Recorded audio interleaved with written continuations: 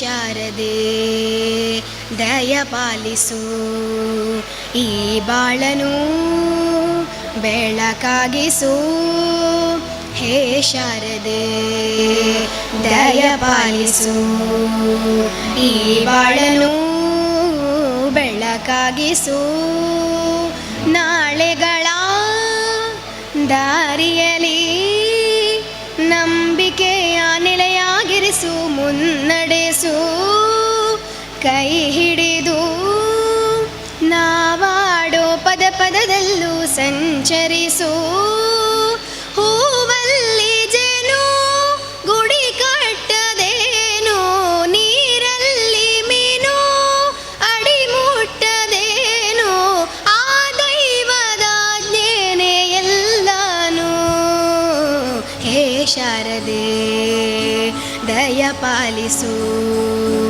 ಈ ಬಾಳನು ಬೆಳಕಾಗಿಸು ಹೇ ಶಾರದೆ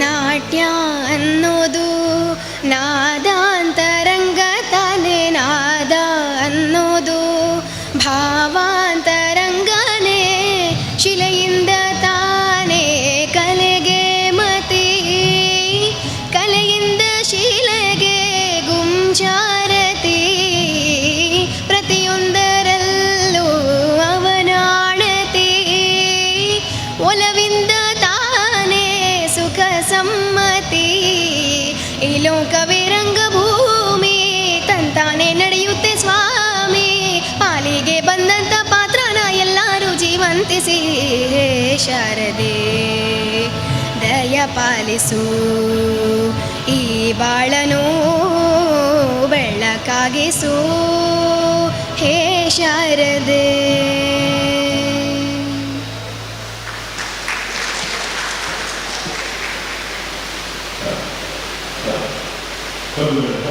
ಸುಂದರವಾದಂತಹ ಸಾಧ್ಯವಾಗತಕ್ಕಂಥ ಪಾಲ್ಗೊಳ್ಳುವ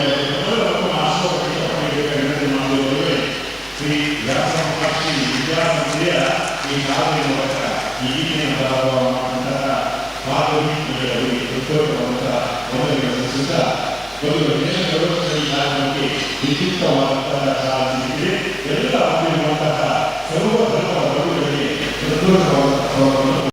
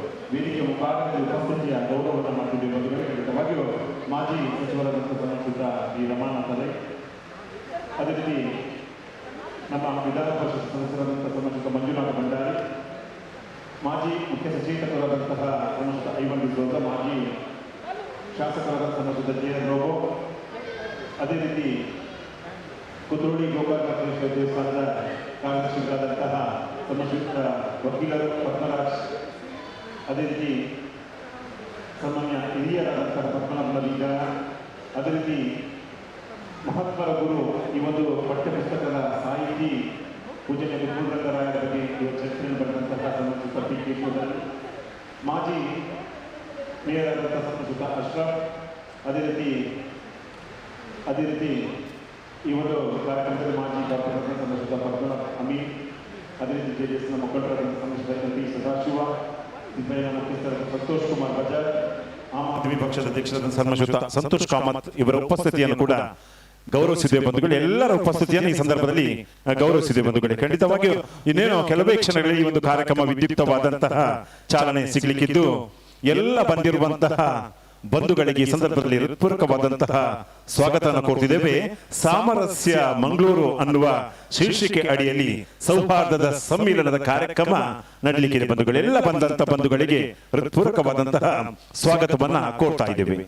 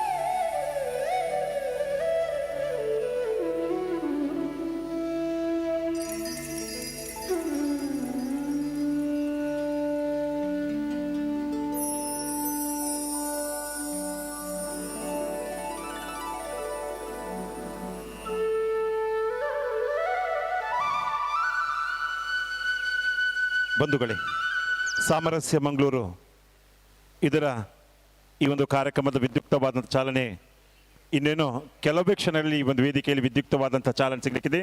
ಈ ಕಾರ್ಯಕ್ರಮದ ಅಧ್ಯಕ್ಷತೆಯನ್ನು ಪೂಜ್ಯ ಶ್ರೀ ಗುರುಪಾದೇಶ್ವರ ಸ್ವಾಮೀಜಿ ವಿರಕ್ತ ಮಠ ಹುಬ್ಬಳ್ಳಿ ಧಾರವಾಡ.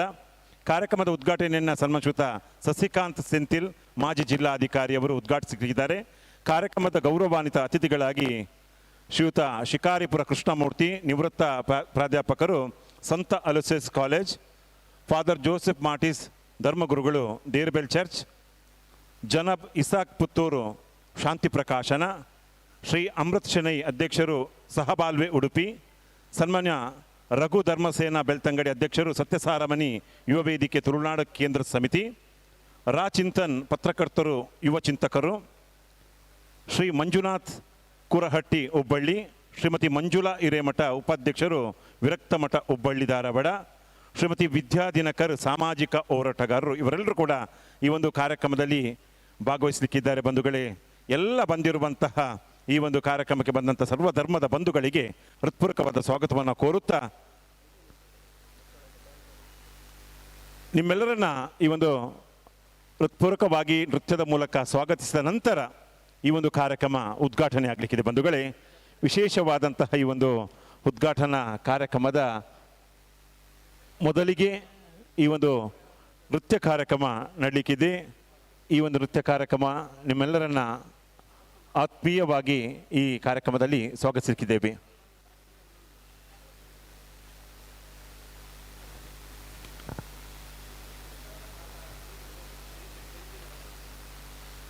ಬರ್ತೀರಾ? ಸನ್ಮಾನ್ಯ ಈ ಒಂದು ಕಾರ್ಯಕ್ರಮದ ಉದ್ಘಾಟಕರು ಆದಂತಹ ಮಾಜಿ ಜಿಲ್ಲಾಧಿಕಾರಿಗಳಾದಂಥ ಸನ್ಮಾನ್ಯ ಸಸಿಕಾಂತ್ ಸೆಂಥಿಲ್ ರವರು ಈ ಕಾರ್ಯಕ್ರಮಕ್ಕೆ ಆಗಮಿಸ್ತಾರೆ. ಅವರಿಗೆ ಎಲ್ಲ ಬಂಧುಗಳ ಪರವಾಗಿ ಹೃತ್ಪೂರ್ವಕವಾದಂತಹ ಸ್ವಾಗತವನ್ನು ಕೋರ್ತಿದ್ದೇವೆ. ಬಂಧುಗಳೇ,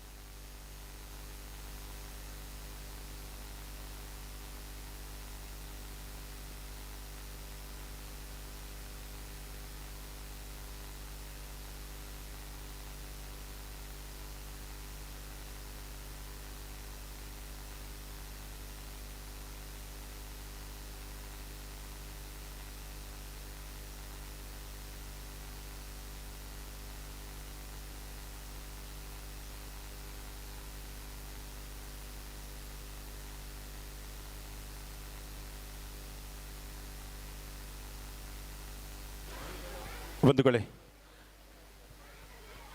ಸನ್ಮಾನ್ಯ ಶ್ರೀಯುತ ಪದ್ಮರಾಜರವರು ನಮ್ಮ ಗೋಕರ್ಣಾಥ ಕ್ಷೇತ್ರದ ಕೋಶಾಧಿಕಾರಿಯವರ ಉಪಸ್ಥಿತಿಯನ್ನು ಕೂಡ ಗೌರವಿಸ್ತಿದ್ದೇವೆ. ಅದೇ ರೀತಿ ಹಿಂದುಳಿದ ವರ್ಗ ಕಾಂಗ್ರೆಸ್ ಪಕ್ಷದ ಜಿಲ್ಲಾಧ್ಯಕ್ಷರಾದ ಸನ್ಮಾನ್ಯ ಶ್ರೀಯುತ ವಿಶ್ವಾಸ್ ಕುಮಾರ್ ದಾಸ್ರವರ ಉಪಸ್ಥಿತಿಯನ್ನು ಕೂಡ ಈ ಸಂದರ್ಭದಲ್ಲಿ ಗೌರವಿಸಿದ್ದೇವೆ. ಬಂಧುಗಳೇ, ನಿತ್ಯೋತ್ಸವದ ಈ ಒಂದು ನಾಡಗೀತೆಗೆ ಇದೀಗ ಒಂದು ಸುಂದರವಾದಂತಹ ಹೆಜ್ಜೆಯನ್ನು ಹಾಕುತ್ತಾ ಎಲ್ಲ ಬಂದಿರುವಂಥ ಬಂಧುಗಳಿಗೆ ಹೃತ್ಪೂರ್ವಕವಾಗಿ ಸ್ವಾಗತಿಸಲಿಕ್ಕಿದ್ದಾರೆ. ಸುವರ್ಣ ಬಾಬು ನೇತೃತ್ವದ ರಾಜ್ಯ ಮಟ್ಟದ ಪ್ರಶಸ್ತಿ ಪುರಸ್ಕೃತ ಈ ಒಂದು ನೃತ್ಯ ತಂಡದಿಂದ ಇದೀಗ ಟ್ರೆಮೆಂಡಸ್ ಡ್ಯಾನ್ಸ್ ಟ್ರೂಪ್ ಸ್ಟೋರ್ ತಂಡದಿಂದ ಈ ಒಂದು ನೃತ್ಯ ಕಾರ್ಯಕ್ರಮ, ಇದು ಸ್ವಾಗತ ನೃತ್ಯ. ಅನಂತರ ಈ ಒಂದು ಕಾರ್ಯಕ್ರಮಕ್ಕೆ ವಿದ್ಯುಕ್ತವಾದಂಥ ಚಾಲನೆ ಸಿಗಲಿಕ್ಕಿದೆ. ಎಲ್ಲ ಬಂದಿರುವಂತಹ ಬಂಧುಗಳಿಗೆ ಹೃತ್ಪೂರ್ವಕವಾದಂಥ ಸ್ವಾಗತವನ್ನು ಕೊಡ್ತಿದ್ದೇವೆ.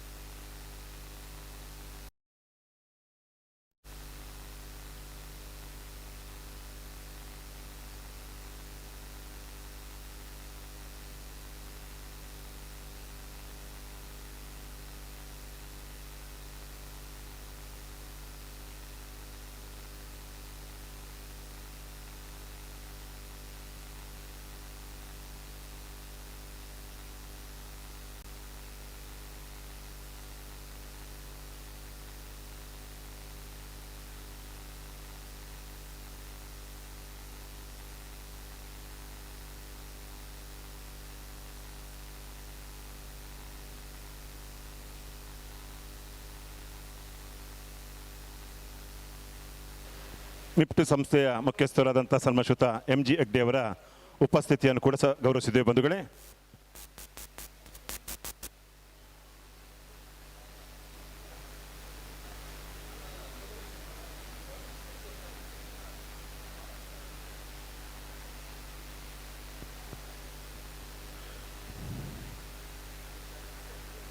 ಖ್ಯಾತ ನಾಡಕವಿ ನಿಸಾರ್ ಅಹಮದ್ ರವರ ನಿತ್ಯೋತ್ಸವದ ಈ ಒಂದು ಬೆಳಕನ್ನು ನೀಡಲಿಕ್ಕಿದ್ದಾರೆ.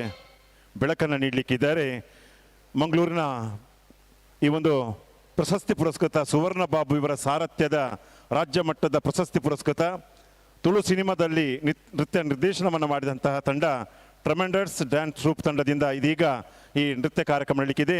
ಇದು ಸ್ವಾಗತ ನೃತ್ಯ. ಬಂಧುಗಳೇ, ಸೇರಿರುವಂಥ ಎಲ್ಲ ಬಂಧುಗಳು ಕೈಚಪ್ಪಾಳೆ ಮೂಲಕ ಇವರನ್ನು ಹಾರ್ದಿಕವಾಗಿ ಸ್ವಾಗತಿಸಬೇಕಾಗಿ ವಿನಂತಿ ಮಾಡ್ತಿದೆ. ಎಲ್ಲರೂ ಕೂಡ ವಂದನೆಗಳು. ಬಂಧುಗಳೇ, ಸುನಿಲ್ ಕುಮಾರ್ ಬಜಾರ್ ಅವರ ಉಪಸ್ಥಿತಿಯನ್ನು ಕೂಡ ಈ ಸಂದರ್ಭದಲ್ಲಿ ಗೌರವಿಸಿದ್ದೇವೆ.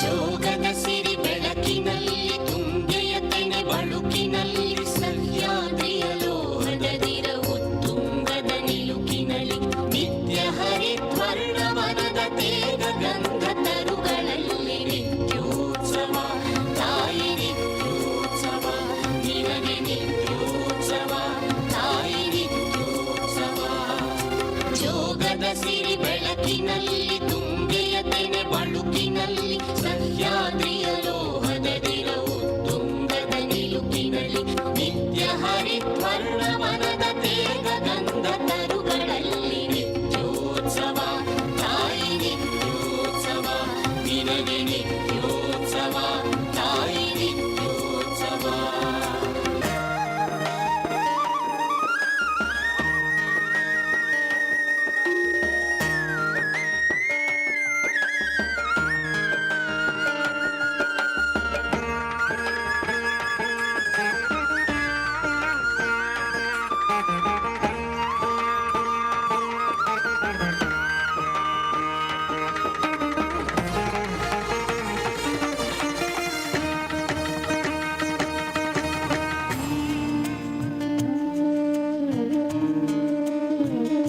ಇತಿಹಾಸದ ಹಿಮದಲ್ಲಿನ ಸಿಂಹಾಸನ ಮಾಲೆಯಲ್ಲಿ ಘಟ ಸಾಹಸ ಸಾರುತ್ತಿರುವ ಶಾಸನಗಳ ಸಾಲಿನಲ್ಲಿ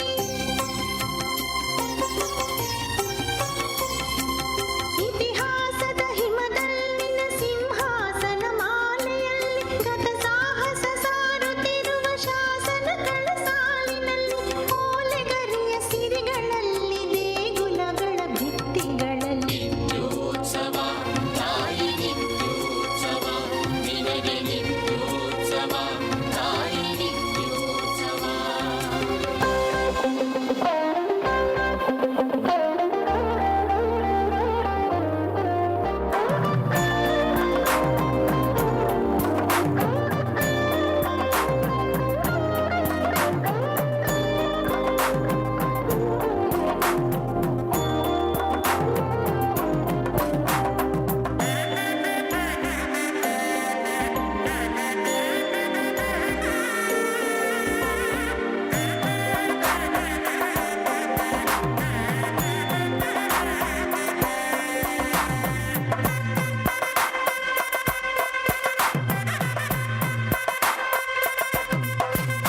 ಹಣವೆನ್ನದ ಹಿರಿಮೆಯೇ ಕುಲವೆನ್ನದ ಗರಿಮೆಯೇ ಸತ್ವಿಕಾಸಶೀಲ ನುಡಿಯ ಲೋಕಾವೃತ ಸೀಮೆಯೇ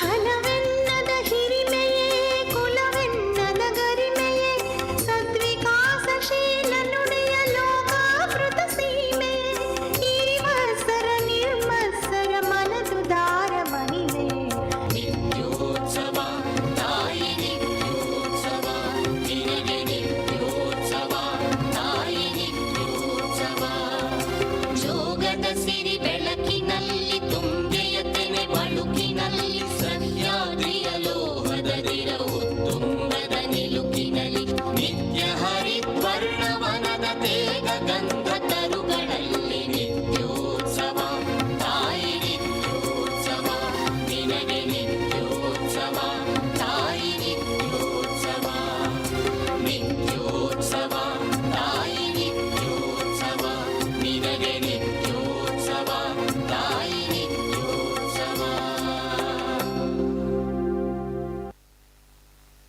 ಪೂರ್ಣವಾದಂತಹ ಕಾರ್ಯಕ್ರಮ ಬಂಧುಗಳೇ, ಅರ್ಥಪೂರ್ಣವಾದಂಥ ಕಾರ್ಯಕ್ರಮಕ್ಕೆ ನಿತ್ಯೋತ್ಸವದ ಬೆಳಕನ್ನು ನೀಡಿದಂತಹ ಈ ಒಂದು ಸುವರ್ಣಬಾಬು ನೇತೃತ್ವದ ಟ್ರಮೆಂಡರ್ಸ್ ಡ್ಯಾನ್ಸ್ ಟ್ರೂಪ್ಗೆ ವಂದನೆಗಳನ್ನು ಸಲ್ಲಿಸುತ್ತಾ ಇದೀಗ ಈ ಕಾರ್ಯಕ್ರಮ ಉದ್ಘಾಟನೆ ಆಗಲಿಕ್ಕಿದೆ. ಬಂಧುಗಳೇ, ವೇದಿಕೆಯ ಮುಂಭಾಗದಲ್ಲಿರುವಂತಹ ಎಲ್ಲ ಬಂಧುಗಳಿಗೆ ಹೃತ್ಪೂರ್ವಕವಾದ ಸ್ವಾಗತವನ್ನು ಬಂಧುಗಳೇ.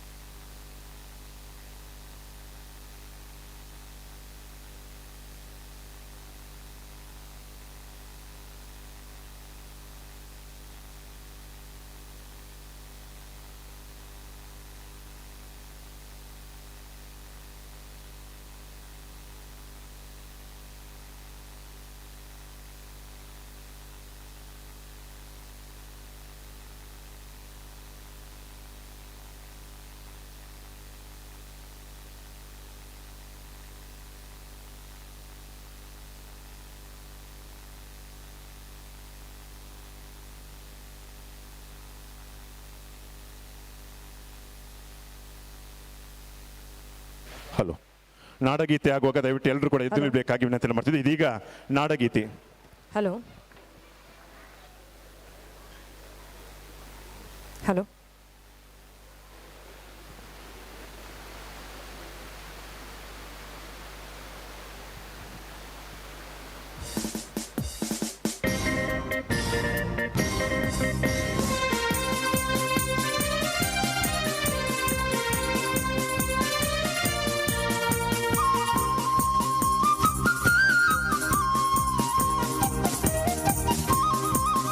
जय भारत जननीय तनुजाते, जय हे कर्नाटक माते। जय भारत जननीय तनुजाते, जय हे कर्नाटक माते। जय सुंदर नदी वनಗಳ ನಾಡೆ, जय हे रस ಋಷಿಗಳ ಬೀಡೆ। जय भारत जननीय तनुजाते, जय हे कर्नाटक माते। ಭೂದೇವಿಯ ಮಕುಟದ ನವಮಣಿಯೇ, ಗಂಧದ ಚಂದದ ಹೊನ್ನಿನ ಗಣಿಯೇ, ರಾಘವ ಮಧುಸೂದನರವತರಿಸಿದ ಭಾರತ ಜನನಿಯ ತನುಜಾತೆ, ಜೈ ಭಾರತ ಜನನಿಯ ತನುಜಾತೆ, ಜಯ ಹೇ ಕರ್ನಾಟಕ ಮಾತೆ।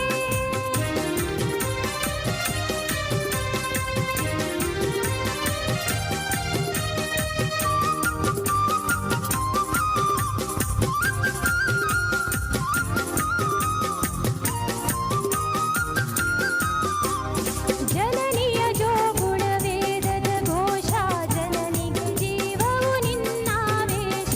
ಜನನಿಯ ಜೋಗುಳ ವೇದದ ಘೋಷ, ಜನನಿಗೆ ಜೀವವು ನಿನ್ನಾವೇಶ। ಹಸುರಿನ ಗಿರಿಗಳ ಸಾಲೆ, ನಿನ್ನಯ ಕೊರಳಿನ ಮಾಲೆ। ಹಸುರಿನ ಗಿರಿಗಳ ಸಾಲೆ, ನಿನ್ನಯ ಕೊರಳಿನ ಮಾಲೆ। ಕಪಿಲ ಪತಂಜಲ ಗೌತಮ ಜಿನನುತ ಭಾರತ ಜನನಿಯ ತನುಜಾತೆ, ಜಯ ಹೇ ಕರ್ನಾಟಕ ಮಾತೆ। ಜಯ ಭಾರತ ಜನನಿಯ ತನುಜಾತೆ, ಜಯ ಹೇ ಕರ್ನಾಟಕ ಮಾತೆ।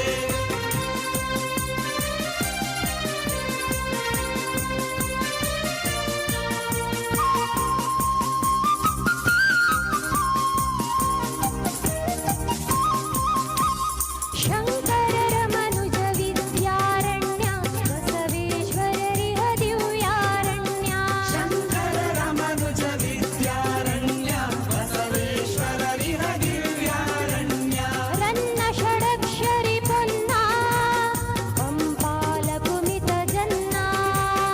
ರನ್ನ ಷಡಕ್ಷರಿ ಪೊನ್ನ, ಪಂಪಾಲ ಕುಮಿತ ಜನ್ನ। ಕಬ್ಬಿಗರುದಿಸಿದ ಮಂಗಳಧಾಮ, ಕವಿ ಕೋಗಿಲೆಗಳ ಪುಣ್ಯರಾಮ। ನಾನಕ ರಾಮ ನಂದ ಕಬೀರರ ಭಾರತ ಜನನಿಯ ತನುಜಾತೆ, ಜಯ ಹೇ ಕರ್ನಾಟಕ ಮಾತೆ। ಜಯ ಭಾರತ ಜನನಿಯ ತನುಜಾತೆ, ಜಯ ಹೇ ಕರ್ನಾಟಕ ಮಾತೆ।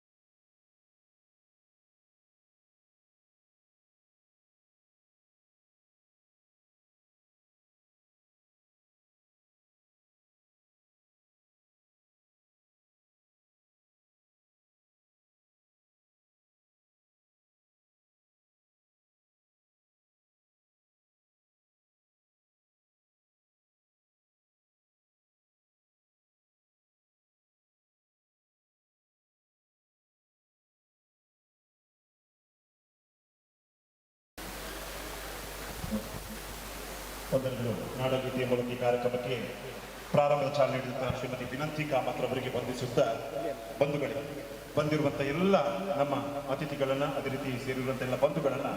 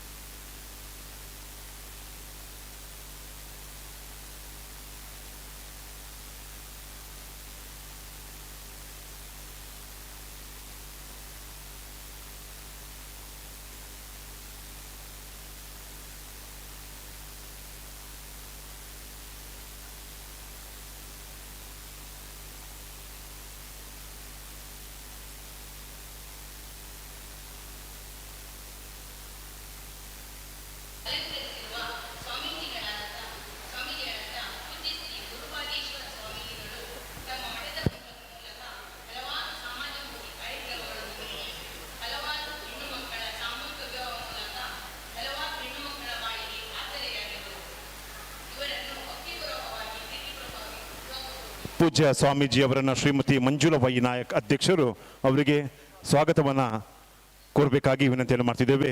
ಬಂಧುಗಳೇ, ಸಾಮರಸ್ಯ ಮಂಗಳೂರು ಈ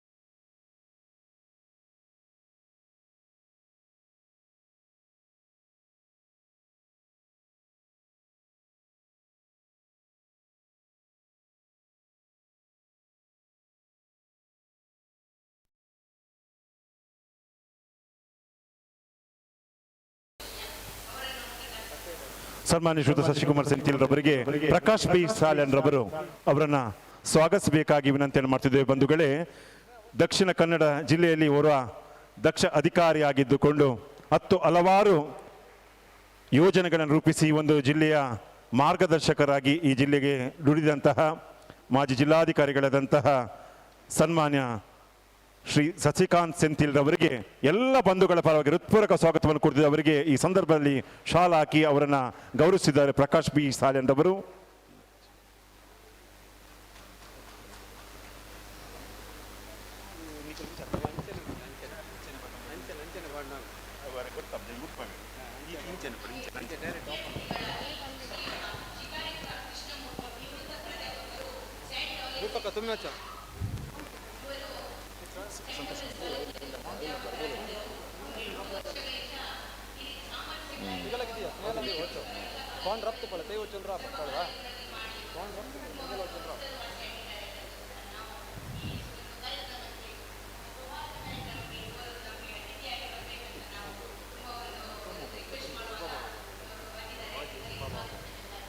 ಸನ್ಮಾನ್ಯ ಶ್ರೀಯುತ ಮೊಹಮ್ಮದ್ ಕುಂಜತ್ ಬೈಲ್ ಮಾಜಿ ಉಪಮಹಾಪೌರರು ಅವರನ್ನು ಶಾಲು ಹಾಕಿ ಅವರಿಗೆ ಸ್ಮರಣಿಕೆ ನೀಡಿ ಅವರನ್ನು ಸ್ವಾಗತಿಸಬೇಕಾಗಿ ವಿನಂತಿಯನ್ನು ಮಾಡ್ತಿದ್ದೇವೆ.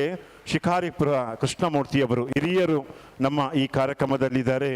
ಅವರಿಗೆ ಎಲ್ಲ ಬಂಧುಗಳ ಪರವಾಗಿ ಹೃತ್ಪೂರ್ವಕವಾದಂಥ ಸ್ವಾಗತವನ್ನು ಕೊಡ್ತಿದ್ದೇವೆ. ಎಲ್ಲ ಬಂಧುಗಳ ಪರವಾಗಿ ಸ್ವಾಗತ.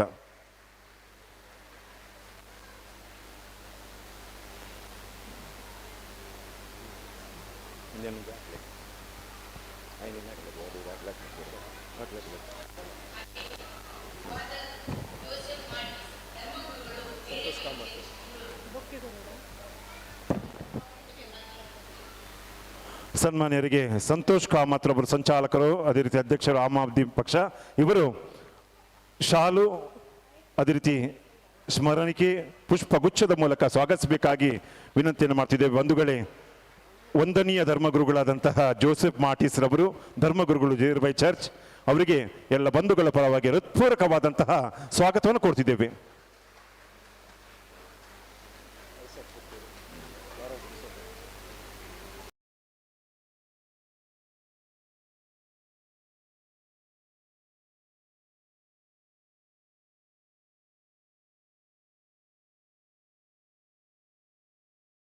ಕಾಂಗ್ರೆಸ್ ಕಾರ್ಯಕಾರಿ ಘಟಕದ ಮುಖ್ಯಸ್ಥರು ಅವರನ್ನು ಗೌರವಿಸಬೇಕಾಗಿ ವಿನಂತಿಯನ್ನು ಮಾಡ್ತಿದ್ದೇವೆ.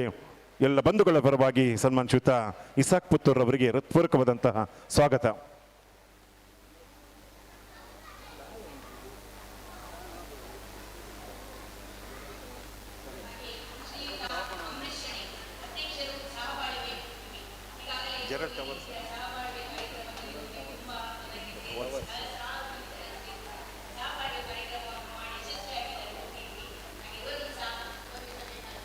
ಜೆರಲ್ಡ್ ಟವರ್ಸ್ ರವರು ಸಾಮಾಜಿಕ ಹೋರಾಟಗಾರರು, ಅವರನ್ನು ಗೌರವಿಸಬೇಕಾಗಿ ವಿನಂತಿಯನ್ನು ಮಾಡ್ತಿದ್ದೇವೆ. ಬಂಧುಗಳೇ, ಈ ಕಾರ್ಯಕ್ರಮದ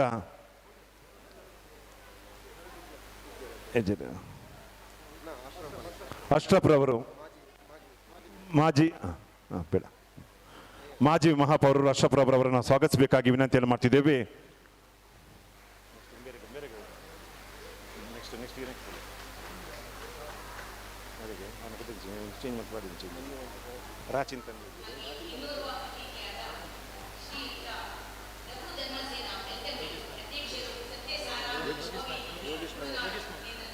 ಯೋಗೀಶ್ ನಾಯ್ಕರವರು ಅವರನ್ನು ಸ್ವಾಗತಿಸಬೇಕಾಗಿ ವಿನಂತಿಯನ್ನು ಮಾಡ್ತಿದ್ದೇವೆ. ಸಂಚಾಲಕರು ಯೋಗೀಶ್ ನಾಯ್ಕರವರು.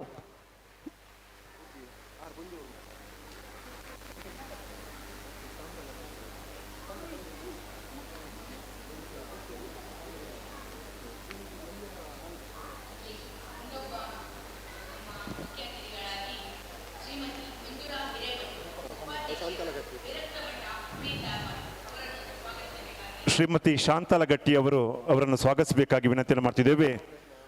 ಮಹಿಳಾ ಕಾಂಗ್ರೆಸ್ನ ಅಧ್ಯಕ್ಷಿಣಿ, ಈ ಸಂದರ್ಭದಲ್ಲಿ ಬಂದಂಥ ಗೌರವಾನ್ವಿತ ಶ್ರೀಮತಿ ಮಂಜುಳಾ ಹಿರೇಮಠರವರಿಗೆ ಶಾಲ್ ಹಾಕಿ ಸ್ಮರಣಿಕೆ ನೀಡಿ ಅವರನ್ನು ಗೌರವಿಸಬೇಕಾಗಿ ವಿನಂತಿಯನ್ನು ಮಾಡ್ತಿದ್ದೇವೆ.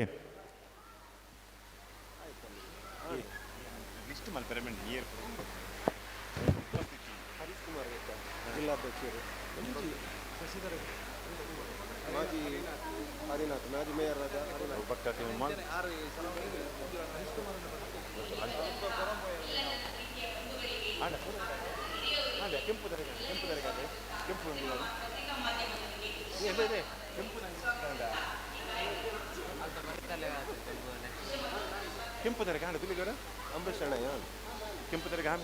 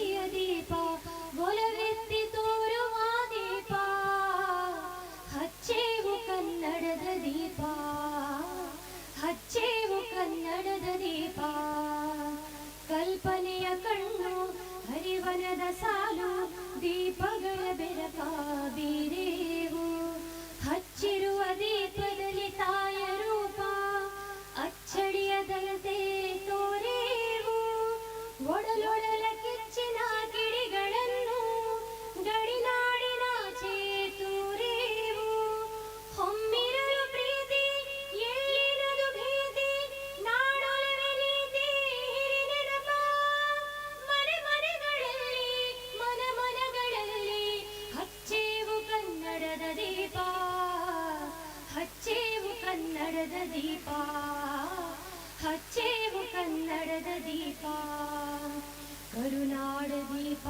ಸಿರಿನುಡಿಯ ದೀಪ ಕರುನಾಡ ದೀಪ ಸಿರಿನುಡಿಯ ದೀಪ ಒಲವೆತ್ತಿ ತೋರುವ ದೀಪ ಹಚ್ಚೇವು ಕನ್ನಡದ ದೀಪ ಹಚ್ಚೇವು ಕನ್ನಡದ ದೀಪ ಹಚ್ಚೇವು ಕನ್ನಡದ ದೀಪ ಹಚ್ಚೇವು ಕನ್ನಡದ ದೀಪ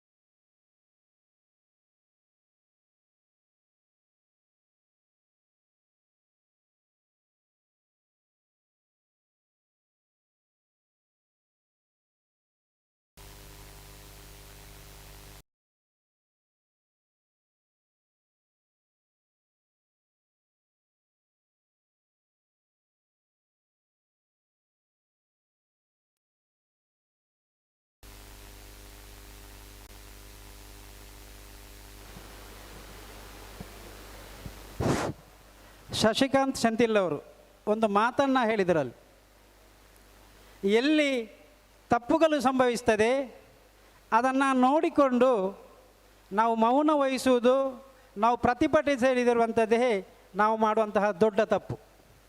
ಆದರೆ ಮಂಗಳೂರಲ್ಲಿ ನಡೀತಕ್ಕಂತಹ ನಗರ ಪ್ರದೇಶವಾಗಲಿ ಅಥವಾ ದಕ್ಷಿಣ ಕನ್ನಡ ಅಥವಾ ಈ ತುಳುನಾಡಿನಲ್ಲಿ ನಡೆಯಿರತಕ್ಕಂತಹ ಕೆಲವು ಅಹಿತರ ಘಟನೆಗಳು ನಮ್ಮ ಮನಸ್ಸಿಗೆ ಜಾತ್ಯತೀತ ತತ್ವದ ಆ ಒಂದು ಅಡಿಯಲ್ಲಿರ್ತಕ್ಕಂತಹ ನಮಗೆ ನೋವನ್ನು ತಂದಿತು. ಈ ಬಗ್ಗೆ ಹುಬ್ಬಳ್ಳಿ ಧಾರವಾಡದ ಸ್ವಾಮೀಜಿಗಳಾದ ಪೂಜ್ಯ ಶ್ರೀ ಗುರುಪಾದೇಶ್ವರ ಸ್ವಾಮೀಜಿಯವರು ಕೂಡ ಈ ಬಗ್ಗೆ ಒಂದು ಸೂಚನೆಯನ್ನು ಕೊಟ್ಟರು. ಮಂಗಳೂರಲ್ಲಿ ಈ ರೀತಿ ಘಟನೆಗಳು ನಡೀತಾ ಇದೆ, ನೀವು ಯಾಕೆ ಸಾಮರಸ್ಯದ ಒಂದು ಸೌಹಾರ್ದ ಸಮ್ಮಿಲನವನ್ನು ಏರ್ಪಡಿಸಬಾರದು ಅಂತೇಳಿ. ನಾನೂ ಕೂಡ ಅದಕ್ಕೆ ಬರ್ತೇನೆ ಅಂತೇಳಿ. ನೋಡಿ, ಒಬ್ಬನ ಮುಖ ಕಾಣ್ತದೆ, ಅವನ ಮನಸ್ಸು ಹೇಗಿದೆ ಅಂತೇಳಿ ನಮಗೆ ಗೊತ್ತಾಗುವಂಥದ್ದು ಅವನ ಮಾತಿನಿಂದ. ಇವತ್ತು ನಮಗೆ ಪ್ರೇರಣೆಯಾಗಿದ್ದು ಅದೇ ನಮ್ಮ ಮಾಜಿ ಜಿಲ್ಲಾ ಉಸ್ತುವಾರಿ ಮಂತ್ರಿಯಾದ ರಮಾನಾಥ ರೈ ಅವರು ಯಾವತ್ತೂ ಕೂಡ ಹೇಳ್ತಾ ಇದ್ದರು, ಜಾತ್ಯತೀತ ಒಂದು ಶಬ್ದಕ್ಕೆ ಅವರ ಅಪವಾದ. ಜಾತ್ಯತೀತೆಯನ್ನು ಎತ್ತಿ ಹಿಡಿಯಬೇಕು, ಸಾಮರಸ್ಯವನ್ನು ಕಾಪಾಡಿಕೊಂಡು ಬರಬೇಕು ಅಂತೇಳಿ. ಸಾಮರಸ್ಯವನ್ನು ಕಾಪಾಡಿಕೊಂಡು ಬರಬೇಕಾದರೆ ರಾಜಕೀಯವಾಗಿ ಒಂದು ಪಕ್ಷ ಒಂದು ಕಾರ್ಯಕ್ರಮವನ್ನು ಏರ್ಪಡಿಸಿದರೆ ಅದು ಒಂದು ರಾಜಕೀಯ ಪಕ್ಷದ ಕಾರ್ಯಕ್ರಮ ಆಗ್ತದೆ. ಆದರೆ ನಾವು ಇಲ್ಲಿ ಈ ಕಾರ್ಯಕ್ರಮವನ್ನು ಇಟ್ಟುಕೊಂಡದ್ದು ರಾಜಕೀಯ ಪಕ್ಷದ ಮೂಲಕ ಅಲ್ಲ, ನಾವೆಲ್ಲರೂ ಮನುಷ್ಯರು, ಮಾನವರು ಎಂಬ ಏಕೈಕ ಉದ್ದೇಶದಿಂದ ನಮ್ಮ ಈ ಸಂಘಟನೆಯಲ್ಲಿ ಸಂಚಾಲಕರಾಗಿದ್ದುಕೊಂಡು ಶ್ರೀಯುತ ಮುನೀರ್ ಕಾಟಿಪಲ್ಲ ಅವರು ರಾಜ್ಯಾಧ್ಯಕ್ಷರು DYFIನ, ಅದೇ ರೀತಿ ಅಶ್ರಫ್ ಮಾಜಿ ಮೇಯರ್, ವಿಶ್ವಾಸ್ ಕುಮಾರ್ ದಾಸ್ ಆಡಳಿತ ಮುಖ್ಯಸ್ಥರು ಶಿರ್ಡಿ ಸಾಯಿಬಾಬಾ ಮಂದಿರ, ಭಾಸ್ಕರ್ ರಾವ್ ಮಾಜಿ ಸದಸ್ಯರು ಮಂಗಳೂರು ಮಹಾನಗರ ಪಾಲಿಕೆ, ಶ್ರೀಮತಿ ಶಾಲೆಟ್ ಪಿಂಟೋ ಜಿಲ್ಲಾಧ್ಯಕ್ಷರು ದಕ್ಷಿಣ ಕನ್ನಡ ಜಿಲ್ಲಾ ಮಹಿಳಾ ಕಾಂಗ್ರೆಸ್, ಲಾರೆನ್ಸ್ ಡಿಸೋಜಾ ಉಪಾಧ್ಯಕ್ಷರು ಕಾರ್ಮಿಕ ಘಟಕ, ಸಂತೋಷ್ ಕಾಮತ್ ಜಿಲ್ಲಾಧ್ಯಕ್ಷರು ಆಮ್ ಆದ್ಮಿ ಪಾರ್ಟಿ, ಸಂತೋಷ್ ಬಜಾರ್ DYFI ಜಿಲ್ಲಾ ಮುಖಂಡರು, ಜೆರಾಲ್ಡ್ ಟವರ್ ಸಾಮಾಜಿಕ ಹೋರಾಟಗಾರರು, ತಾರನಾಥ್ ಗಟ್ಟಿ ಕಾಪಿ ಕಾರ್ಡ್ V4 ನ್ಯೂಸ್ ಇದರಲ್ಲಿ ಕಾರ್ಯನಿರ್ವಹಿಸುವವರು, ವೆಂಕಟೇಶ್ ಬಾಲಿಗ ಪ್ರಧಾನ ಸಂಪಾದಕರು ಕೋಡಿಯಾಲ್ ಖಬರ್ ಪತ್ರಿಕೆ, ಸತೀಶ್ ಪ್ರಭು ಆಡಳಿತ ಮುಕ್ತೇಶ್ವರ ಶ್ರೀ ವೆಂಕಟರಮಣ ದೇವಸ್ಥಾನ, ಉದಯ್ ಬಂಗೇರ ಅಧ್ಯಕ್ಷರು ಟೈಲರ್ಸ್ ಅಸೋಸಿಯೇಷನ್ ಉರ್ವ ವಲಯ, DM ಅಸ್ಲಂ ಸಾಮಾಜಿಕ ಕಾರ್ಯಕರ್ತರು.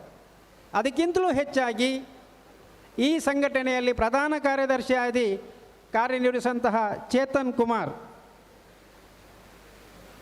ಅದೇ ರೀತಿ ಕೋಶಾಧಿಕಾರಿ ಕಾರ್ಯನಿರ್ವಹಿಸುವಂಥ ಪ್ರಕಾಶ್ ಬಿ ಶಾಲ್ಯಾನ್, ಎಲ್ಲಕ್ಕಿಂತಲೂ ಮುಖ್ಯವಾಗಿ ಸಮರ್ಪಕವಾಗಿ ಸಮರ್ಥ ರೀತಿಯಲ್ಲಿ ಅಧ್ಯಕ್ಷೀಯ ಒಂದು ಸ್ಥಾನವನ್ನು ವಹಿಸಿಕೊಂಡು ಈ ಕಾರ್ಯಕ್ರಮ ಬಹಳ ಅಚ್ಚುಕಟ್ಟಾಗಿ ನೆರವೇರಲು ಕಾರಣೀಕರ್ತರು ಮತ್ತು ಅವರ ಆ ಒಂದು ಮನಸ್ಸಿನ ಒಂದು ಏನು ಧ್ಯೇಯ ಇತ್ತು, ಈ ಸಾಮರಸ್ಯ ಮಂಗಳೂರು ಇದರ ಸಂಘಟನೆ ಅಧ್ಯಕ್ಷನಿಯಾದ ಶ್ರೀಮತಿ ಮಂಜುಳಾ ವೈ ನಾಯಕ್ರವರು ಈ ಕಾರ್ಯಕ್ರಮವನ್ನು ಇಟ್ಟುಕೊಂಡಿದೆ.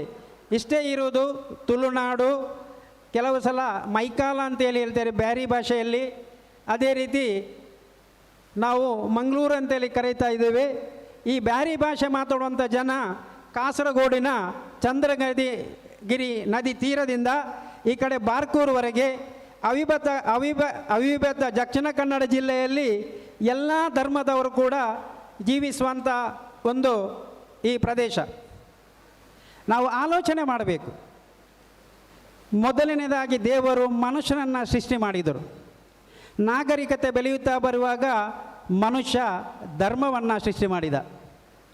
ಧರ್ಮ ಬೆಳೆಯುತ್ತಾ ನಾಗರಿಕತೆ ಬೆಳೆಯುತ್ತಾ ಬರುವಾಗ ಕುಲ ಕಸುಬಿನ ಆಧಾರದ ಮೇಲೆ ಕುಲ ಕಸುಬಿನ ಆ ನೈಜ ಇದರ ಮೇಲೆ ಜಾತಿ ಪದ್ಧತಿ ಪ್ರಾರಂಭವಾಯಿತು. ಅದರ ಒಟ್ಟಿಗೆ ಸ್ವಾತಂತ್ರ್ಯ ಪೂರ್ವದಲ್ಲಿ ಸ್ವಾತಂತ್ರ್ಯಕ್ಕಾಗಿ ನಾವು ಹೋರಾಟ ಮಾಡಬೇಕಾದರೆ ಒಂದು ಸಂಘಟನೆಯನ್ನು ಕಟ್ಟಿಕೊಂಡೆವು, ಅದು ಇಂಡಿಯನ್ ನ್ಯಾಷನಲ್ ಕಾಂಗ್ರೆಸ್. ತದನಂತರ ರಾಜಕೀಯ ಅಧಿಕಾರವನ್ನು ಪಡೆಯಬೇಕೆ ಅಂತೇಳಿ ಬೇರೆ ಬೇರೆ ಪಕ್ಷವು ಹುಟ್ಟಿಕೊಂಡಿತ್ತು.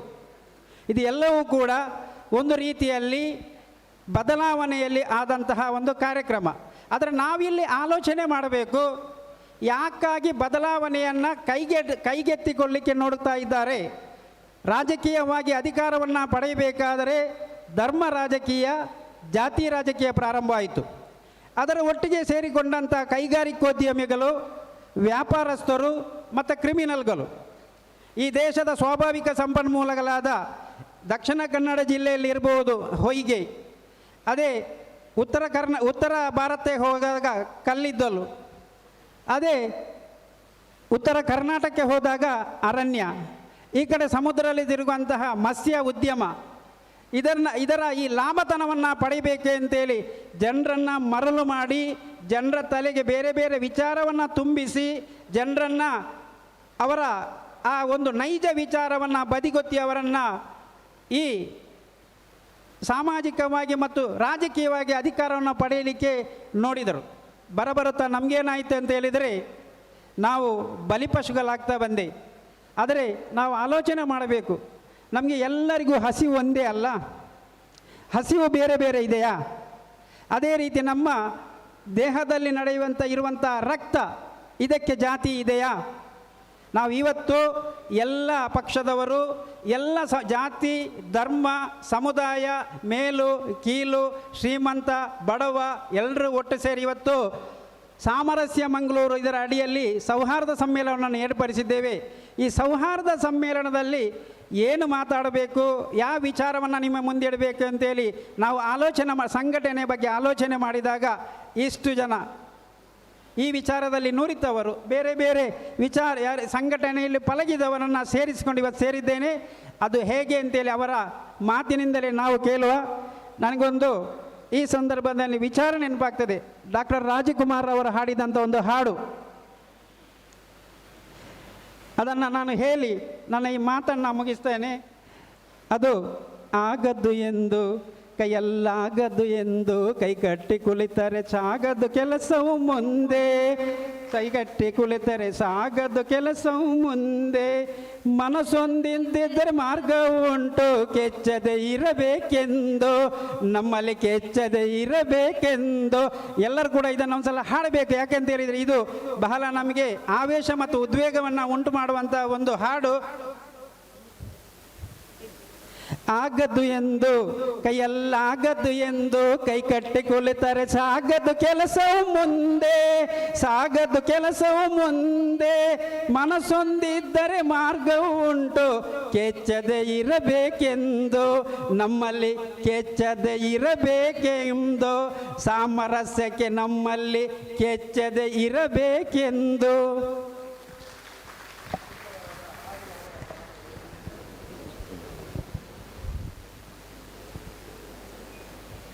ಬಂಧುಗಳೇ, ಪ್ರಸ್ತಾವನೆಯ ನುಡಿಯೊಂದಿಗೆ ಒಂದಷ್ಟು ಸಾಮರಸ್ಯದ ಬದುಕಿನ ನುಡಿಯ ಗೀತೆಯನ್ನು ಆಡಿದಂತಹ ಶ್ರೀಮಾನ್ ಮೊಹಮ್ಮದ್ ಕುಂಜತ್ ಪೈಲ್ರವರಿಗೆ ಹೃತ್ಪೂರ್ವಕವಾದಂಥ ವಂದನೆಗಳನ್ನು ಸಲ್ಲಿಸುತ್ತಾ ಈ ಕಾರ್ಯಕ್ರಮದ ದೀಪ ಪ್ರಜ್ವಲನೆ ಆಗಿದೆ. ಬಂಧುಗಳೇ, ಸಾಮರಸ್ಯ ಮಂಗಳೂರು ಅನ್ನುವ ಶೀರ್ಷಿಕೆ ಅಡಿಯಲ್ಲಿ ಈ ಒಂದು ದೀಪದ ಪ್ರಜ್ವಲನೆ ಆಗಿದೆ. ಬಂಧುಗಳೇ, ಈ ದೀಪದ ಪ್ರಜ್ವಲನೆ ಮಾಡಿದವರು ದಕ್ಷಿಣ ಕನ್ನಡ ಜಿಲ್ಲೆಯ ಓರ್ವ ದಕ್ಷ ಅಧಿಕಾರಿಯಾಗಿ ಇಲ್ಲಿ ಕಾರ್ಯನಿರ್ವಹಿಸಿದಂತಹ ನಮ್ಮ ಮಾಜಿ ಜಿಲ್ಲಾಧಿಕಾರಿಗಳಾದಂಥ ಸನ್ಮಾನಿತ ಸಸಿಕಾಂತ್ ಸೆಂಥಿಲ್ರವರು. ಬಂಧುಗಳೇ, ಖಂಡಿತವಾಗಿ ಅವರಿಗೆ ಈ ಒಂದು ಉದ್ಘಾಟನಾ ನುಡಿಗಾಗಿ ನಿಮ್ಮೆಲ್ಲರ ಕೈ ಚಪ್ಪಾಳೆ ಮೂಲಕ ಅವರನ್ನು ವೇದಿಕೆ ಬರಮಾಡ್ತಿದ್ವಿ.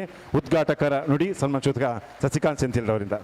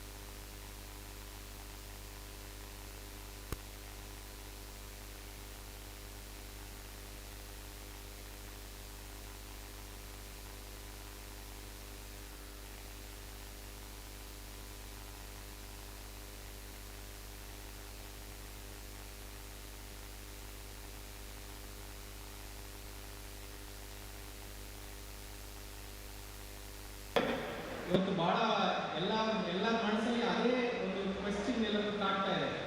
ನಾವು ಏನು ಮಾಡಬೇಕು ಅದರ ಬಗ್ಗೆ ಒಂದು ಸ್ವಲ್ಪ ಉಲ್ಲೇಖ ಮಾಡ್ತೀನಿ. ಕೊನೆಗೆ ಯಾಕೆ ನಾವು ಇದು ಮಾಡಬೇಕು ಅದರ ಬಗ್ಗೆ ಒಂದು ಸ್ವಲ್ಪ ಉಲ್ಲೇಖ ಮಾಡ್ತೀನಿ. ಇಷ್ಟು ಮಾತ್ರ ಮಾತಾಡಿ ಮತ್ತೆ ನೆಕ್ಸ್ಟ್ ನಮ್ಮ ಸ್ಪೀಕರ್ಸ್ಗೆ ನಾನು ಸ್ಪೇಸ್ ಕೊಡ್ತೀನಿ. ಸೊ ಫಸ್ಟ್ ನನ್ನ ಪ್ರಕಾರ ಭಾರತ ಅಂದರೆ ಏನಂದರೆ, ನಾನು ಚೆನ್ನೈಯಲ್ಲಿ ಹುಟ್ಟಿ ಚೆನ್ನೈಯಲ್ಲೇ ಓದಿ ಚೆನ್ನೈಯಲ್ಲೇ ಐ ಸ್ಟಡಿ. ಹಾಗಿರುವಾಗ ಬೆಳಿಗ್ಗೆ ಎದ್ದರೆ ನಮ್ಮಮ್ಮ ಸ್ವಲ್ಪ ನಮಗೆ ಪೂಜೆ ಮಾಡಲಿಕ್ಕೆ ಹೇಳ್ತಾರೆ. ಅಮ್ಮ ಮಾಡ್ತಾರೆ, ಜೊತೆಗೆ ನಾನು ಮಾಡ್ತೇನೆ.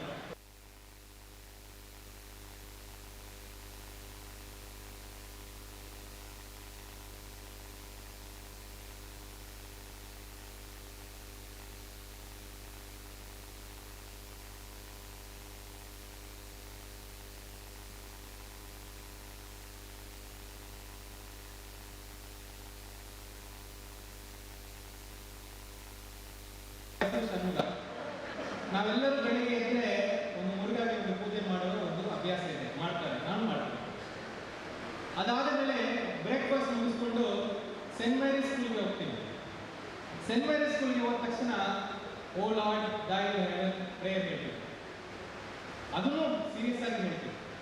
ಅದು ಮುಗಿಸಿ ಸಾಯಂಕಾಲ ಬರುವಾಗ ನಮ್ಮ ಬೀದಿಯಲ್ಲಿ ಒಂದು ದರ್ಗಾ ಇದೆ, ಅಲ್ಲಿ ಅಜಾನ್ ಓದ್ತಾರೆ, ಅದನ್ನು ನಮಸ್ಕಾರ ಮಾಡಿ ಬರ್ತೀವಿ. ಇದು ನಾನು ಕಲಿತಿರೋ ಭಾರತ. ನನ್ನ ಪ್ರಕಾರ ಭಾರತ ಇಷ್ಟೇ. ಈ ಎಲ್ಲವೂ ಕೂಡ ಬಹಳ ದೀಕ್ಷೆಯಿಂದ ಮಾಡ್ತೀವಿ.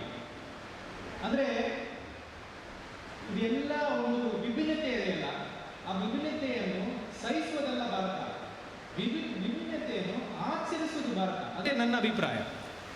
ಅಂದ್ರೆ ಸುಮ್ಮನೆ ಸಹಿಸಿಕೊಂಡು ಹೋಗೋದಲ್ಲ.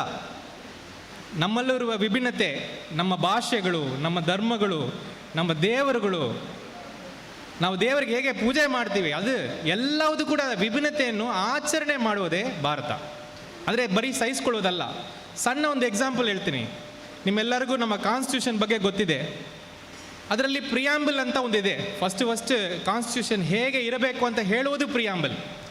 ಆ ಪ್ರಿಯಾಂಬಲಲ್ಲಿ ಕಾನ್ಸ್ಟಿಟ್ಯೂಷನ್ ಬರೆದಿರುವ ಹೆಡ್ ಯಾರಂತ ತಮಗೆ ಗೊತ್ತಿದೆ. ಬಾಬಾ ಸಾಹೇಬ್ ಅಂಬೇಡ್ಕರ್ ಹೆಡ್ ಆಗಿದ್ರು. ಬರೆಯುವಾಗ ಫಸ್ಟ್ ಟೈಮ್ ಬರೆಯುವಾಗ ಜಾತ್ಯತೀತ ಅಂದರೆ ಅಂತ ಪದವನ್ನು ಉಪಯೋಗನೆ ಮಾಡಿಲ್ಲ. ಸೆಕ್ಯುಲರ್ ಅಂತ ಪದನೇ ಅದರಲ್ಲಿ ಇಲ್ಲ ಫಸ್ಟ್ ಪ್ರಿಯಾಂಬಲಲ್ಲಿ, ಅದು ಆಮೇಲೆ ಬಂತು. ಸೊ ಹಾಗಿದ್ರೆ ನೆಹರು ಮತ್ತು ಅಂಬೇಡ್ಕರ್ ಎಲ್ಲ ಸೆಕ್ಯುಲರಿಸಮನ್ನು ನಂಬಲ್ವಾ? ಏನಕ್ಕೆ ಆ ಪದವನ್ನು ಅವ್ರು ಬಿಟ್ಬಿಟ್ಟಿದ್ದಾರೆ? ಅವ್ರು ಬಿಟ್ಟಿದ್ದಕ್ಕೆ ಇದೇ ಕಾರಣ. ಒಂದು ವೇಳೆ ನಾವು ಆ ಪದ ಹಾಕಿದರೆ ಈ ದೇಶದಲ್ಲಿ ಯಾವುದೇ ಜಾತಿ, ಯಾವುದೇ ಧರ್ಮ, ಇದರ ಬಗ್ಗೆ ಸರ್ಕಾರಕ್ಕೆ ಅಥವಾ ಸ್ಟೇಟಿಗೆ ಸಂಬಂಧನೇ ಇಲ್ಲ ಅಂತ ಆಗ್ಬಿಡ್ತದೆ. ಅದು ಫ್ರೆಂಚ್ ಸೆಕ್ಯುಲರಿಸಮ್ ಆ ಥರ ಇತ್ತು. ಸ್ಟೇಟಿಗೂ ಜನರ ಒಂದು ವಿಭಿನ್ನತೆಗೂ ಸಂಬಂಧ ಇಲ್ಲ, ಎಲ್ಲರೂ ಒಂದೇ ಥರ ಇರಬೇಕು ಅಂತ. ಅದಲ್ಲ ನಮ್ಮ ವಿಭಿನ್ನತೆ, ಅದಲ್ಲ ನಮ್ಮ ಜಾತೀಯತೆ. ನಮ್ಮ ಜಾತೀಯತೆ ಏನಂದರೆ ಎಲ್ಲರ ಆಚರಣೆಯನ್ನು ನಾವು ಆಚರಣೆ ಮಾಡೋದೇ ಜಾತೀಯತೆ, ನಮ್ಮ ಜಾತೀಯತೆ ಭಾರತೀಯ. ಅದಕ್ಕೆ ಭಾರತೀಯ ಅಂತ ಹೆಸರು ಹೇಳ್ಬೋದು ನಾವು. ಫಾರ್ ಎಕ್ಸಾಂಪಲ್, ನೀವು ಅಪಾರ್ಟ್ಮೆಂಟಲ್ಲಿ ಇರ್ತೀರಿ ಅಂತ ತಿಳ್ಕೊಳ್ಳೋಣ. ಅಪಾರ್ಟ್ಮೆಂಟ್ ಎಕ್ಸಾಂಪಲ್ ಭಾಳ ಹೇಳ್ತೀನಿ. ನಮ್ಮ ಮಂಗಳೂರಲ್ಲಿ ತುಂಬ ಅಪಾರ್ಟ್ಮೆಂಟ್ ಇದೆ. ಅಪಾರ್ಟ್ಮೆಂಟಲ್ಲಿ ಇವಾಲಿಗೆ ನಾವು ನಮ್ಮ ಆಚರಣೆ ಮಾಡ್ತೀವಿ. ರಂಜಾನ್ಗೆ ವೆಯ್ಟ್ ಮಾಡ್ತಾ ಇರ್ತೀವಿ, ನಮ್ಮ ಗೆಳೆಯರು ಯಾವಾಗ ನಮಗೆ ಬಿರಿಯಾನಿ ಕೊಡ್ತಾರೆ ಅಂತ. ಹೌದು ತಾನೆ? ಮತ್ತು ಕ್ರಿಸ್ಮಸ್ಸಿಗೆ ಯಾವಾಗ ಕೇಕ್ ಬರುತ್ತೆ ಅಂತ ನಾವು ಆಚರಣೆ ಮಾಡ್ತೀವಿ. ಯಾವಾಗ ಹಾಡು ಆಡ್ತಾರೆ, ಒಂದು ಸೆಲೆಬ್ರೇಷನ್ ಆಗಿರ್ತಲ್ಲ, ಸ್ಟಾರ್ ಹಾಕ್ತಾರಲ್ಲ, ಅದನ್ನು ನೋಡಿ ನಮಗೆ ಖುಷಿ ಆಗ್ತದೆ. ಆ ವ್ಯತ್ಯಾಸಗಳನ್ನು ಆಚರಣೆ ಮಾಡುವುದೇ ಭಾರತ. ಅಂದರೆ ಅದನ್ನು ನಾವು ಸರಿಯಾಗಿ ಅರ್ಥ ಮಾಡ್ಕೊಳ್ಬೇಕು. ನಮ್ಮಲ್ಲಿ ಒಂದು ಹುಷಾರಿಲ್ಲದೆ ಹೋದರೆ ಭಾಳ ನಮ್ಮ ಅಮ್ಮಗೆಲ್ಲ, ಅಂದರೆ ನಮ್ಮ ಫ್ಯಾಮ್ಲಿಯಲ್ಲೇ ಪೂಜೆ ಮಾಡ್ತಾರೆ. ಬರೀ ನಮ್ಮ ದೇವಸ್ಥಾನದಲ್ಲಿ ಮಾಡಲ್ಲ, ದರ್ಗಾಗೆ ಹೋಗಿಯೂ ಮಾಡ್ತಾರೆ, ಚರ್ಚ್ಗೂ ಹೇಳ್ತಾರೆ ಸ್ವಲ್ಪ ನಮಗೋಸ್ಕರ ಪ್ರೇಯರ್ ಮಾಡಿ ಅಂತ. ಇದು ಭಾರತ. ನಿಮ್ಮೆಲ್ಲರ ಮನಸ್ಸಲ್ಲಿರುವ ಭಾರತ ಇದೆ. ಓಕೆ, ಇದರಲ್ಲಿ ಎರಡು ಮಾತಲ್ಲ. ಸೊ ಭಾರತ ಅಂದರೆ ಇದು ಇರುವಾಗ ಸೆಲೆಬ್ರೇಷನ್ ಆಫ್ ಡಿಫರೆನ್ಸಸ್, ಆಚರಣೆ, ನಮ್ಮ ವಿಭಿನ್ನತೆಯನ್ನು ಆಚರಣೆ ಮಾಡುವುದು ಭಾರತ ಅಂತ ಇದ್ದಾಗ ಇತ್ತೀಚೆಗೆ ಏನಾಗಿದೆ? ಇದು ಪ್ರಶ್ನೆ. ಇತ್ತೀಚೆಗೆ ಏನಾಗಿದೆ? ಭಾಳ ಜನ ಏನು ಹೇಳ್ತಾರೆ, ಇದು ಧರ್ಮದ ಸಮಸ್ಯೆ ಆಗಿದೆ, ಧರ್ಮಕ್ಕೂ ಸಮಸ್ಯೆ ಆಗಿದೆ ಅಂತ ಹೇಳ್ತಾರೆ. ನನ್ನ ಅಭಿಪ್ರಾಯಕ್ಕೆ ಧರ್ಮಕ್ಕೆಲ್ಲ ಸಮಸ್ಯೆ ಇಲ್ಲಿ ಆಗಲಿಲ್ಲ. 100% ಇದು ಧರ್ಮದ ಸಮಸ್ಯೆಗಳೇ ಅಲ್ಲ. ಇದು ಎಲ್ಲೋ ಒಂದು ಕಡೆ ಒಂದು ವಿಧ ರಾಜಕೀಯ, ಅದು ನಾವು ಎಲ್ಲರೂ ಒಪ್ಪಬೇಕು. ಯಾವ ಟೈಪ್ ರಾಜಕೀಯ? ಭಾಳ ಜನ ಹೇಳ್ತಾರೆ ದ್ವೇಷದ ರಾಜಕೀಯ ನಡೀತಾ ಇದೆ ಅಂತ. ನಾನು ಹೇಳ್ತೀನಿ, ಇದು ದ್ವೇಷದ ರಾಜಕೀಯ ಅಲ್ಲ, ಇದು ಅಸುರಕ್ಷತೆಯ ರಾಜಕೀಯ, ಭಯದ ರಾಜಕೀಯ, ಪಾಲಿಟಿಕ್ಸ್ ಆಫ್ ಇನ್ಸೆಕ್ಯೂರಿಟಿ. ಸಿಂಪಲ್ ಆಗಿ ಹೇಳೋಕ್ಕೋದ್ರೆ ಇದೊಂದು ಸ್ಟ್ರಾಟಜಿ ಅಷ್ಟೇ. ಒಂದು ಎಲೆಕ್ಷನ್ ಗೆಲ್ಲಬೇಕಾದ್ರೆ ಏನು ಮಾಡಬೇಕು? 100 ಜನ ಇದ್ದರೆ 51 ಓಟು ನಿಮಗೆ ಬರಬೇಕು, ಹೌದು ತಾನೆ? ಅಷ್ಟೇ. 51 ಓಟು ಬಂದರೆ ನೀವು ಗೆಲ್ತೀರಿ. ಹೇಗೆ ನನಗೆ 51 ಓಟು ಬರಬೇಕು? ನಾನು ನೀವು ಅಪಾರ್ಟ್ಮೆಂಟ್ ಎಕ್ಸಾಂಪಲ್ಗೆ ಹೋಗ್ತೀರಿ. ಒಂದು ಅಪಾರ್ಟ್ಮೆಂಟಲ್ಲಿ ಅಸೋಸಿಯೇಷನ್ ಎಲೆಕ್ಷನ್ ನಡೀತದೆ. ಇಮ್ಯಾಜಿನ್, ಒಂದು 100 ಮನೆಗಳು ಇದೆ ಅಂತ ತಿಳ್ಕೊಳ್ಳೋಣ. ಅಪಾರ್ಟ್ಮೆಂಟಲ್ಲಿ 2 ಅಭ್ಯರ್ಥಿಗಳು ಇದ್ದಾರೆ ಅಂತ ತಿಳ್ಕೊಳ್ಳೋಣ. 2 ಅಭ್ಯರ್ಥಿಗಳು ಏನು ಮಾಡ್ತಾರೆ? 100 ಮನೆಗಳಿಗೂ ಹೋಗ್ತಾರೆ, ಈ ಅಪಾರ್ಟ್ಮೆಂಟಿಗೆ ನಾವು ಒಳ್ಳೇದು ಮಾಡ್ತೀವಿ, ನಮಗೆ ಓಟ್ ಹಾಕಿ ಅಂತ ಹೇಳ್ತಾರೆ, ಹೌದು ತಾನೆ? ಎಲ್ಲ ಕಡೆಯೂ ಹೋಗಿ ನಿಮ್ಮೆಲ್ಲರಿಗೂ ನಾವು ಒಳ್ಳೇದು ಮಾಡ್ತೀವಿ, ಈ ಅಪಾರ್ಟ್ಮೆಂಟಿಗೆ ನಾವು ಒಳ್ಳೆಯ ಒಂದು ಇದು ತರ್ತೀವಿ ಅಂತ ಮಾತಾಡಿ ಬಂದ ಮೇಲೆ ಎಲೆಕ್ಷನ್ ಆಗ್ತದೆ. 2 ಅಭ್ಯರ್ಥಿ 100 ಮನೆಗೆ ಹೋಗಿದ್ರೆ ಏನಾಗ್ತದೆ? ಪ್ರಾಬಬಿಲಿಟಿ ಪ್ರಕಾರ, ಮ್ಯಾಥಮೆಟಿಕ್ಸ್ ಪ್ರಕಾರ 50 ಓಟ್ ಈ ಕಡೆ ಬರ್ತದೆ, 50 ಓಟ್ ಈ ಕಡೆ ಬರಲಿಕ್ಕೆ ಸಾಧ್ಯತೆ ಇದೆ. This is probability. ಆವಾಗ ನಾನು ಗೆಲ್ಲುವುದು ನಿಶ್ಚಯ ಅಲ್ಲ, ನಾನು ಗೆಲ್ಲುವುದು 100% ಶೂರ್ ಅಲ್ಲ. ಸರಿ, ಇನ್ನೊಂದು ಸ್ಟ್ರಾಟಜಿ ಮಾಡೋಣ. ಈ ಸ್ಟ್ರಾಟಜಿ ಸಿಂಪಲ್ ಸ್ಟ್ರಾಟಜಿ. 100 ಮನೆಗೆ ಹೋಗಲ್ಲ ನಾನು, ಬರೀ 80 ಮನೆಗೆ ಮಾತ್ರ ಹೋಗ್ತೀನಿ. ಒಂದು 20 ಮನೆಯನ್ನು ಬಿಟ್ಟುಬಿಡ್ತೀನಿ. ಆ 80 ಮನೆಗೆ ಹೋಗಿ ಒಂದು ಕತೆ ಹೇಳ್ತೀನಿ. ಏನಂದರೆ, ಈ 20 ಮನೆಯವರು ಇದ್ದಾರಲ್ಲ, ಇವರಿಂದೇ ನಮ್ಮ ಅಪಾರ್ಟ್ಮೆಂಟಲ್ಲಿ ತುಂಬ ಸಮಸ್ಯೆ ಆಗ್ತಾ ಇದೆ, ಇವರನ್ನು ಕಂಟ್ರೋಲ್ ಮಾಡಿದರೆ ಎಲ್ಲ ಸರಿ ಆಗ್ತದೆ ಅಂತ ಒಂದು ಕತೆ ಹೇಳ್ತೀನಿ. ಅವರನ್ನು ನಂಬುವ ಥರ ನಾನು ಮಾಡ್ತೀನಿ. ಮಾಡಿದ ಮೇಲೆ ಅವ್ರಿಗೆ ಇಷ್ಟೇ ಹೇಳೋದು, ಈ 20 ಮಂದಿಗೆ ನಾವು ನೋಡ್ಕೊಳ್ತೀವಿ, ನಮ್ಮನ್ನು ಗೆಲ್ಲಿಸಿ, ನಮ್ಮನ್ನು ಆರಿಸಿ ಅಂತ ಹೇಳುವುದು. ಆವಾಗ ಈ 80 ಮಂದಿಯಲ್ಲಿ 60 ಮಂದಿ ನಿಮಗೆ ಓಟಾಗಲಿಕ್ಕೆ ಸಾಧ್ಯತೆ ಇದೆ, 70 ಕೂಡ ಮಾಡ್ಬೋದು. ಎಷ್ಟು ನೀವು ಭಯ ಹುಟ್ಟಿಸ್ತೀರೋ ಅಷ್ಟು ನೀವು ಓಟ್ ಗೆಲ್ಲಲಿಕ್ಕೆ ಸಾಧ್ಯತೆ ಇದೆ. ಅರ್ಥ ಆಗಿದೆಯಾ? ಸ್ಟ್ರಾಟಜಿ ಅರ್ಥ ಆಗಿದೆಯಾ? ಇಷ್ಟೇ ಸ್ಟ್ರಾಟಜಿ. ಇದು ಒಂಥರ ರಾಜಕೀಯ, ಇದು ಅಸುರಕ್ಷತೆಯ ರಾಜಕೀಯ. ದ್ವೇಷದ ರಾಜಕೀಯ ಕೂಡ ಇಲ್ಲ, ಅಸುರಕ್ಷತೆಯ ರಾಜಕೀಯ. 80 ಮಂದಿಯನ್ನು ನಾವು ಭಯಪಡಿಸಿಬಿಟ್ರೆ, 80 ಮಂದಿಯನ್ನು ಇದಾಗ್ತದೆ ಅದಾಗ್ತದೆ ಅಂತ ಹೇಳಿಬಿಟ್ರೆ, ಆ ಭಯದಲ್ಲಿ ಅವರು ನಮಗೆ ಓಟ್ ಹಾಕ್ತಾರೆ. ಆವಾಗ ನಾವು ಒಂದು ಓಟಿಗೆ ನಮಗೆ ಕಷ್ಟ ಇಲ್ಲ, 60 ಓಟಿಗೆ ನಾವು 60-70 ಓಟಲ್ಲಿ ಆರಾಮಾಗಿ ಗೆಲ್ಲಬಹುದು. ಇಷ್ಟೇ ಸ್ಟ್ರಾಟಜಿ. ಈ ರಾಜಕೀಯವನ್ನು ತಾವು ಅರ್ಥ ಮಾಡ್ಕೋಬೇಕು. ಆಗಬಹುದು ರಾಜಕೀಯ ಪಕ್ಷಗಳು ಏನು ಬೇಕಾದರೆ ಮಾಡ್ತಾರೆ, ಅದು ಬೇರೆ ವಿಷಯ.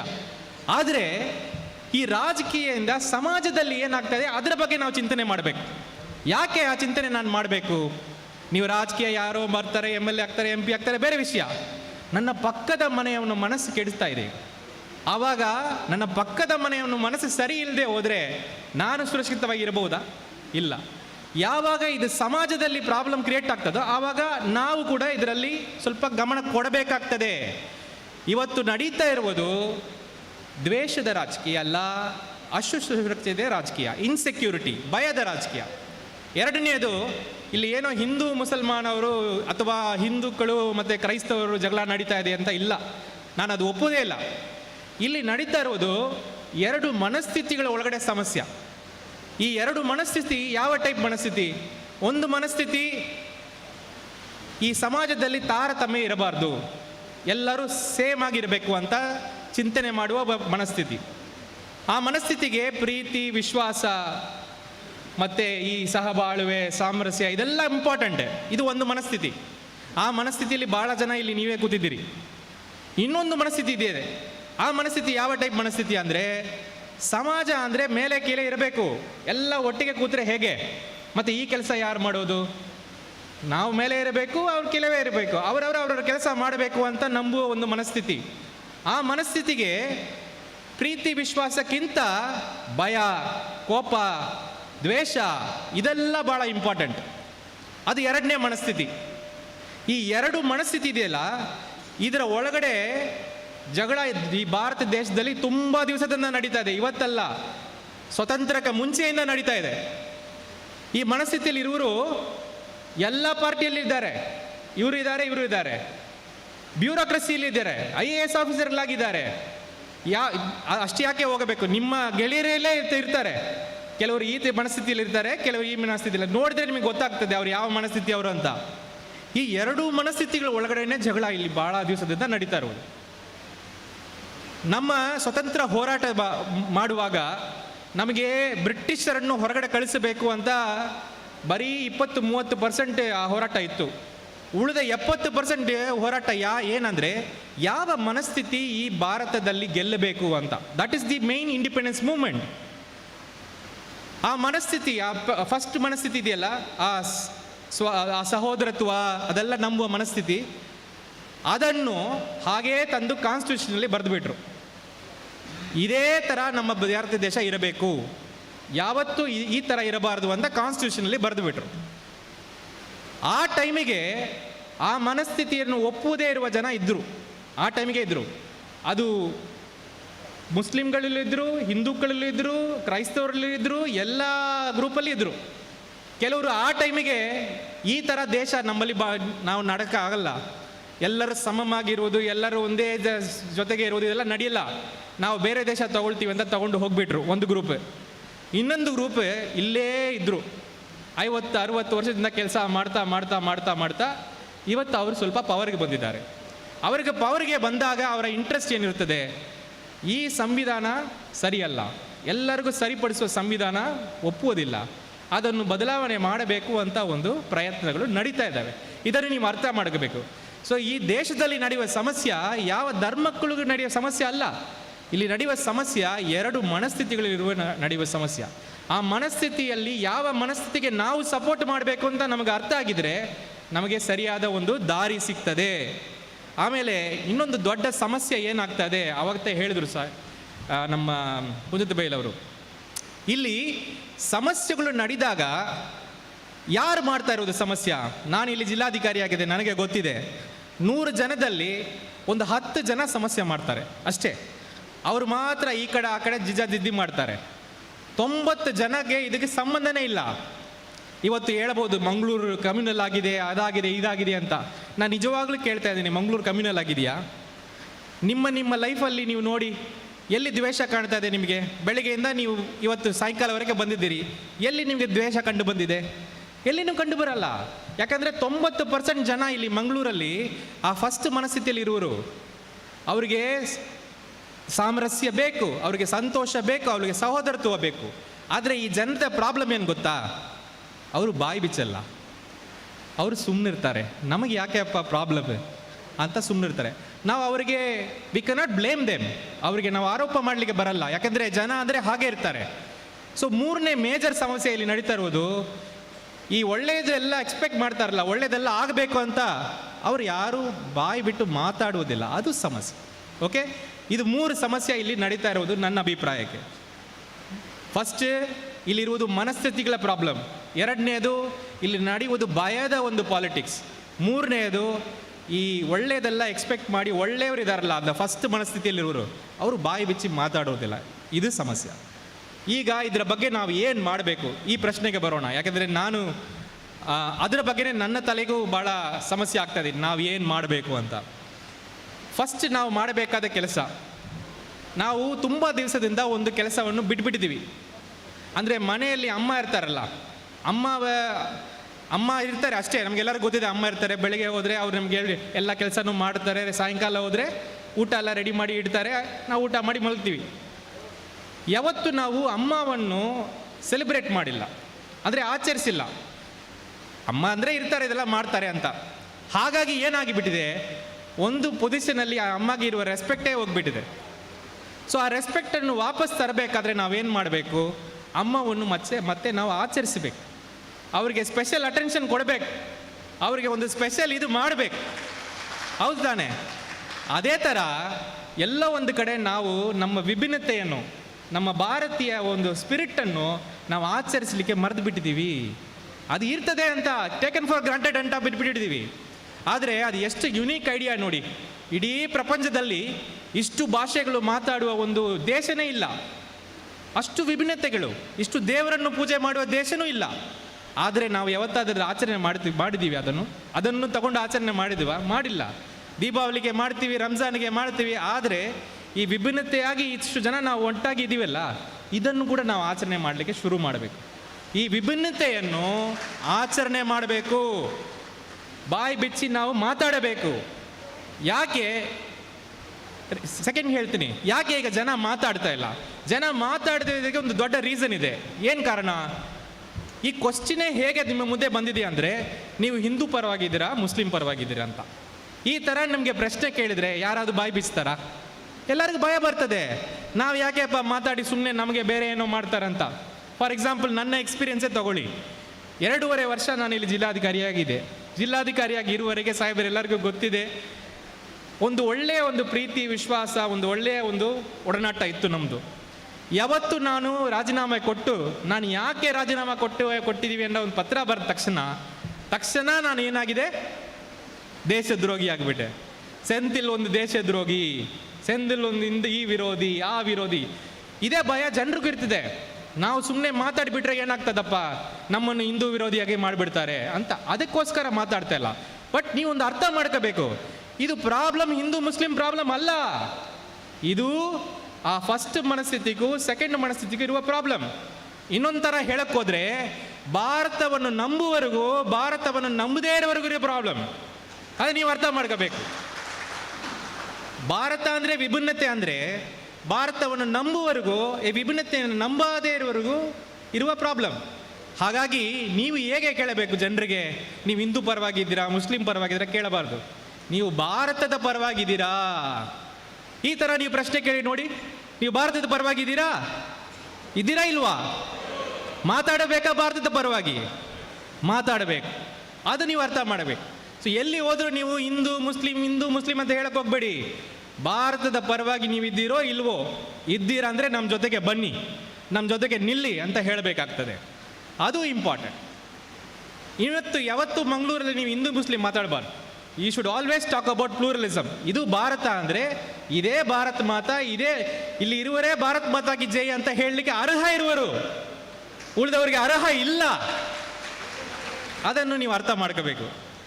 ಎರಡನೆಯದು, ಈ ಒಂದು ನರೇಟಿವ್ ನಾವು ಜನರ ಮಧ್ಯದಲ್ಲಿ ತಗೊಂಡೋಗಬೇಕಾದ್ರೆ ನಮಗೆ ಸಿಗುವ ಎಲ್ಲ ಟೈಮಲ್ಲಿಯೂ ನಾವು ಈ ವಿಭಿನ್ನತೆಯನ್ನು ಆಚರಣೆ ಮಾಡಬೇಕು.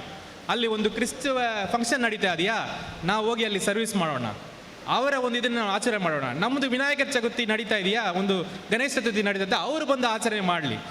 ಈ ಥರ ನಾವು ಆಚರಣೆಗಳು ನಾವು ಶುರು ಮಾಡಿಕೊಂಡು ನಾವು ಭಾರತದ ಪರವಾಗಿ ಇಳಿದು ಬಿಟ್ಟರೆ ಆ 10 ಜನ ಮಾತಾಡ್ಲಿಕ್ಕೆ ಆಗಲ್ಲ. 90 ಜನದಲ್ಲಿ ನೀವು 10%, 20% ಮಾತಾಡ್ಲಿಕ್ಕೆ ಶುರು ಮಾಡಿದರೆ ಕೂಡ ಆ 10% ಮಾತಾಡ್ಲಿಕ್ಕೆ ಆಗಲ್ಲ. ಅವರು ಈ ಕಡೆ ಇರಲಿ ಆ ಕಡೆ ಇರಲಿ, ಈ ಧರ್ಮದಲ್ಲಿ ಆ ಧರ್ಮದಲ್ಲಿರಲಿ, ಅವರು ಎರಡನೇ ಮನಸ್ಥಿತಿಯವರು, ಅವರು ದ್ವೇಷದ ಪರವಾಗಿರುವರು, ಅವರು ಭಯದ ಪರವಾಗಿರುವರು, ಅವರು ಯಾರಿಗೂ ಭಾರತದ ಪರವಾಗಿ ಇರುವರಲ್ಲ. ಭಾರತದ ಪರವಾಗಿರುವರು ನಾವೇ ಮೆಜಾರಿಟಿ, ಅವರೇ ಮೈನಾರಿಟಿ. ಮೈನಾರಿಟಿ ಹೀಗೆ ಮಾತಾಡಬೇಕು, ನೀವು ಅರ್ಥ ಮಾಡ್ಕೋಬೇಕು. ಇದನ್ನು ನೀವು ಮಾಡದೇ ಇರುವವರೆಗೆ ಸಾಮಾನ್ಯ ಜನ ಯಾರು ಮಾತಾಡಲ್ಲ. ಸಾಮಾನ್ಯ ಜನ ಮಾತಾಡಬೇಕಾದ್ರೆ ಮಾತಾಡುವ ರೀತಿಯಲ್ಲಿ ಅವರಿಗೆ ನಾವು ವಿಷಯಗಳನ್ನು ಹೇಳಬೇಕು. ಕೊನೆಗೆ ಇದು ಯಾಕೆ ನಾವು ಮಾಡಬೇಕು, ನಮಗೆ ಏನು ಬಂದಿದೆ ಸರ್, ನಾನು ಒಂದು ಇಂಡಿವಿಜುವಲ್ ಸರ್, ಸುಮ್ಮನೆ ನಾವೊಂದು ಗೌರ್ಮೆಂಟ್ ಸ್ಕೂಲಲ್ಲಿ ಟೀಚರ್ ಆಗಿದ್ದೀನಿ ಸರ್, ನನಗೆ ಯಾಕೆ ಸರ್ ಇದು ಪ್ರಶ್ನೆ? ದೇಶದ ಪರವಾಗಿ ನೀವೇನೋ ದೇಶ ಪ್ರಪಂಚ ಎಲ್ಲ ಮಾತಾಡ್ತಿರಲ್ಲ, ನಮಗೇನು ಸರ್ ಅಂತ ತಮ್ಮ ಪ್ರಶ್ನೆ ಇರಬಹುದು. ಬಟ್ ನಾನು ಹೇಳ್ತೀನಿ ಇವತ್ತು ಇದು ಯಾಕೆ ಮಾತಾಡಬೇಕಂದ್ರೆ, ದೇಶದ ಪರವಾಗಿಯೋ ಪ್ರಪಂಚದ ಪರವಾಗಿ ಎಲ್ಲ ಬಿಟ್ಟುಬಿಡಿ, ಅದೆಲ್ಲ ಸಮಸ್ಯೆ ಅಲ್ಲ. ಈಗ ನಮ್ಮ ಮನೆಯ ಪರವಾಗಿ, ನಮ್ಮ ಮಕ್ಕಳ ಪರವಾಗಿ, ನಮ್ಮ ಮೊಮ್ಮಕ್ಕಳ ಪರವಾಗಿ ನಾವಿದು ಇವತ್ತು ಮಾಡಲೇಬೇಕಾಗ್ತದೆ. ನೀವು ಹೇಗೆ ಬೇಕಾದ್ರೆ ತಿಳ್ಕೊಳ್ಳಿ, ಈ ಪ್ರಾಬ್ಲಮ್ ನಮ್ಮ ಮಕ್ಕಳಿಗೂ ಮೊಮ್ಮಕ್ಕಳು ಬಂದಿದೆ. ಈಗ ನನ್ನ ಒಂದು ಬದುಕು ತಗೊಳ್ಳಿ, ನಾನು 50 ವರ್ಷ ಮುಂಚೆ 60 ವರ್ಷ ಮುಂಚೆ ಸ್ವತಂತ್ರಕ್ಕೆ ಮುಂಚೆ ನಾನು ಈ ಥರ ವೇದಿಕೆಯಲ್ಲಿ ಕೂರುವನಲ್ಲ. ಇಲ್ಲಿ ಇರುವ ಬಹಳ ಜನ ಹಾಗೆ ಇರಬೇಕು, ಆ ವೇದಿಕೆಯಲ್ಲಿ ಎಲ್ಲರ ಜೊತೆಗೆ ಕೂರುವ ಅರ್ಹ ಇರುವನಲ್ಲ. ಆದರೆ ಈ 50 ವರ್ಷದಲ್ಲಿ ಈ ವೇದಿಕೆ, ಈ ಮೈಕ್, ಈ ಎಲ್ಲ ಪ್ರೀತಿ ನನಗೆ ಸಿಗ್ತಾ ಇದೆ ಅಂದರೆ ಅದು ಭಾರತದಿಂದ ಸಿಕ್ಕಿದೆ. ವಿಭಿನ್ನತೆಯನ್ನು ಆಚರಣೆ ಮಾಡುವ ಒಂದು ಕಾನ್ಸೆಪ್ಟಿಂದ ಸಿಕ್ಕಿದೆ. ಎಲ್ಲರಿಗೂ ಸಮಾನ ರೀತಿ ಸಿಗಬೇಕು ಅಂತ ಇರುವ ಕಾನ್ಸೆಪ್ಟಿಂದ ಸಿಕ್ಕಿದೆ. ಈ ಕಾನ್ಸೆಪ್ಟ್ ಹೋಗ್ಬಿಡ್ತದೆ. ಈ ಕಾನ್ಸೆಪ್ಟ್ ಹೋಗಿಬಿಟ್ರೆ ಇಲ್ಲಿರುವ ಬಹಳ ಜನ ಹಾಕಿರುವ ಸಟ್ಟೆ, ಪ್ಯಾಂಟ್, ಶರ್ಟ್, ಪ್ಯಾಂಟ್ ಎಲ್ಲ ತೆಗಿಬೇಕಾಗ್ತದೆ, ವಾಪಸ್ ನೆಲದಲ್ಲಿ ಕೂರಬೇಕಾಗ್ತದೆ. ಈ ಪ್ರಾಬ್ಲಮ್ ನಿಮ್ಮ ಮಕ್ಕಳಿಗೆ ಬರಲಿಕ್ಕೆ ಬಹಳ ಸಾಧ್ಯತೆ ಇದೆ. ನಿಮ್ಮ ಮಕ್ಕಳಿಗೆ ನೀವು ಬದುಕಿದ ಥರ ಬದುಕಲಿಕ್ಕೆ I think it's very difficult ನಾವು. ಹಾಗಿರುವಾಗ ನಿಮ್ಮ ಮಕ್ಕಳ ಪರವಾಗಿ ನೀವು ಯೋಚನೆ ಮಾಡಬೇಕು. ಅದಕ್ಕೋಸ್ಕರ ನಾವು ಮಾಡಬೇಕು. ನೀವು ದೇಶ ಪ್ರಪಂಚ ಎಲ್ಲ ಆಮೇಲೆ ಬಿಟ್ಟುಬಿಡಿ. ನಾವು ಮಕ್ಕಳಿಗೋಸ್ಕರ ಏನು ಮಾಡ್ತೀವಿ, ಅವ್ರಿಗೆ ಎಜುಕೇಷನ್ ಕೊಡ್ತೀವಿ, ಅವರಿಗೆ ಸ್ವತ್ತು ಪತ್ತೆಲ್ಲ ಕೊಡ್ತೀವಿ. ಯಾಕೆ ಕೊಡ್ತೀವಿ? ಅವ್ರು ಚೆನ್ನಾಗಿರ್ಬೇಕಂತ. ಇದೆಲ್ಲ ಕೊಟ್ಟು ಒಂದು ಒಳ್ಳೆಯ ವಾತಾವರಣ ಕೊಡದೆ ಹೋದರೆ ಇದಕ್ಕೇನು ಉಪಯೋಗ ಇದೆಯಾ? ಈ ಪ್ರಾಪರ್ಟಿಗೇನು ಉಪಯೋಗ ಇದೆಯಾ? ಅವ್ರ ಎಜುಕೇಷನ್ಗೇನು ಉಪಯೋಗ ಇದೆಯಾ? ಸೊ ಹಾಗಿರುವಾಗ ನಮ್ಮ ಮಕ್ಕಳಿಗೋಸ್ಕರ, ನಮ್ಮ ಮೊಮ್ಮಕ್ಕಳಿಗೋಸ್ಕರ ಒಂದು ಒಳ್ಳೆಯ ವಾತಾವರಣ ಅವರಿಗೆ ಸಿಗಬೇಕು. ಅಟ್ಲೀಸ್ಟ್ ನಾವು ಬದುಕಿದರ ವಾತಾವರಣ ಇರಬೇಕಾದ್ರೆ, ಪ್ರೀತಿ ವಿಶ್ವಾಸದ ವಾತಾವರಣ ಇರಬೇಕಾದ್ರೆ ನಾನಿವತ್ತು ಮಾತಾಡಬೇಕು. ನಾನು ಎಷ್ಟೇ ಸಣ್ಣವನಿರಲಿ ನಾನು ಮಾತಾಡಬೇಕು. ಸರ್ ನಾನು ಒಂದು ಇಂಡಿವಿಜುವಲ್ ಆಗಿದ್ದೀನಿ, ನಾನು ಮಾತಾಡಿ ಎಲ್ಲಿ ಸರ್ ಏನು ಮಾತಾಡೋದು, ನಾನು ರೋಡ್ಗೆ ಇಳಿಯೋಕ್ಕಾಗ್ತದ ಅಂತ ಪ್ರಶ್ನೆ ಬೇಡ. ಇಳಿಕ್ಕೆ ಅವಶ್ಯಕತೆ ಇಲ್ಲ. ನಿಮ್ಮಿಂದ ಏನಾಗ್ತದೋ ಮಾಡಿ. ನಿಮಗೆ ಒಂದು ಫೇಸ್ಬುಕ್ ಪೋಸ್ಟಿಗೆ ಒಂದು ಲೈಕ್ ಹಾಕಕ್ಕೆ ಬರುತ್ತಾ? ಲೈಕ್ ಹಾಕಿ. ಒಂದು ವಾಟ್ಸಾಪಲ್ಲಿ ಒಂದು ಒಳ್ಳೆಯ ಸಂದೇಶವನ್ನು, ಪ್ರೀತಿಯ ಸಂದೇಶವನ್ನು ಫಾರ್ವರ್ಡ್ ಮಾಡ್ಲಿಕ್ಕೆ ಆಗ್ತದಾ? ಮಾಡಿ. ಆದರೆ ಅವ್ರ ಜೊತೆಗೆ ಜಗಳ ಮಾಡಿಕೊಂಡು ಟೈಮ್ ವೇಸ್ಟ್ ಮಾಡಬೇಡಿ. ನೀವು ಆ 10% ಜನ ಜೊತೆಗೆ ಜಗಳ ಮಾಡ್ತಾ ಇದ್ದರೆ ನೀವು ಯಾವತ್ತೂ ಅವ್ರ ತಲೆಗೆ ನೀವು ಏನು ತುಂಬಿಸ್ಲಿಕ್ಕೆ ಆಗಲ್ಲ. ಆದರೆ ಉಳಿದ 90% ಇದಾರಲ್ಲ, ಅವರಿಗೆ ಮಾತಾಡಿ, ಅವ್ರ ಜೊತೆಗೆ ಇರಿ, ಅವರಿಗೆ ಒಳ್ಳೆ ಸಂದೇಶ ಹೇಳಿ. ಬಟ್ ನೀವೇನು ಮಾಡ್ತೀರಿ ಗೊತ್ತಾ, ಫುಲ್ ಟೈಮು ನೀವು ಅವ್ರ ಜೊತೆಗೆ ಜಗಳ ಮಾಡ್ಕೊಂಡು ಕೂರ್ತೀರಿ, ನಿಮ್ಮ ತಲೆನೂ ಕೆಟ್ಟೋಗ್ತದೆ, ನಿಮ್ಮ ಇದನ್ನು ತಪ್ಪಾಗ್ತದೆ. ಸೊ ಹಾಗಾಗಿ ಇನ್ನು ಮುಂದೆ ಈ ವಿಭಿನ್ನತೆಯನ್ನು ಆಚರಣೆ ಮಾಡೋಣ. ನಮಗೆ ಏನು ಇದೆಯೋ ಅದನ್ನು ನಾವು ಸೆಲೆಬ್ರೇಟ್ ಮಾಡೋಣ, ಉಳಿದವರಿಗೂ ಸೆಲೆಬ್ರೇಷನ್ಗೆ ಕರೆಯೋಣ. ಮತ್ತೆ ಈ ತಲೆ ಕೆಟ್ಟೋಗಿದಿರುವ ಜನ ಜೊತೆಗೆ ನಾವು ಮಾತಾಡಿ ಅವ್ರಿಗೆ ಆರ್ಗ್ಯುಮೆಂಟ್ ಮಾಡುವ ಅವಶ್ಯಕತೆನೇ ನಮಗಿಲ್ಲ. ಅವ್ರ ಜೊತೆಗೆ ನಾವು ಆರ್ಗ್ಯುಮೆಂಟ್ ಮಾಡಿ ಏನು ಬಂದಿದೆ, ಇದು ನಾವು ತಿದ್ದುಕೋಬೇಕಾಗ್ತದೆ. ಎರಡನೇದು, ಎಷ್ಟೇ ನಾವು ಸಣ್ಣವರಾಗಿರ್ಬೋದು ಕೂಡ, ಎಷ್ಟೇ ನಾವು ಒಂಟಿಯಾಗಿದ್ದರೆ ಕೂಡ ನಮ್ಮಿಂದ ಏನಾಗ್ತದೋ ಮಾಡೋಣ. ಒಂದು ಪೇಂಟಿಂಗ್ ಬರೆಯಕ್ಕೆ ಬರ್ತದಾ ಮಾಡೋಣ, ಒಂದು ಹಾಡು ಬರೆಯಕ್ಕೆ ಬರ್ತದಾ ಮಾಡೋಣ, ಒಂದು ಕವನ ಬರೆಯಕ್ಕೆ ಬರ್ತದಾ ಮಾಡೋಣ. ಎಲ್ಲ ನಮ್ಮ ಆಚರಣೆ ಭಾರತೀಯ ಅಂತ ಕಾನ್ಸೆಪ್ಟ್ ಮೇಲೆ ಮಾಡೋಣ. ಈ ವಿಭಿನ್ನತೆ ಎಷ್ಟು ನಮಗೆ ಭಾಳ ಇಂಪಾರ್ಟೆಂಟ್ ಅಂತ ಆ ಮಾತು ಮೇಲೆ ನಾವು ಮಾಡೋಣ. ನಿಮ್ಮಿಂದ ಏನು ಬರ್ತದೋ, ನಿಮಗೆ ಎಷ್ಟು ಲಿಮಿಟ್ ಆಗ್ತದೋ ಅಷ್ಟು ಲಿಮಿಟ್ ನೀವು ಮಾಡಿ. ಆದರೆ ಬಾಯಿ ಮುಚ್ಕೊಂಡು ಸುಮ್ಮನೆ ಮಾತ್ರ ಇರಬಾರ್ದು. ಬಾಯಿ ಮುಚ್ಕೊಂಡು ಸುಮ್ಮನಿರುವುದೇ ಬಹಳ ದೊಡ್ಡ ದೇಶದ್ರೋಹ ಈ ಟೈಮಲ್ಲಿ. ನಾನು ಹೇಳ್ತೀನಿ, ಬಾಯಿ ಮುಚ್ಕೊಂಡು ಎಲ್ಲ ನೋಡ್ತಾ ಸುಮ್ಮನಿದ್ರೆ ಆ ಬೆಂಕಿ ಎಲ್ಲಿದೆಯಲ್ಲ, ಬೆಂಕಿ ನಿಮಗೆ ಗೊತ್ತಿದೆ, ಸುತ್ತಮುತ್ತ ಆಗಿ ನಿಮ್ಮ ಮನೆಗೆ ಬರ್ತದೆ. ನಿಮ್ಮ ಮನೆಗೆ ಬರುವಾಗ ಅದು ಏನೂ ಮಾಡೋಕ್ಕಾಗಲ್ಲ. ಈ ಟೈಮಿಗೆ ನಾನು ಎಚ್.ಎಸ್. ದೊರೆಸ್ವಾಮಿ ಅವರಿಗೆ ನೆನಪು ಮಾಡಬೇಕಾಗ್ತದೆ. ಯಾಕಂದರೆ ಒಂದು ದೊಡ್ಡ ಹೋರಾಟದಲ್ಲಿ ನಾನು ಒಂದು ಸ್ಟೇಜಲ್ಲಿ, ಅವರು ಸ್ಟೇಜಲ್ಲಿ ಇದ್ದರು. ಅವರಿಗೆ 100 ವಯಸ್ಸಾಗ್ತಾ ಇದೆ. ಎಚ್.ಎಸ್. ದೊರೆಸ್ವಾಮಿ ತಮಗೆ ಗೊತ್ತಿದೆಯಾ ಅಂತ ನನಗೆ ಗೊತ್ತಿಲ್ಲ. 100 ವಯಸ್ಸಾಗ್ತಾ ಇದೆ ಅವರಿಗೆ. ಆ ಟೈಮಿಗೆ ಒಂದು 5-6 ಸಾವಿರ ಜನ ನಮ್ಮ ಮುಂದೆ ಇದ್ದರು. ಭಾಳ ಮುಸ್ಲಿಂ ಅವರು ಭಾಳ ಇದ್ದರು, ಮತ್ತು ಕ್ರೈಸ್ತವರು ಎಲ್ಲರಿದ್ದರು.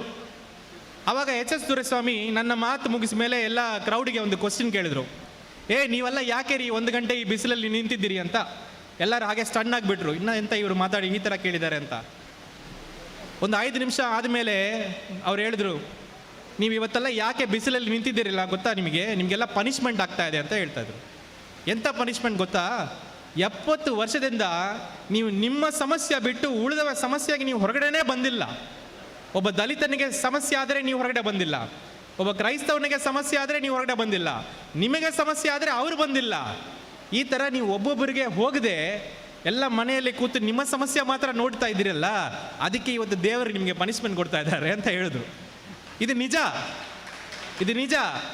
ಅವ್ರು ಹೇಳಿದ್ರು, ಈ NRC CA ಎಲ್ಲ ಈ ದೇಶದಲ್ಲಿ ಬರಲ್ಲ, ಬರ್ಕೊಳ್ಳಿ, ನಾನು 100 ವಯಸ್ಸಾಗ್ತದೆ ನಾನು ಹೇಳ್ತೀನಿ. ಆದರೆ ಇದು ಕಲಿಯಿರಿ. ಇನ್ನೊಬ್ಬನಿಗೆ ಸಮಸ್ಯೆ ಆದಾಗ ನೀವು ಹೋಗಿ ಅವನ ಜೊತೆಗೆ ನಿಲ್ರಿ.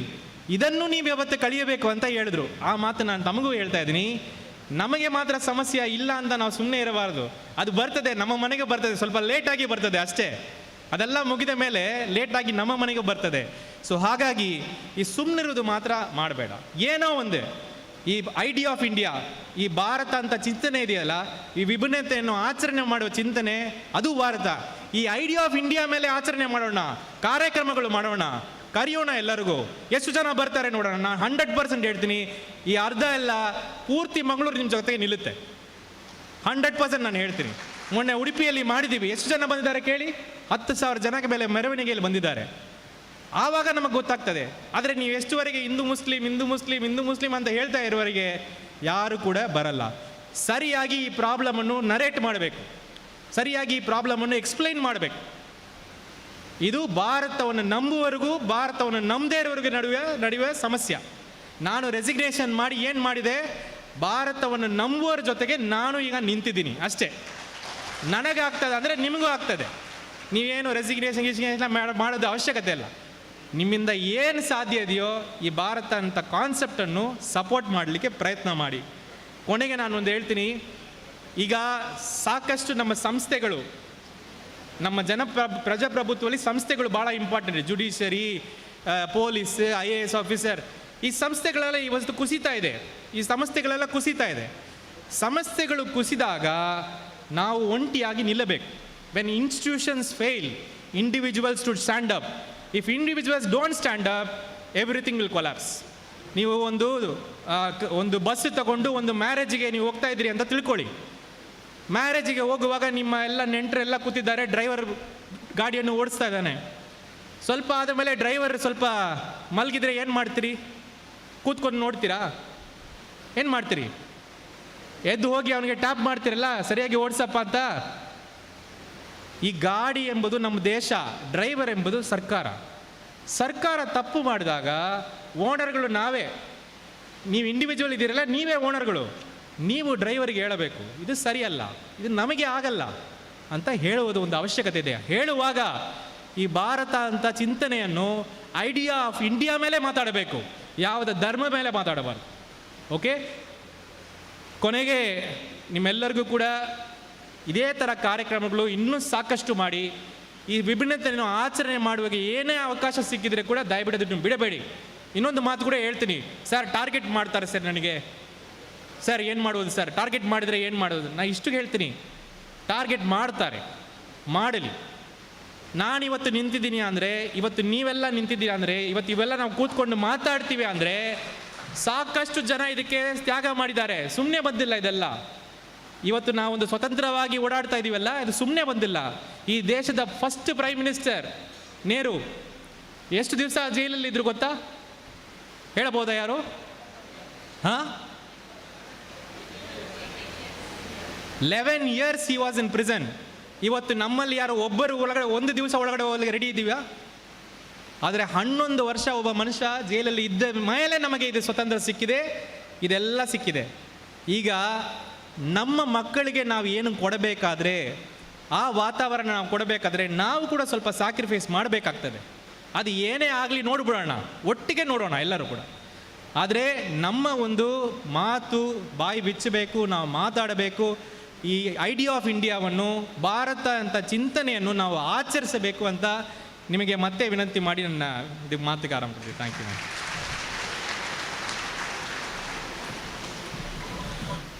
ವಂದನೆಗಳು. ಉದ್ಘಾಟಕರ ನುಡಿ ಬಹಳ ಅರ್ಥಗರ್ಭಿತವಾದಂಥ ನುಡಿಗಳು ನುಡಿದಂತಹ ಸಸಿಕಾಂತ್ ಸೆಂಥಿಲ್ರವರಿಗೆ ವಂದಿಸುತ್ತಾ, ಬಂಧುಗಳು, ಈ ಕಾರ್ಯಕ್ರಮದಲ್ಲಿ ಉಪಸ್ಥಿತಿಯನ್ನು ಗೌರವಿಸಿದ್ದೇವೆ.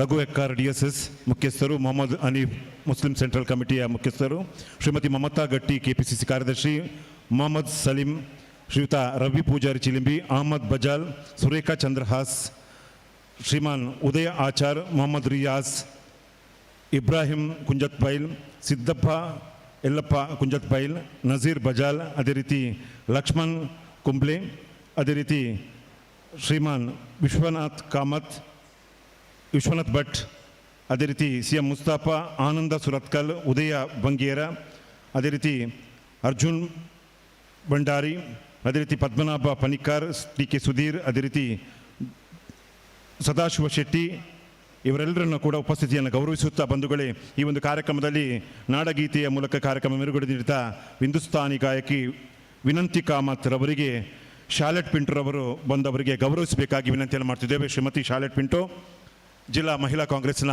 ಅಧ್ಯಕ್ಷಿನಿ, ವಿಶಾರದ ಅಖಿಲ ಭಾರತ ಗಂಧರ್ವ ಮಹಾವಿಶ್ವವಿದ್ಯಾಲಯದ ಉಡುಪಿ ಕೋಗಿಲೆ ಪ್ರಶಸ್ತಿ ಪುರಸ್ಕೃತ ವಿನಂತಿ ಕಾಮತ್ ರವರಿಗೆ ಸ್ಮರಣಿಕೆ ಮತ್ತು ಶಾಲನ್ನು ನೀಡಿ ಅವರನ್ನು ಗೌರವಿಸಬೇಕಾಗಿ ವಿನಂತಿಯನ್ನು ಮಾಡ್ತಿದ್ದೇವೆ. ಎಲ್ಲರೂ ಕೈ ಚಪ್ಪಾಳೆ ಮೂಲಕ ಇವರಿಗೆ ಅಭಿನಂದಿಸಬೇಕಾಗಿ ವಿನಂತಿಯನ್ನು ಮಾಡ್ತಿದ್ದೇವೆ.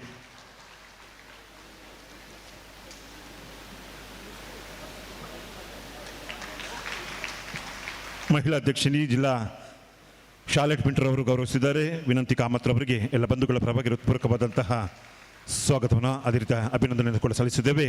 ಕಾರ್ಯಕ್ರಮದ ಮುಂದಕ್ಕೆ ದೇರಬೆಲ್ ಚರ್ಚ್ನ ಧರ್ಮಗುರುಗಳು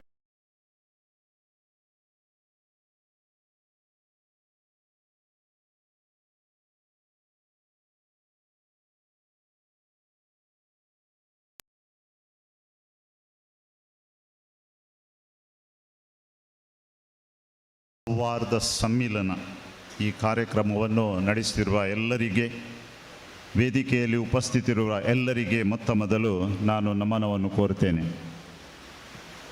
ಇಂದು ಇಲ್ಲಿ ಭಾಷಣ ಮಾಡಲಿಕ್ಕೆ ನಾನು ಬರಲಿಲ್ಲ, ಆದರೆ ಒಂದು ಸಣ್ಣ ಸಂದೇಶವನ್ನು ನೀಡಲು ನಾನು ಬಂದಿದ್ದೇನೆ. ಭಾರತ ದೇಶ ಒಂದು ಒಳ್ಳೆಯ ದೇಶ. ನಾನು ಬೇರೆ ಬೇರೆ ದೇಶಕ್ಕೆ ಪಯಣ ಮಾಡಿದ್ದೇನೆ, ಬೇರೆ ಬೇರೆ ದೇಶಗಳನ್ನು ನೋಡಿದ್ದೇನೆ.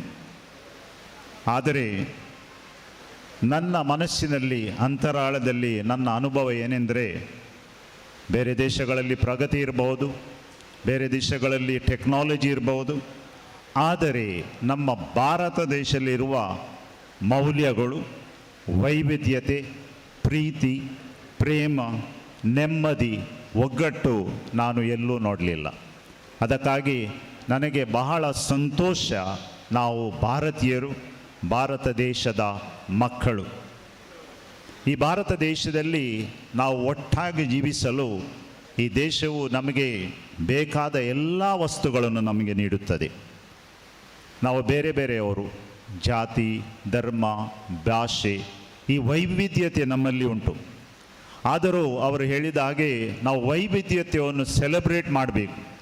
ಈ ಸೆಲೆಬ್ರೇಟ್ ಮಾಡುವ ನಮ್ಮ ಭಾರತ ದೇಶ, ಈ ಭಾರತ ದೇಶದಲ್ಲಿರುವ ಮೌಲ್ಯಗಳು ನೋಡುವಾಗ ನನಗೆ ಬಹಳ ಸಂತೋಷ. ಆದುದರಿಂದ ನನ್ನದು ಒಂದೇ ಪ್ರಾರ್ಥನೆ ಮತ್ತು ಒಂದೇ ಸಂದೇಶ. We should be proud to be Indians. ನಾವು ಭಾರತೀಯರು ಎಂದು ಹೆಮ್ಮೆ ಪಡಬೇಕು. We should be proud to be the citizens of our country, our beloved country. ಈ ವೈವಿಧ್ಯತೆಯನ್ನು ನಾವು ಸೆಲೆಬ್ರೇಟ್ ಮಾಡುವಾಗ ನಾವು ಬೇರೆ ಬೇರೆ ಜಾತಿಯರು, ನಾನೊಂದು ಕ್ರೈಸ್ತ, ನನ್ನ ಮುಂದೆ ಇರುವವನು ಒಂದು ಹಿಂದೂ, ನನ್ನ ಅಣ್ಣ ಅಥವಾ ನನ್ನ ತಮ್ಮ, ಇನ್ನೊಬ್ಬ ಅಣ್ಣ ಮುಸಲ್ಮಾನರವನು, ಇನ್ನೊಬ್ಬ ಅಣ್ಣ ನನ್ನ ತಮ್ಮ, ನನ್ನ ಅಕ್ಕ, ನನ್ನ ತಾಯಿ, ನನ್ನ ತಂಗಿ, ಅಂಥ ಒಂದು ಭಾವನೆಗಳನ್ನು ನಾವು ಬೇರೆಯವರನ್ನು ನೋಡುವಾಗ ನಮ್ಮಲ್ಲಿ ಇರಬೇಕು. ಅಂಥ ಭಾರತವನ್ನು ನಾವು ನೋಡಿದ್ದೇವೆ. ಇಂದು ಅದು ಅಷ್ಟು ಒಳ್ಳೆಯದನ್ನು ನಮ್ಮಲ್ಲಿ ಉಂಟು. ಅಂಥ ಭಾರತವನ್ನು ಕಟ್ಟಿ ನಮ್ಮಲ್ಲಿರುವ ಬೆಳಕನ್ನು ನಾವು ಪರರಿಗೆ ತೋರಿಸಲಿಕ್ಕೆ ನನ್ನ ಸಂದೇಶವನ್ನು ನಾನು ನೀಡುತ್ತೇನೆ. ನನಗೆ ಕರೆದದಕ್ಕೆ ನಿಮಗೆ ಧನ್ಯವಾದವನ್ನು ಕೋರುತ್ತೇನೆ. ನಿಮಗೆಲ್ಲರಿಗೂ ದೇವರ ಆಶೀರ್ವಾದವನ್ನು ಬೇಡುತ್ತೇನೆ. ಜೈ ಹಿಂದ್, ಜೈ ಕರ್ನಾಟಕ. Thank you.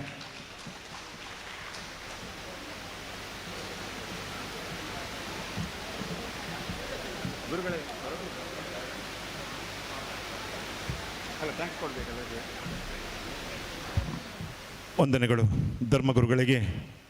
ಅರ್ಥ ಪೂರ್ಣವಾದಂತಹ ನುಡಿಯೊಂದಿಗೆ ಬಂಧುಗಳೇ, ಸಮಯ 6 ಗಂಟೆ ಆಗಿದೆ. ಕಾಲಮಿತಿಯಲ್ಲಿ ಈ ಒಂದು ಕಾರ್ಯಕ್ರಮವನ್ನು ಮುಗಿಸಬೇಕಾಗಿದೆ. 6:30 7 ಗಂಟೆಯೊಳಗೆ ಈ ಕಾರ್ಯಕ್ರಮ ಮುಗಿಸುವಂಥ ಹಂತದಲ್ಲಿ ಇದೀಗ ಶಾಂತಿ ಪ್ರಕಾಶನದ ಮುಖ್ಯಸ್ಥರಾದಂಥ ಇಸಾಕ್ ಪುತ್ತೂರ್ರವರು ಈ ಕಾರ್ಯಕ್ರಮ ಉದ್ದೇಶಿಸಿ ಮಾತಾಡಬೇಕಾಗಿ ವಿನಂತಿಯನ್ನು ಮಾಡ್ತಿದ್ದೇವೆ.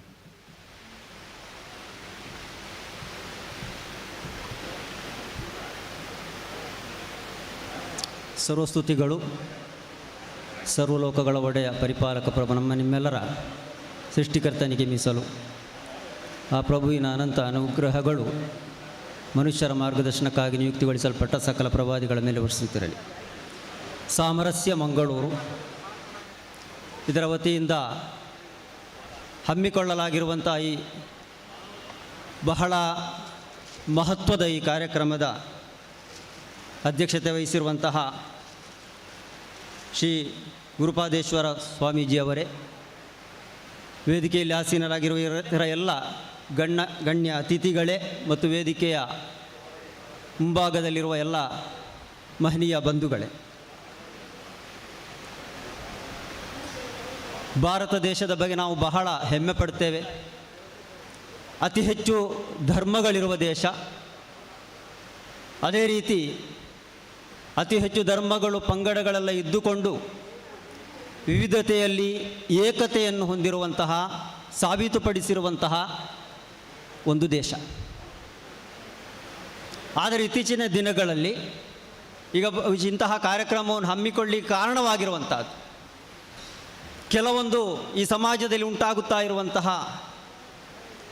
ಕೆಲವೊಂದು ಬದಲಾವಣೆಗಳು. ಅದು ಅತ್ಯಂತ ಪ್ರಮುಖವಾಗಿ ಈಗಾಗಲೇ ಶ್ರೀ ಸಸಿಕಾಂತ್ ಸೆಂಥಿಲ್ ಅವರು ಹೇಳಿದ ಹಾಗೆ ಒಂದು ಭಯದ ರಾಜಕೀಯ ನಡೀತಾ ಇದೆ ಇಲ್ಲಿ ಅಂತ. ಧರ್ಮ ಅಪಾಯದಲ್ಲಿ ಇದೆ ಅಂತ ಹೇಳಲಾಗ್ತಾ ಇದೆ. ಒಂದು ಅರ್ಥದಲ್ಲಿ ಧರ್ಮ ಅಪಾಯದಲ್ಲಿದೆ. ಯಾವ ರೀತಿ ಅಂತ ಹೇಳಿದರೆ, ಧರ್ಮ ಕೋಮುವಾದದ ಅಪಾಯದಲ್ಲಿದೆ ಅಂತ ನಾವೆಲ್ಲ ಒಪ್ಪುವಂತಹ ಒಂದು ವಿಚಾರ. ಎಲ್ಲ ಧರ್ಮಗಳು ಶಾಂತಿಯನ್ನು ಬೋಧಿಸುವಂತಹದ್ದು, ಸೌಹಾರ್ದತೆಯನ್ನು ಸಾರುವಂತಹದ್ದು, ಮಾನವೀಯ ಮೌಲ್ಯಗಳನ್ನು ಬೋಧಿಸುವಂತಹದ್ದು. ಕೋಮುವಾದವನ್ನು ಯಾವ ಧರ್ಮವೂ ಮೆಚ್ಚುವುದಿಲ್ಲ, ಅಂಗೀಕರಿಸುವುದಿಲ್ಲ. ಆದರೆ ಈ ಸಮಾಜದಲ್ಲಿ ಧ್ರುವೀಕರಣದ ಕೆಲಸ ನಡೀತಾ ಇದೆ. ಇದಕ್ಕೆ ಶ್ರೀ ಸಸಿಕಾಂತ್ ಸೆಂಥಿಲ್ ಅವರು ಹೇಳಿದಾಗೆ ಧರ್ಮ ಖಂಡಿತವಾಗಿಯೂ ಕಾರಣ ಅಲ್ಲ, ಆದರೆ ಧರ್ಮವನ್ನು ದುರುಪಯೋಗ ಮಾಡಲಾಗ್ತಾ ಇದೆ. ಯಾವ ರೀತಿಯೊಂದು ಚೂರಿ ಅದು ಒಬ್ಬ ಕಳ್ಳನ ದರೋಡೆಕಾರನ ಕೈಯಲ್ಲಿ ಅದು ಪ್ರಾಣಕಂಟಕ ಆಗಿರುತ್ತದೆ. ಆದರೆ ಒಬ್ಬ ಡಾಕ್ಟರ್ನ ಕೈಯಲ್ಲಿ ಅದು ಪ್ರಾಣರಕ್ಷಕ ವಸ್ತುವಾಗಿ ಮಾರ್ಪಡ್ತದೆ. ಅದನ್ನು ಬಳಸುವುದರಲ್ಲಿರುವುದು ಈಗ ನಿಜವಾಗಿ ಧರ್ಮದ ದುರ್ಬಳಕೆ ಆಗ್ತಾ ಇದೆ. ಅದರಲ್ಲಿ ಅತ್ಯಂತ ಪ್ರಮುಖವಾಗಿ ನಿಜವಾಗಿಯೂ ಧರ್ಮವನ್ನು ಇನ್ನು ಕಾಪಾಡಬೇಕಾಗಿರುವಂತಹದ್ದು ಧರ್ಮಗಳ ಮೌಲ್ಯಗಳನ್ನು ರಕ್ಷಣೆ ಮಾಡುವ ಮೂಲಕ. ಆದರೆ ಇಲ್ಲಿ ಧರ್ಮದ ಮೌಲ್ಯಗಳನ್ನು ತೆಗೆದುಹಾಕಿ ಕೆಡುಕುಗಳಿಗೆ ಪ್ರಚೋದನೆ ನೀಡಲಾಗ್ತದೆ, ದ್ವೇಷಕ್ಕೆ ಪ್ರಚೋದನೆ ನೀಡಲಾಗ್ತದೆ. ಯಾವ ರೀತಿ ನೋಡಿ, ಕೋಮುವಾದ ಅಂತ ಹೇಳುವಂತಹದ್ದು ಧರ್ಮದ ಮೌಲ್ಯಗಳನ್ನು ನಾಶ ಮಾಡುವಂತಹ ಒಂದು ದೊಡ್ಡ ಕೆಡುಕು. ಅದು ಕೋಮುವಾದಕ್ಕೆ ಬಲಿಯಾಗುವಂತಹ ವ್ಯಕ್ತಿ ಅವನು ಸತ್ಯವನ್ನು ಹೇಳುವುದಿಲ್ಲ. ತನಗೆ ಯಾರ ಬಗ್ಗೆ ದ್ವೇಷ ಇದೆಯೋ ಅವನ ಬಗ್ಗೆ ಸುಳ್ಳುಗಳನ್ನು ಪ್ರಚಾರ ಮಾಡ್ತಾ ಇದ್ದ. ಇತಿಹಾಸದ ಬಗ್ಗೆ ಸುಳ್ಳು ಕಥೆಗಳನ್ನು ಸೃಷ್ಟಿಸಿ ಪರಸ್ಪರ ದ್ವೇಷವನ್ನು ಉಂಟು ಮಾಡುವ ಕೆಲಸವನ್ನು ಮಾಡ್ತಾ ಇದ್ದ. ಅದೇ ರೀತಿ ಕೋಮುವಾದಕ್ಕೆ ಬಲಿಯಾಗುವಂತಹ ವ್ಯಕ್ತಿ ಅವನು ಎಂದೂ ನ್ಯಾಯವನ್ನು ಪಾಲಿಸುವುದಿಲ್ಲ. ಯಾರಾದರೂ ಒಂದು ತಪ್ಪು ಮಾಡಿದಾಗ ಅವನು ನನ್ನ ಪಂಗಡದವನು ಮತ್ತೊಂದು ಪಂಗಡದವನು ಎಂದು ಮಾತ್ರ ಅವನು ಆಲೋಚಿಸ್ತಾನೆ. ಅದು ಸರಿಯೋ ತಪ್ಪೋ ಎನ್ನುವುದರ ಬಗ್ಗೆ ಅವನು ಆಲೋಚನೆ ಮಾಡುವುದಿಲ್ಲ. ತಪ್ಪು ಮಾಡಿದವನು ನನ್ನ ಪಂಗಡದವನಾಗಿದ್ದರೆ ನಾನು ಅವನಿಗೆ ಬೆಂಬಲವಾಗಿ ನಿಲ್ಲುವಂತಹ ಒಂದು ಧೋರಣೆ. ನಿಜವಾಗಿ ಧರ್ಮ ಇದಕ್ಕೆ ಅವಕಾಶ ಕೊಡುವುದಿಲ್ಲ. ಇದರಿಂದಾಗಿ ಧರ್ಮದ ಮೌಲ್ಯಗಳು ನಾಶವಾಗಿ ಹೋಗ್ತದೆ. ಅದೇ ರೀತಿ ಕೋಮುವಾದದಿಂದಾಗಿ ಮಾನವೀಯ ಮೌಲ್ಯಗಳು ನಾಶವಾಗಿ ಹೋಗ್ತದೆ. ಪ್ರತಿಯೊಬ್ಬ ಮನುಷ್ಯನಿಗೆ ಇಲ್ಲಿ ಜೀವಿಸುವಂತಹ ಹಕ್ಕು ಇದೆ. ಒಬ್ಬನು ಇನ್ನೊಂದು ಧರ್ಮದ ವ್ಯಕ್ತಿ ಎನ್ನುವ ಕಾರಣಕ್ಕಾಗಿ ಅವನನ್ನು ದ್ವೇಷಿಸುವುದಕ್ಕೆ ಧರ್ಮ ಎಂದು ಕಲಿಸಿಕೊಡುವುದಿಲ್ಲ. ಅವನ ಮೇಲೆ ದಗ್ಬಾಳಿಕೆ ಎಸಗಲಿಕ್ಕೆ ಧರ್ಮ ಅವಕಾಶ ಕೊಡುವುದಿಲ್ಲ. ಆದ್ದರಿಂದ ಧರ್ಮವನ್ನು ನಾವು ರಕ್ಷಿಸಬೇಕಾಗಿರುವಂತಹದ್ದು ಧರ್ಮದ ಮೌಲ್ಯಗಳ ಮೂಲಕ. ಧರ್ಮವನ್ನು ನಾವು ಕೋಮುವಾದದಿಂದ ಮುಕ್ತವಾಗಿಡಬೇಕಾಗ್ತದೆ. ಮೊಹಮ್ಮದ್ ಪೈಗಂಬರ್ ಸಲ್ಲಲ್ಲಾಹು ಅಲೈಹಿ ವಸಲ್ಲಂ ಅವರು ಸುಂದರವಾದಂತಹ ಒಂದು ಉದಾಹರಣೆಯನ್ನು ಹೇಳ್ತಾರೆ. ನಿಮಗೆ ಕೋಮುವಾದದ ಮೂಲಕ ಧರ್ಮದ ರಕ್ಷಣೆಯನ್ನು ಮಾಡಲಿಕ್ಕೆ ಸಾಧ್ಯ ಇಲ್ಲ ಅಂತ ಹೇಳುವಂಥದ್ದು. ಅವರು ಹೇಳ್ತಾರೆ, ಕೋಮುವಾದಕ್ಕೆ ಬೆಂಬಲವಾಗಿ ನಿಲ್ಲುವವನ ಉದಾಹರಣೆ ಬಾವಿಗೆ ಬೀಳುವ ಒಂಟೆಯ ಬಾಲವನ್ನು ಹಿಡಿದಂತೆ ಅಂತ ಹೇಳಿದರು. ಒಂಟೆ ಅಂತ ಹೇಳುವಂತಹದ್ದು ಬಹಳ ಭಾರವಾದ ಪ್ರಾಣಿ. ಅದು ಬಾವಿಗೆ ಬೀಳುತ್ತಿರುವಂತಹ ಸಂದರ್ಭದಲ್ಲಿ ಒಬ್ಬನದರ ಬಾಲವನ್ನು ಹಿಡಿದರೆ ಆ ಒಂಟೆಯನ್ನು ರಕ್ಷಣೆ ಮಾಡಲಿಕ್ಕೆ ಅವನಿಗೆ ಸಾಧ್ಯವಾಗುವುದಿಲ್ಲ ಎಂದು ಮಾತ್ರ ಅಲ್ಲ, ಆ ಒಂಟೆಯ ಜೊತೆಗೆ ಅವನು ಕೂಡ ಬಾವಿಗೆ ಬಿದ್ದು ಬಿಡಬಹುದು. ಆದ್ದರಿಂದ ನಿಮಗೆ ಈ ಕೋಮುವಾದದ ಮೂಲಕ ಧರ್ಮವನ್ನು ರಕ್ಷಣೆ ಮಾಡಲಿಕ್ಕೆ ಸಾಧ್ಯ ಇಲ್ಲ. ಬದಲಾಗಿ ನೀವು ಧರ್ಮದ ಅಧಪತನಕ್ಕೆ ಕಾರಣ ಆಗ್ತೀರಿ. ನಿಜವಾಗಿ ಧರ್ಮದ ಮೇಲೆ ಪ್ರೀತಿ ಇರುವಂತಹ ಪ್ರತಿಯೊಬ್ಬ ವ್ಯಕ್ತಿಗಳು ಕೂಡ ಇಂದು ಧರ್ಮವನ್ನು ಕೋಮುವಾದದಿಂದ ಮುಕ್ತಗೊಳಿಸುವಂತಹ ಕೆಲಸವನ್ನು ಮಾಡಬೇಕು. ಪ್ರತಿಯೊಂದು ಧರ್ಮದಲ್ಲಿಯೂ ಕೂಡ ಯಾವುದೇ ಧರ್ಮದವನಾಗಿದ್ದರೂ ಕೂಡ ಆ ಧರ್ಮದಲ್ಲಿ ಕೆಲವು ಮಂದಿ ಕೋಮುವಾದಿಗಳಿದ್ದರೆ ಆ ಕೋಮುವಾದದಿಂದ ಅವರನ್ನು ಮುಕ್ತಗೊಳಿಸುವಂತಹ, ಧರ್ಮವನ್ನು ಮುಕ್ತಗೊಳಿಸುವಂತಹ ಕೆಲಸ ಈ ಸಮಾಜದಲ್ಲಿ ಅಗತ್ಯವಾಗಿ ಆಗಬೇಕಾಗಿದೆ. ಈ ನಿಟ್ಟಿನಲ್ಲಿ ಒಂದು ಪ್ರಯತ್ನ ಖಂಡಿತವಾಗಿಯೂ ನಮಗೆ ಇದರಲ್ಲಿ ದೃಢ ವಿಶ್ವಾಸ ಇದೆ. ಈ ಕೋಮುವಾದ ಎನ್ನುವಂತಹ ಮಹಾ ಕೆಡುಕು ಅದು ಈ ಸಮಾಜದಿಂದ ಮೂಲೋತ್ಪಾಟನೆಗೊಳ್ಳಲಿದೆ. ಸ್ವಾತಂತ್ರ್ಯ ಹೋರಾಟ ಮಾಡಿದಂತಹ ಒಂದು ತಲೆಮಾರು ಮುಗಿಯುತ್ತಾ ಬಂತು. ಅವರು ಅನುಭವಿಸಿದಂತಹ ತ್ಯಾಗ ಪರಿಶ್ರಮಗಳು, ಈಗ ನೆಹರೂರವರ ಬಗ್ಗೆ ಹೇಳಿದ 11 ವರ್ಷಗಳ ಕಾಲ ಅವರು ಜೈಲಿನಲ್ಲಿ, ಅಷ್ಟು ಕಷ್ಟಪಟ್ಟು ಈ ದೇಶಕ್ಕೆ ಸ್ವಾತಂತ್ರ್ಯವನ್ನು ತಂದುಕೊಳ್ಳಿ ಹಲವಾರು ಮಂದಿ ತನ್ನ ಸೇವೆಯನ್ನು ಸಲ್ಲಿಸಿದ್ದಾರೆ, ತ್ಯಾಗವನ್ನು ಅನುಭವಿಸಿದ್ದಾರೆ.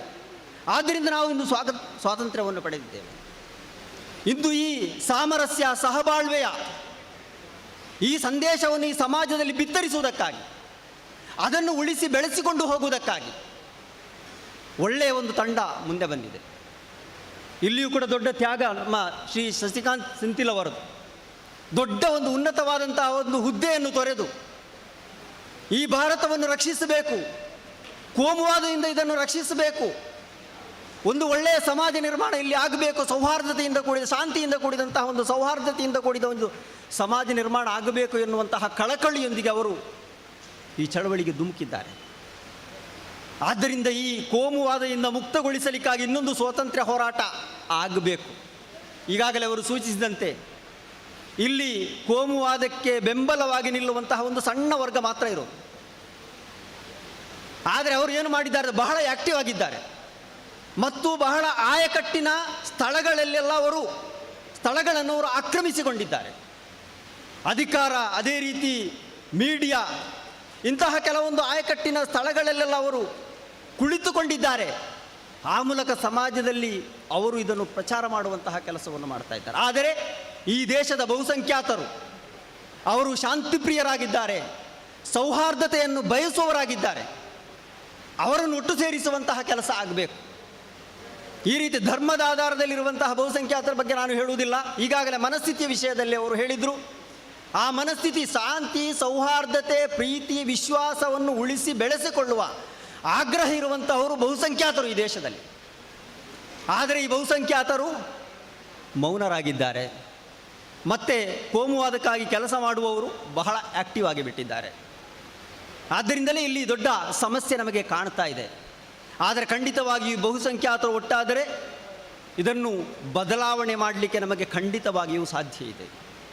ನಮ್ಮ ವೇದಿಕೆಯಲ್ಲಿರುವಂಥ ಹಲವಾರು ಸ್ವಾಮೀಜಿಗಳು ಧಾರಾಳವಾಗಿ ರಂಗದಲ್ಲಿ ಕೆಲಸ ಮಾಡ್ತಾ ಇರುವ ಶ್ರೀ ಅಮೃತ್ ಶೆಣೆಯವರು ಈಗಾಗಲೇ ಉಡುಪಿಯಲ್ಲಿ ದೊಡ್ಡ ಒಂದು ಸಮಾವೇಶವನ್ನು ಹಮ್ಮಿಕೊಂಡು ಬಹಳ ಯಶಸ್ವಿಯಾಗಿ ಅದನ್ನು ಮುನ್ನಡೆಸಿದ್ದಾರೆ. ಅದೇ ರೀತಿ ಶ್ರೀ ಶಿಕಾರಿಪುರ ಕೃಷ್ಣಮೂರ್ತಿಯವರು ವಿದ್ಯಾರ್ಥಿಗಳಲ್ಲಿ ಧಾರಾಳವಾಗಿ ಸೌಹಾರ್ದತೆಯ ಸಂದೇಶವನ್ನು ಬಿತ್ತಿ ಬೆಳೆಸಿಕೊಂಡು ಬಂದಂತಹ ವ್ಯಕ್ತಿಗಳು. ಇಂತಹ ವ್ಯಕ್ತಿಗಳು ನಮಗೆ ಈ ವೇದಿಕೆಯಲ್ಲಿ ಒಟ್ಟು ಸೇರಿರುವಂತಹದ್ದು ಬಹಳ ಸಂತೋಷದ ವಿಚಾರ. ಆದ್ದರಿಂದ ನಾವು ನಿಜವಾಗಿಯೂ ದೃಢ ವಿಶ್ವಾಸಿಗಳಾಗಿದ್ದೇವೆ. ಖಂಡಿತವಾಗಿಯೂ ಮರಳಿ ಆ ಭಾರತದ ಆ ಉನ್ನತವಾದಂತಹ ಹಿರಿಮೆಯನ್ನು ಗಳಿಸುವಂತಹ ಅವಕಾಶ ಖಂಡಿತವಾಗಿಯೂ ನಮಗೆ ಇದೆ. ಅದಕ್ಕಾಗಿ ತ್ಯಾಗಸನ್ನದ್ಧರಾದಂತಹ, ಹಗಲು ರಾತ್ರಿ ಶ್ರಮಿಸುತ್ತಿರುವಂತಹ ಇಂತಹ ನಾಯಕರೊಂದಿಗೆ ನಾವು ಕೈ ಜೋಡಿಸಬೇಕಾಗಿದೆ. ಇಲ್ಲಿರುವಂತಹ ಬಹುಸಂಖ್ಯಾತರು ಒಟ್ಟಾಗಬೇಕಾಗಿದೆ. ಬಹುಸಂಖ್ಯಾತರಿಗೆ, ಶಾಂತಿಪ್ರಿಯರಾದಂತಹ ಬಹುಸಂಖ್ಯಾತರನ್ನು ಒಟ್ಟು ಸೇರಿಸಿಕೊಂಡು ಒಂದು ಒಳ್ಳೆಯ ಹೋರಾಟ, ಈ ನಾಡನ್ನು ಸೌಹಾರ್ದತೆಯ ನಾಡನ್ನಾಗಿ ಉಳಿಸಿ ಮುನ್ನಡೆಸಿಕೊಂಡು ಹೋಗುವಂತಹ ಒಂದು ವ್ಯವಸ್ಥೆ ಅಸ್ತಿತ್ವಕ್ಕೆ ಬರಬೇಕು. ಸಮಾಜದಲ್ಲಿ ಅಭಿವೃದ್ಧಿ ಆಗಬೇಕಿದ್ರೆ ಯಾವುದಾದ್ರೂ ಒಂದು ವರ್ಗ ಮಾತ್ರ ಅಭಿವೃದ್ಧಿ ಆದರೆ ಅದು ಸಮಾಜದ ಅಭಿವೃದ್ಧಿ ಆಗೋದಿಲ್ಲ. ಇನ್ನೊಂದು ವರ್ಗವನ್ನು ತುಳಿತಕ್ಕೊಳಪಡಿಸಿ ಇಲ್ಲಿ ನಾನು ಅಭಿವೃದ್ಧಿ ಹೊಂದುತ್ತೇನೆ ಅಂತ ಹೇಳಿದರೆ ಅದು ನಿಜವಾದ ಅಭಿವೃದ್ಧಿ ಆಗುವುದಿಲ್ಲ. ಒಟ್ಟು ದೇಶ ಅಭಿವೃದ್ಧಿ ಹೊಂದಬೇಕು ಅಂತ ಹೇಳಿ ಆದರೆ ಎಲ್ಲ ಜನರು ಒಟ್ಟು ಸೇರಬೇಕು. ಎಲ್ಲ ವರ್ಗದ ಜನರ ಪ್ರತಿಭೆಗಳು ಕೂಡ ಒಟ್ಟು ಸೇರಬೇಕು. ಅದೆಲ್ಲವೂ ಕೂಡ ಈ ದೇಶದ ಅಭಿವೃದ್ಧಿಗೆ ಪೂರಕವಾಗುವಂತಹ ರೀತಿಯಲ್ಲಿ ಬಳಸುವಂತಹ ಒಂದು ವಾತಾವರಣ ನಿರ್ಮಾಣ ಆಗಬೇಕು. ಆದ್ದರಿಂದ ಈ ನಿಟ್ಟಿನಲ್ಲಿ ನಾವು ಪ್ರತಿಯೊಬ್ಬರೂ ಕೂಡ ಇಂತಹ ಒಂದು ಅತ್ಯಂತ ಪವಿತ್ರವಾದಂತಹ ಈ ಕೆಲಸದೊಂದಿಗೆ ನಾವೆಲ್ಲ ಕೈ ಜೋಡಿಸಬೇಕಾಗಿದೆ. ಇವರಿಗೆ ಶಕ್ತಿ ನೀಡಬೇಕಾಗಿದೆ. ಈ ನಿಟ್ಟಿನಲ್ಲಿ ಈ ಕಾರ್ಯಕ್ರಮವನ್ನು ಹಮ್ಮಿಕೊಂಡಂತಹ ಇದರ ಎಲ್ಲ ಸಂಘಾಟಕರಿಗೂ ನಾನು ಅಭಿನಂದನೆಗಳನ್ನು ಸಲ್ಲಿಸುತ್ತೇನೆ. ಮತ್ತು ಈ ಕಾರ್ಯದಲ್ಲಿ ಅವರು ಯಶಸ್ವಿಯಾಗಲಿ, ನಾವು ಅವರಿಗೆಲ್ಲ ಸಹಕಾರವನ್ನು ನೀಡೋಣ ಎನ್ನುವ ಭರವಸೆಯನ್ನು ನೀಡುತ್ತಾ ನನಗೆ ಅವಕಾಶ ಮಾಡಿಕೊಟ್ಟಂತಹ ಸಂಘಟಕರಿಗೆ ಕೃತಜ್ಞತೆಗಳನ್ನು ಸಲ್ಲಿಸುತ್ತಾ ನನ್ನ ಮಾತುಗಳನ್ನು ಮುಗಿಸುತ್ತೇನೆ. ಸರ್ವಸ್ತುತಿಗಳು ಸರ್ವಲೋಕಗಳ ಒಡೆಯನಿಗೆ ಮೀಸಲು.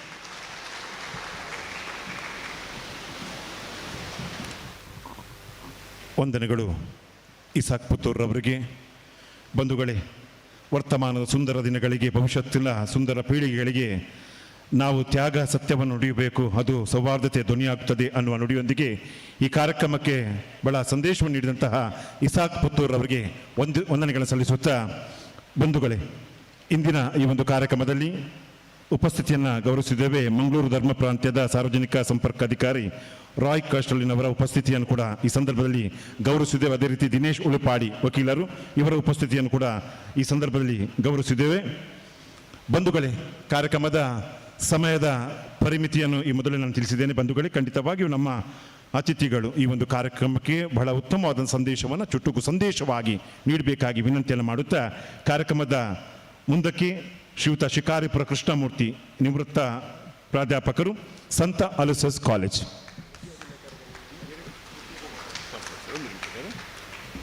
ಅದೇ ರೀತಿ ಈ ಕಾರ್ಯಕ್ರಮದ ಗೌರವಾನ್ವಿತ ಅತಿಥಿಯಾದಂಥ ಶ್ರೀಮತಿ ವಿದ್ಯಾ ದಿನಕರ್ ಅವರು, ಸಾಮಾಜಿಕ ಹೋರಾಟಗಾರರು. ಇವರಿಗೆ ಎಲ್ಲ ಬಂಧುಗಳ ಪರವಾಗಿ ಹೃತ್ಪೂರ್ವಕ ಸ್ವಾಗತವನ್ನು ಕೋರುತ್ತಾ, ಅವರಿಗೆ ಮಮತಾ ಗಟ್ಟಿಯವರು ಬಂದು ಅವರಿಗೆ ಶಾಲು ಮತ್ತು ಸ್ಮರಣಿಕೆ ನೀಡಿ ಅವರನ್ನು ಸ್ವಾಗತಿಸಬೇಕಾಗಿ ವಿನಂತಿಯನ್ನು ಮಾಡ್ತಿದ್ದೇವೆ. ಈ ಕಾರ್ಯಕ್ರಮದ ಅತಿಥಿಯಾಗಿ ಸಾಮಾಜಿಕ ಹೋರಾಟಗಾರರಾಗಿ ಈ ಒಂದು ಕಾರ್ಯಕ್ರಮದಲ್ಲಿದ್ದಾರೆ ಶ್ರೀಮತಿ ವಿದ್ಯಾ ದಿನಕರ್ ಅವರು. ಅವರಿಗೆ ಎಲ್ಲ ಬಂಧುಗಳ ಪರವಾಗಿ ಈ ಸಂದರ್ಭದಲ್ಲಿ ಅವರಿಗೆ ಸ್ವಾಗತವನ್ನು ಕೊಡ್ತಿದ್ದೇವೆ.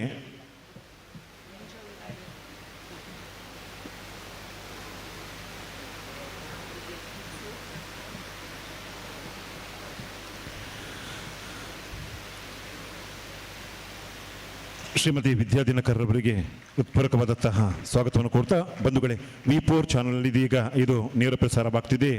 ವಿಶೇಷವಾಗಿ ತಾರನಗಟ್ಟಿ ಕಾಪಿಕಾಡ್ರವರಿಗೆ ಕೂಡ ಈ ಸಂದರ್ಭದಲ್ಲಿ ಅವರಿಗೆ ಕೂಡ ಕೃತಜ್ಞತೆಯನ್ನು ಸಲ್ಲಿಸಿದ್ದೇವೆ. ಇದೀಗ ಸನ್ಮಾನ್ಯ ಶಿಕಾರಿಪುರ ಕೃಷ್ಣಮೂರ್ತಿ ಅವರು.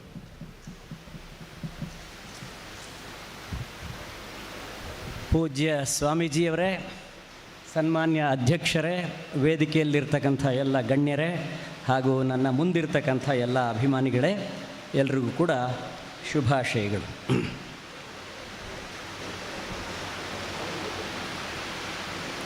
ಈ ಕಾರ್ಯಕ್ರಮಕ್ಕೆ ಮಂಗಳೂರು ರಾಮಕೃಷ್ಣಾಶ್ರಮದ ಸ್ವಾಮಿಗಳು ಬರಬೇಕಾಗಿತ್ತು. ಅವರು ವಿಪರೀತ ಕಾರ್ಯಕ್ರಮದಲ್ಲಿರುವ ಕಾರಣ ನನಗೆ ಸ್ವಲ್ಪ ಡೈರೆಕ್ಟ್ ಮಾಡಿದ್ದಾರೆ. ನಾನಿಲ್ಲಿ ಬಂದಿದ್ದೇನೆ. ಇಲ್ಲಿ ಕುಳಿತಿರುವಂಥ ಪ್ರಾಜ್ಞರನ್ನು ಉದ್ದೇಶಿಸಿ ನಾನೊಂದು 35 ವರ್ಷ ಸೈಂಟ್ ಅಲೋಷಿಯಸ್ ಕಾಲೇಜಲ್ಲಿ ಪ್ರೊಫೆಸರ್ ಆಗಿದ್ದು, ಈ ವಿಷಯದಲ್ಲಿ ನಮ್ಮ ಪಾದ್ರಿಗಳ ಸಮೂಹದ ಜೊತೆಗೆ ಅನೇಕ ವಿದ್ವಾಂಸರ ಜೊತೆಗೆ ಮಾಡಿದ ಅನೇಕ ಸಂಶೋಧನೆಗಳ ಜೊತೆಗೆ 10 ವರ್ಷ ನಮ್ಮ ವಿದ್ಯಾರ್ಥಿಗಳಿಗೆ ಈ ಸಾಮರಸ್ಯದ ನೈತಿಕತೆಯ ಪಾಠ ಮಾಡಿದ ಹಿನ್ನೆಲೆಯಲ್ಲಿ ನೀವು ಎಲ್ಲ ವಿದ್ಯಾರ್ಥಿಗಳು ಅಂತ ತಿಳಿದೆ ನಾನು ನಿಮ್ಮ ಮುಂದೆ I propose to present before you a very important theory. ಈವರೆಗೆ ಎಲ್ಲ ಬೀಟಿಂಗ್ ಅರೌಂಡ್ ದಿ ಬುಷ್ ಆಯಿತು. ಈಗ ನೇರವಾಗಿ ಒಳಕ್ಕೆ, ಇದರ ಮೂಲಕ್ಕೆ, as a good doctor diagnosing the root cause of the disease, ಅಲ್ಲಿಗೆ ನಾನು ಮುಟ್ಲಿಕ್ಕೆ ಪ್ರಯತ್ನ ಮಾಡ್ತೇನೆ. ಯಾರಿಗಾದರೂ ಬೇಜಾರಾದರೆ ದೇವರು ನಿಮ್ಮನ್ನು ಕಾಪಾಡಲಿ.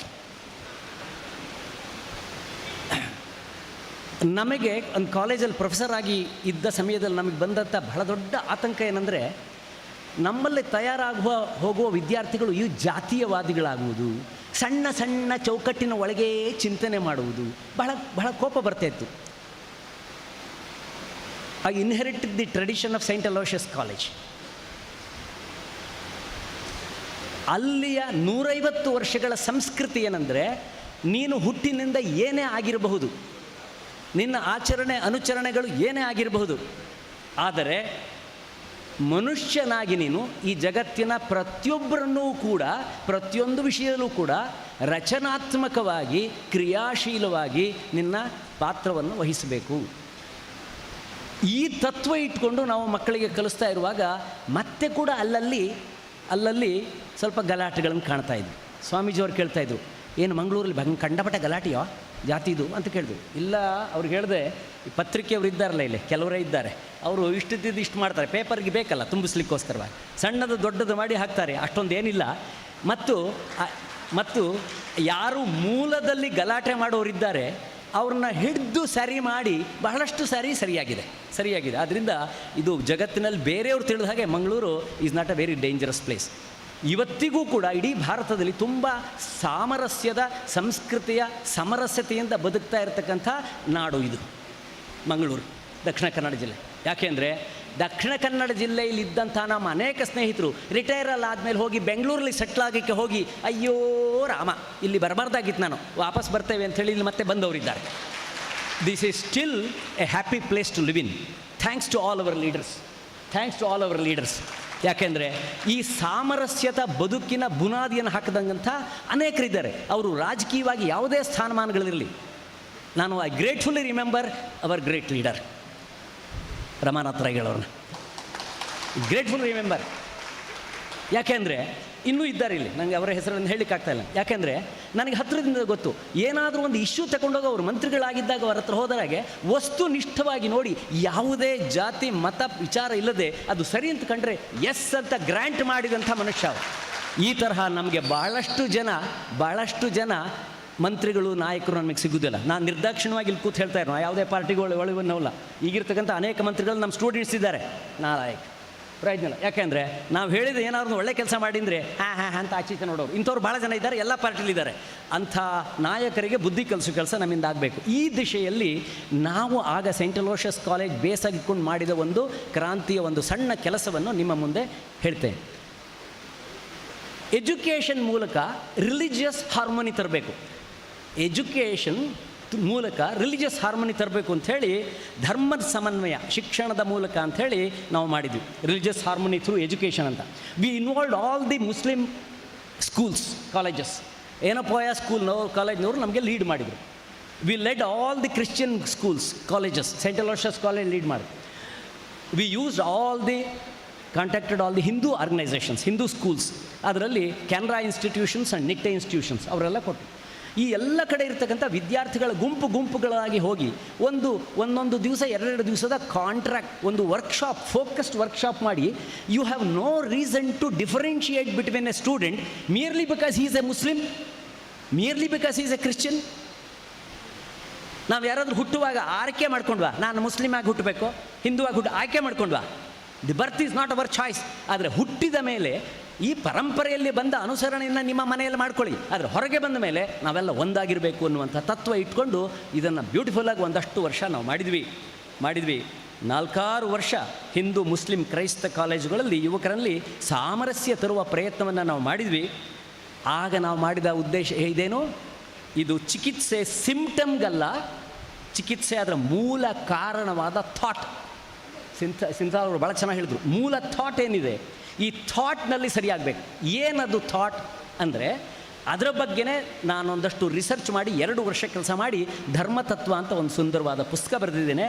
ಇದನ್ನು ಚಾಲೆಂಜ್ ಮಾಡಿ ನಾನು 1000 ಜನಕ್ಕೆ ಕೊಟ್ಟಿದ್ದೇನೆ, 100 ಜನಕ್ಕೆ ಕೊಟ್ಟಿದ್ದೇನೆ. ಅವ್ರಿಗೆ ಹೇಳಿದೆ, ಇದರಲ್ಲಿ ಕ್ರಿಶ್ಚಿಯನ್ಸ್ ಯಾರಾದರೂ ಕೂಡ ಇದು ನನಗೆ ಒಪ್ಪಿಗೆ ಆಗುವುದಿಲ್ಲ ಅಂತ ಇದ್ದರೆ ಹೇಳಿ, ಮುಸ್ಲಿಮ್ಸ್ ಯಾರಾದರೂ ಇದಕ್ಕೆ ನನಗೆ ಒಪ್ಪಿಗೆ ಇಲ್ಲ ಅನ್ನೋದಿದ್ರೆ ಹೇಳಿ, ನೋಡ್ತೀನಿ. ಅಂದರೆ ಎಲ್ಲರಿಗೂ ಒಪ್ಪಿಗೆ ಆಗ್ತಕ್ಕಂಥ ಧರ್ಮದ ಮೂಲ ತತ್ವಗಳನ್ನು ಈ ದೇಶದಲ್ಲಿ ನಾವು ಎವಾಲ್ವ್ ಮಾಡಿದ್ದೇವೆ.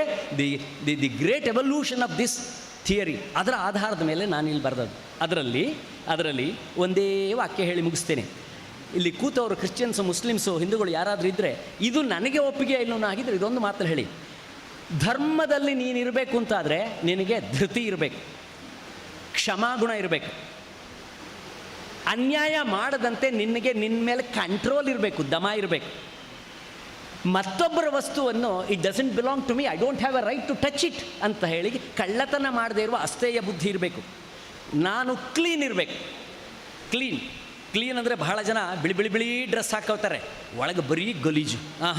ಕ್ಲೀನ್ ಇನ್ನರ್ ಆ್ಯಂಡ್ ಔಟ್ಸೈಡ್, ಒಳಗೆ ಮತ್ತು ಹೊರಗೆ ಕೂಡ. ಸ್ವಾಮಿಗಳು ಭಾಳ ಚೆನ್ನಾಗಿ ಹೇಳ್ತಾರೆ ಅದನ್ನೆಲ್ಲ.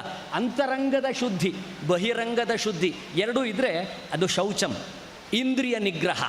ಇವತ್ತು ಇಡೀ ಸಮಾಜ ಹಾಳಾಗ್ಲಿಕ್ಕೆ ಕಾರಣ ಅಂದರೆ ಚೀಪ್ ರೇಟ್ ಗೇನ್ಸಿಗೆ, ಸುಖಕ್ಕೋಸ್ಕರವಾಗಿ ಎಲ್ಲ ವ್ಯಸನಗಳಿಗೆ ಬಿದ್ದಿದ್ದಂಥ. ನಮ್ಮ ಶಿರಡಿ ಸಾಯಿಬಾಬಾರ ಬಹಳ ದೊಡ್ಡ ಭಕ್ತರಿದ್ದಾರೆ ಅಲ್ಲಿ. ಅವರು ಬಹಳ ದೊಡ್ಡ ಮಟ್ಟದಲ್ಲಿ ಆ ಅನಾಗರಿಕವಾದಂಥ ಉತ್ತರ ಕರ್ನಾಟಕ ಭಾಗದಲ್ಲಿ ಮಾಡಿದ ಕ್ರಾಂತಿ ಅದು. ಮಹಾರಾಷ್ಟ್ರದ ದಕ್ಷಿಣ ಭಾಗದಲ್ಲಿ ಮಾಡಿದ ಕ್ರಾಂತಿ ಇಂದ್ರಿಯ ನಿಗ್ರಹ. ಸ್ವಾಮಿ ನಾರಾಯಣ ಗುರುಗಳು ಮಾಡಿದಂಥ ಅತಿ ದೊಡ್ಡ ಕೆಲಸ ಇದು. ಅವರು ಧರ್ಮ ಸಂರಕ್ಷಣೆ ಮಾಡಲಿಕ್ಕೆ ಏನು ಮಾಡಿದರು? 2 ಮಾಡಿದರು ಅವರು ನಾರಾಯಣ ಗುರುಗಳು. ಇವತ್ತಿಗೂ ಕೂಡ ಬಿಲ್ಲವ ಯೂನಿಯನ್ನವರು, ಬಿಲ್ಲವರು ಮತ್ತು ರಾಜ್ಕುಮಾರ್ ಅವರ ಜಾತಿ ಇತ್ಯಾದಿ ಎಲ್ಲ ಇದೆ, ಅವರೆಲ್ಲ ಸಂಘಗಳು ಮಾಡ್ಕೊಂಡಿದ್ದಾರೆ. ಎಲ್ಲ ಕಡೆಗೆ ನಾನು ಕರೀತಾರೆ, ಹೋದಾಗ ಹೇಳೋದು Narayana Guru is great for 2 things. One is, ಅವರು ಇಡೀ ಕೇರಳದ ಹಿಂದುಳಿದ ಸಮುದಾಯದ ನಡುವೆ ಏನು ಮಾಡಿದರು? ಕ್ಲೆನ್ಲಿನೆಸ್, ನಿತ್ಯ ಸ್ನಾನ ಮಾಡಬೇಕು. Second one, education is paramount, ಅತಿ ಮುಖ್ಯ ವಿದ್ಯಾಭ್ಯಾಸ. ಅದೆರಡನ್ನು ಕೊಟ್ಟು ಎಷ್ಟು ಬೆಳೆಸಿದ್ರು, ಸಮಾಜವನ್ನು ಎಷ್ಟು ಸರಿ ಮಾಡಿದರು. ಇವರೆಲ್ಲರೂ ಕೂಡ ಧರ್ಮದ ಹೆಸರಲ್ಲಿ ದೇಶವನ್ನು ಕಟ್ಟಿದಂಥವ್ರು. ಆದ್ದರಿಂದ ಇಂದ್ರಿಯ ನಿಗ್ರಹ. ಧೀಹಿ ಅಂದರೆ ನಮ್ಮ ಇವತ್ತು IT-BTನೆಲ್ಲ ನೋಡ್ತಕ್ಕಂಥ ಕ್ರಿಯೇಟಿವ್ ಇಂಟೆಲಿಜೆನ್ಸ್ ಇದೆಯಲ್ಲ, it is so special for India. ನಮ್ಮ ಸಿಂಥಾಲ್ ಅವ್ರಿಗೆ ಗೊತ್ತಿದೆ, we are proud of that intellectual capacity of this country. ಧೀ ಶಕ್ತಿ ನಮ್ಮದು, ಅಷ್ಟು ಪ್ರಪಂಚದಲ್ಲಿ ಬೇರೆ ಯಾರಿಗೂ ಇಲ್ಲ. ಅದರಿಂದ ನಾವು ಬದುಕಿರ್ತಕ್ಕಂಥದ್ದು ವಿದ್ಯಾ, ಆಮೇಲೆ ಟ್ರುತ್, ಸತ್ಯ. ಬೈಬಲ್ನಲ್ಲಿ ಭಾರಿ ಚೆನ್ನಾಗಿ ಹೇಳ್ತಾರೆ. ಮಾತ್ರ ಅಲ್ಲ, ಕೊರಾನ್ನನ್ನು ನಾನು ಸ್ವಲ್ಪ ಓದುವಾಗ ಇದಕ್ಕೆ ಬದುಕಬೇಕು ನೀನು, ಸಮಯ ಬಂದರೆ ಸತ್ಯಕ್ಕಾಗಿ ಸಾಯಬೇಕು ಅಂತ. ಅದನ್ನು ಇವತ್ತು ಭಾಳ ಜನ ಅಪಾರ್ಥ ಮಾಡ್ಕೊಂಡ್ಬಿಟ್ಟಿದ್ದಾರೆ ಮುಸ್ಲಿಮರಲ್ಲಿ. ಹಾಗಲ್ಲ, ಅದು ಸತ್ಯಕ್ಕಾಗಿ ಬದುಕಬೇಕು, ಸತ್ಯಕ್ಕಾಗಿ ಸಾಯಬೇಕು ಅನ್ನುವಂಥದ್ದಿದೆ. ಅಸ್ತೇಯಂ ದಶಮಂ ಧರ್ಮ ಲಕ್ಷಣಂ. ಇಷ್ಟು ಸಾಕು. ಈ 10ರಲ್ಲಿ ಯಾವುದಾದ್ರು ನನ್ನ ಧರ್ಮಕ್ಕೆ ಆಗೋದಿಲ್ಲ ಅಂತ ಯಾರಾದರೂ ನೋ ಹೇಳಿ ನೋಡುವ. ಆದ್ದರಿಂದ ಇದು ಧರ್ಮ ಎಂಬುದು ಸಾರ್ವತ್ರಿಕವಾದದ್ದು, ಸಮನ್ವಿತವಾದದ್ದು. ಇದು ಕ್ರಿಶ್ಚಿಯನ್ ಧರ್ಮ, ಹಿಂದೂ ಧರ್ಮ, ಮುಸ್ಲಿಂ ಧರ್ಮ ಅಂತ ಯಾವುದೂ ಇಲ್ಲ. ನಾನ್ಸೆನ್ಸ್, ರಿಡಂಡೆಂಟ್, ಸ್ಟೂಪಿಡ್ ಆ ಥರ ಯಾರಾದರೂ ಯೋಚನೆ ಮಾಡಿದರೆ. ಆದ್ದರಿಂದ ಧರ್ಮ ಇರೋದು ಒಂದೇ ಜಗತ್ತಿನಲ್ಲಿ. ಈ ಧರ್ಮವನ್ನು ಜಗತ್ತಿನಲ್ಲಿ ಎಲ್ಲರೂ ಒಪ್ಪಬೇಕು. ನಾನು ಈ ಸಂದರ್ಭದಲ್ಲಿ ಒಳ್ಳೆ ಸಂಜೆ ಸಮಯದಲ್ಲಿ ಈ ಸಾಮರಸ್ಯದ ಕೆಲಸ ಮಾಡ್ತಿರುವ ನಿಮ್ಮ ನಡುವೆ ಐ ರಿಮೆಂಬರ್ 2 ಗ್ರೇಟ್ ಪೀಪಲ್. ಒಂದು ದಿವಂಗತ ರೆವರೆಂಡ್ ಫಾದರ್ ಜಾನ್ ಫರ್ನಾಂಡಿಸ್, ಮಂಗಳೂರು ವಿಶ್ವವಿದ್ಯಾಲಯದ ಚೇರ್ ಆಫ್ ಕ್ರಿಶ್ಚಿಯಾನಿಟಿಯ ಅಧ್ಯಕ್ಷರಾಗಿದ್ದು ಅವರು ನಮ್ಮ ಈ ನಾನು ಹೇಳಿದಂಥ ಈ ಸಮನ್ವಯ ಸಂಸ್ಥೆಯನ್ನು ತುಂಬ ಚೆನ್ನಾಗಿ ಮುನ್ನಡೆಸಂತರು. ಎಷ್ಟು ಉದಾರಿಗಳವರು. ಒಬ್ಬ ಚೆನ್ನಾಗಿ ತತ್ವಜ್ಞಾನ ತಿಳಿದಂಥ ಧಾರ್ಮಿಕ, ಅವನಿಗೆ ಹಿಂದೂ ಆಗಲಿ ಮುಸ್ಲಿಮ ಕ್ರಿಶ್ಚಿಯನ್ ಆಗಲಿ ಅವನ ಒಳಗೆ ಇಷ್ಟು ಒಂದು ಉದಾತ್ತತೆ ಇರ್ತದೆ. ಅಂಥವ್ರನ್ನು ನಾವು ತಯಾರು ಮಾಡಬೇಕೇ ಹೊರತು ನಮ್ಮ ಜಾತಿ ಹೆಸರಲ್ಲಿ ಬೆಂಕಿ ಹಚ್ಚಲಿಕ್ಕೆ, ಗಲಾಟೆ ಮಾಡಲಿಕ್ಕೆ, ಕಲ್ಲು ಹೊಡಲಿಕ್ಕೆ ತಯಾರು ಮಾಡಬಾರ್ದು. ಇನ್ನೊಬ್ಬರು ಫಾದರ್ ಜೋಕಿಮ್ ಫರ್ನಾಂಡಿಸ್, ಅವ್ರು ನನ್ನ ಸ್ಟೂಡೆಂಟ್, ಅವರು ನನ್ನ ಹತ್ರ ಕಲ್ತವರು. ಇಂಡಿಯನ್ ಫಿಲಾಸಫಿಯ ಜೊತೆಗೆ ಇದನ್ನೆಲ್ಲ ವೆಬ್ ಮಾಡಿದವರು. ಈ ಥರ ತುಂಬ ಇಂಟೆಲೆಕ್ಚುವಲ್ಸನ್ನು ನಾನು ನೆನಪು ಮಾಡ್ಕೋತೇನೆ. ನನ್ನ ಅತ್ಯಂತ ಆತ್ಮೀಯ ಸ್ನೇಹಿತನ ಮಾನ್ಯ ಅಮೀರ್ ಹಸನ್ ಅವರೊಬ್ಬರು, ಮತ್ತು ಏನಪ್ಪ ಗ್ರೂಪ್ನಲ್ಲಿದ್ದಂಥ ಮೊಹಮ್ಮದ್ ಕುನ್ನಿ. ನಾ ಇವ್ರನ್ನೆಲ್ಲ ಯಾಕೆ ನೆನಪು ಮಾಡ್ಕೊಳ್ಳಿ? These are all very sweet people. ಜಾತಿ ಯಾವುದೇ ಆಗಿರಲಿ. Tell me, is there any one person in India who hates Abdul Kalam because he was a Muslim? No. ಆದ್ದರಿಂದ ಭಾರತೀಯ ಸಂಸ್ಕೃತಿಯಲ್ಲೇ ಜಾತಿಯ ಮೇಲೆ ದ್ವೇಷ ಮಾಡುವಂಥದ್ದು ಇಲ್ಲವೇ ಇಲ್ಲ. ಅದನ್ನು ಆಚೀಚೆ ಪೊಲಿಟಿಕಲ್ ಗೈನ್ಸಿಗೆ ಜನ ಬೆಳೆಸುವುದೇ ಹೊರತು ನಿಜವಾಗಿ ಇಲ್ಲ. Internally we are all one, we are all pure. ಅದಿಲ್ಲ ಅಂತಾಗಿದ್ರೆ ನಮ್ಮಲ್ಲಿ ಮಸೀದಿ ಕಟ್ಟಲಿಕ್ಕೆ ಯಾಕೆ ಬಿಡ್ತಿದ್ವಿ? ಚರ್ಚ್ ಕಟ್ಟಲಿಕ್ಕೆ ಯಾಕೆ ಬಿಡ್ತಿದ್ವಿ ನಾವು? ಅಷ್ಟು liberal is by nature India. ನಾವೆಲ್ಲರೂ ಕೂಡ ಹಾಗೆ ಇರ್ತಕ್ಕಂಥವ್ರು. ಇಲ್ಲಿ 1-2 ತತ್ವಗಳನ್ನು ಹೇಳಿ ನಾನು ಮಾತು ಮುಗಿಸ್ತೇನೆ. ಮೊದಲನೇ ತತ್ವ ಏನಂದರೆ, ನಾವು ತಪ್ಪು ಮೀಡಿಯಾದವರಂತೂ ಸಿಕ್ಕಾಪಟ್ಟೆ ತಪ್ಪು ಬರೀತಾರೆ. ಯಾಕಂದ್ರೆ ನಾನು ಜರ್ನಲಿಸಮ್ ಮಾಡಿದ್ದೇನೆ, ಅದರಿಂದ ತಪ್ಪು ಬರೀತಾರೆ, ಅದರಿಂದ ಹೇಳ್ತಕ್ಕಂಥದ್ದು. ಮೊದಲನೇದೇನೆಂದರೆ, ಮತ ಬೇರೆ, ಧರ್ಮ ಬೇರೆ. ಧರ್ಮ ಈಸ್ ಒನ್. ಮುಸ್ಲಿಂ ಧರ್ಮ, ಹಿಂದೂ ಧರ್ಮ, ಕ್ರಿಶ್ಚಿಯನ್ ಧರ್ಮ ಅಂತಿಲ್ಲ. ಧರ್ಮ ಬೇರೆ ಇಲ್ಲ, ಧರ್ಮ ಒಂದೇ. ಆದರೆ ಮತಾಚರಣೆಗಳು ಬೇರೆ. ಹೇಗೆ ಹ್ಯೂಮನ್ ಸ್ಟಡೀಸ್ ಮಾಡುವಾಗ ಒಬ್ಬೊಬ್ಬರಿಗೆ ಒಂದೊಂದು ಇಷ್ಟ ಬರ್ತದೆ. ನಿಮ್ಮ ಮನೇಲಿ ಮದುವೆ ಏನಾದರೂ ಆದರೆ ಊಟಕ್ಕೆ ಬರೀ 4 ಐಟಮ್ ಮಾಡ್ತೀರಾ? ಇಲ್ಲ, 40 ಐಟಮ್ ಮಾಡ್ತೀರಿ. ಯಾಕೆ? ಯಾರ್ಯಾರಿಗೆ ಏನೇನು ಇಷ್ಟವೋ ಅದನ್ನು ತಿಂದು ಸಂತೋಷಪಟ್ಟು ಬ್ಲೆಸ್ ಮಾಡಿ ಹೋಗಲಿ ಅಂತ. ಹಾಗೆಯೇ ನಮ್ಮ ದೇಶದಲ್ಲಿ ನಿನಗೆ ಇಷ್ಟವಾದಂಥ ರೀತಿಯಲ್ಲಿ ಆರಾಧನೆ ಮಾಡು, ನಿನಗಿಷ್ಟವಾದ ರೀತಿಯಲ್ಲಿ ಬದುಕು, ಇಷ್ಟವಾದ ರೀತಿಯಲ್ಲಿ ಮಾಡು.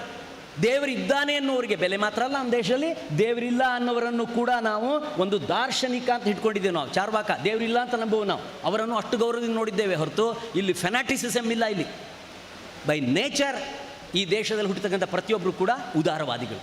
ಆದರೆ ಅದನ್ನು ಏನೇನೋ ಪೊಲಿಟಿಕಲ್ ಗೇನ್ಸ್ಗೋಸ್ಕರವಾಗಿ ದೊಡ್ಡ ಬೇರೆ ಮಾಡ್ತಾ ಇದ್ದಾರೆ. ಮತ್ತೊಮ್ಮೆ back to our cultural education ಅದಾದರೆ ಕರೆಕ್ಟ್ ಆಗ್ತದೆ. ಅದರಿಂದ ಮತ ಬೇರೆ, ಧರ್ಮ ಬೇರೆ. ಮತಾಚರಣೆಯಲ್ಲಿ ಬೇರೆ ಇದೆ. ಮತಾಚರಣೆಯಲ್ಲಿ ಸೀರೆ ಉಡ್ತಾರೆ, ಪಂಚೆ ಹಾಕ್ತಾರೆ, ಮತ್ತಿನ್ನೊಂದು ಮಾಡ್ತಾರೆ, ಹಣೆ ಇಟ್ಕೊಳ್ತಾರೆ, ಬುರ್ಕ ಹಾಕ್ತಾರೆ, ಮತ್ತು ಇದು ಹಾಕ್ತಾರೆ, ಏನೇನೋ ಹಾಕ್ತಾರೆ. ಅದೆಲ್ಲ ಮತಾಚರಣೆಗಳು. ಅದೆಲ್ಲವೂ ಕೂಡ ಕಾಲಕ್ಕೆ ಚೇಂಜ್ ಆಗಬೇಕಾದದ್ದು. ಆದರೆ ಕೆಲವು ಕಡೆ ಚೇಂಜ್ ಆಗಿಲ್ಲ. ಯಾಕೆ? ಆ ಮತಗಳು ಇನ್ನೂ ಜಡ್ಡುಗಟ್ಟು ಹಾಗೆ ನಿಂತಿದ್ದಾವೆ. ಅಲ್ಲಿಯ ಮೌಲ್ವಿಗಳು, ಮುಂದಿರ್ತಕ್ಕಂಥ ಪಾದ್ರಿಗಳು ಮತ್ತು ಬಾಕಿಯವರೆಲ್ಲರೂ ಕೂಡ ಕಾಲಕ್ಕೆ ತಕ್ಕ ಚೇಂಜ್ ಮಾಡಬೇಕು. ಹಿಂದೂ ಧರ್ಮದಲ್ಲಿ ಇದನ್ನು ಚೇಂಜ್ ಮಾಡಬೇಕಂತ ಹಠ ಹಿಡಿದಂಥ ರಾಜ ರಾಮಮೋಹನ್ ರಾಯ್, ರಾಮಕೃಷ್ಣ ಪರಮಹಂಸರು ಚೇಂಜ್ ಮಾಡಿಸಾಕ್ಬಿಟ್ರು. ಅದರಿಂದ ಶ್ರುತಿ ಒಂದೇ, ಧರ್ಮ ಒಂದೇ, ಅದೇ ಸ್ಮೃತಿ ತುಂಬ ಚೇಂಜ್ ಆಯಿತು. ಹಾಗಾಗಿ ನಾವು V are proud of the system in this country which has brought ಸಾಮರಸ್ಯ ಇನ್ ಲೈಫ್ ಥ್ರೂ ಎಜುಕೇಷನ್. ಅದನ್ನು ಮನಸ್ಸಲ್ಲಿಟ್ಕೊಂಡು ಹೇಳ್ತಾ ನಾನು ಕಡೆಯದಾಗಿ ರವೀಂದ್ರನಾಥ್ ಟ್ಯಾಗೋರರ ಒಂದು ತತ್ವವನ್ನು ಹೇಳಿ ಹೋಗ್ತೇನೆ. ಅಮ್ಮ ನನ್ನನ್ನು ಬಂದು ಕರೆದಾಗ, ಮಂಜುಳಾ ಅಲ್ವಾ, ಅವ್ರು ಬಂದು ಕರೆದಾಗ ನನ್ನ ಮನಸ್ಸಲ್ಲಿದ್ದದ್ದು 2 ವಿಷಯ ಹೇಳಬೇಕು. ನಾವು ಮಂಗಳೂರಿನಲ್ಲಿ through education, as a professor through education ತುಂಬ ಈ ಪ್ರಯತ್ನ ಮಾಡಿದ್ದೇವೆ. ನಮಗೆ ಯಾರು ಮಾದರಿ? ಗೋಪಾಲಕೃಷ್ಣ ಅಡಿಗರು ಒಂದು ಕಡೆ ಮಾದರಿ, ನಮ್ಗೆ ಇನ್ನೊಬ್ಬರು ಮಾದರಿ ಶಿವರಾಮ್ ಕಾರಂತರು. ದಿ ನೆಕ್ಸ್ಟ್ ದೊಡ್ಡ ಮಾದರಿ ನಮಗೆ Bertrand Russell. As a professor you have a duty to do it. Stand above all politicians. ಎಲ್ಲ ಪೊಲಿಟಿಷಿಯನ್ಸ್ ಇವರೆಲ್ಲರದ್ದು ಮೇಲೆ ನಿಂತು ಒಬ್ಬ ಋಷಿಯಾಗಿ ಸತ್ಯವಾಗಿ ಇದನ್ನು ನೀನು ನಡೆಸಬೇಕು ಅಂತ ಹೇಳೋರು. ಆ ದಿಶೆಯಲ್ಲಿ ನಾವು ಮಾಡಿದ್ದೇವೆ. ಅದನ್ನು ನಿಮ್ಮ ಮುಂದೆ ಇಡುವಾಗ ಇದಕ್ಕೆ ಬೇಸ್ ನಮಗೆ ರವೀಂದ್ರನಾಥ್ ಟ್ಯಾಗೋರ್ ಅವರ ಒಂದು ಸಾಮರಸ್ಯಕ್ಕೆ ಭಂಗ ಎಲ್ಲೆಲ್ಲಾಗ್ತದೆ, ಸಾಮರಸ್ಯ ಎಲ್ಲಿಂದ ನಿರ್ಮಾಣ ಆಗ್ತದೆ ಎನ್ನುವಂಥ ಮ್ಯಾನೇಜೀರಿಯಲ್ ಪ್ರಿನ್ಸಿಪಲ್ಸ್. ನಾನು ಸ್ವಲ್ಪ ಮ್ಯಾನೇಜ್ಮೆಂಟಲ್ಲಿ PhD ಮಾಡಿದವನಾದ್ರಿಂದ ಅದರ ಬಗ್ಗೆ ಸ್ಪಷ್ಟವಾಗಿ ಹೇಳಿಬಿಡ್ತೀನಿ. ಒಂದು 2 ನಿಮಿಷ ಎಲ್ಲರೂ ಕೇಳ್ಬೋದಾ? ಕೇಳ್ತಾ ಇದ್ದೀರಲ್ವ? ಎಲ್ಲ ಇಂಟೆಲೆಕ್ಚುವಲ್ಸ್ ಇದ್ದೀರಿ, ಕೇಳಬೇಕು. ಯಾಕೆಂದರೆ ಇದನ್ನು MBA ಕ್ಲಾಸ್ನಲ್ಲಿ ನಾವು ಮಾಡುವಂಥ ಪಾಠ ನಿಮಗೀಗ ಹೇಳ್ತಾ ಇದ್ದೀನಿ. 2 ನಿಮಿಷದಲ್ಲಿ ಕೇಳಿ.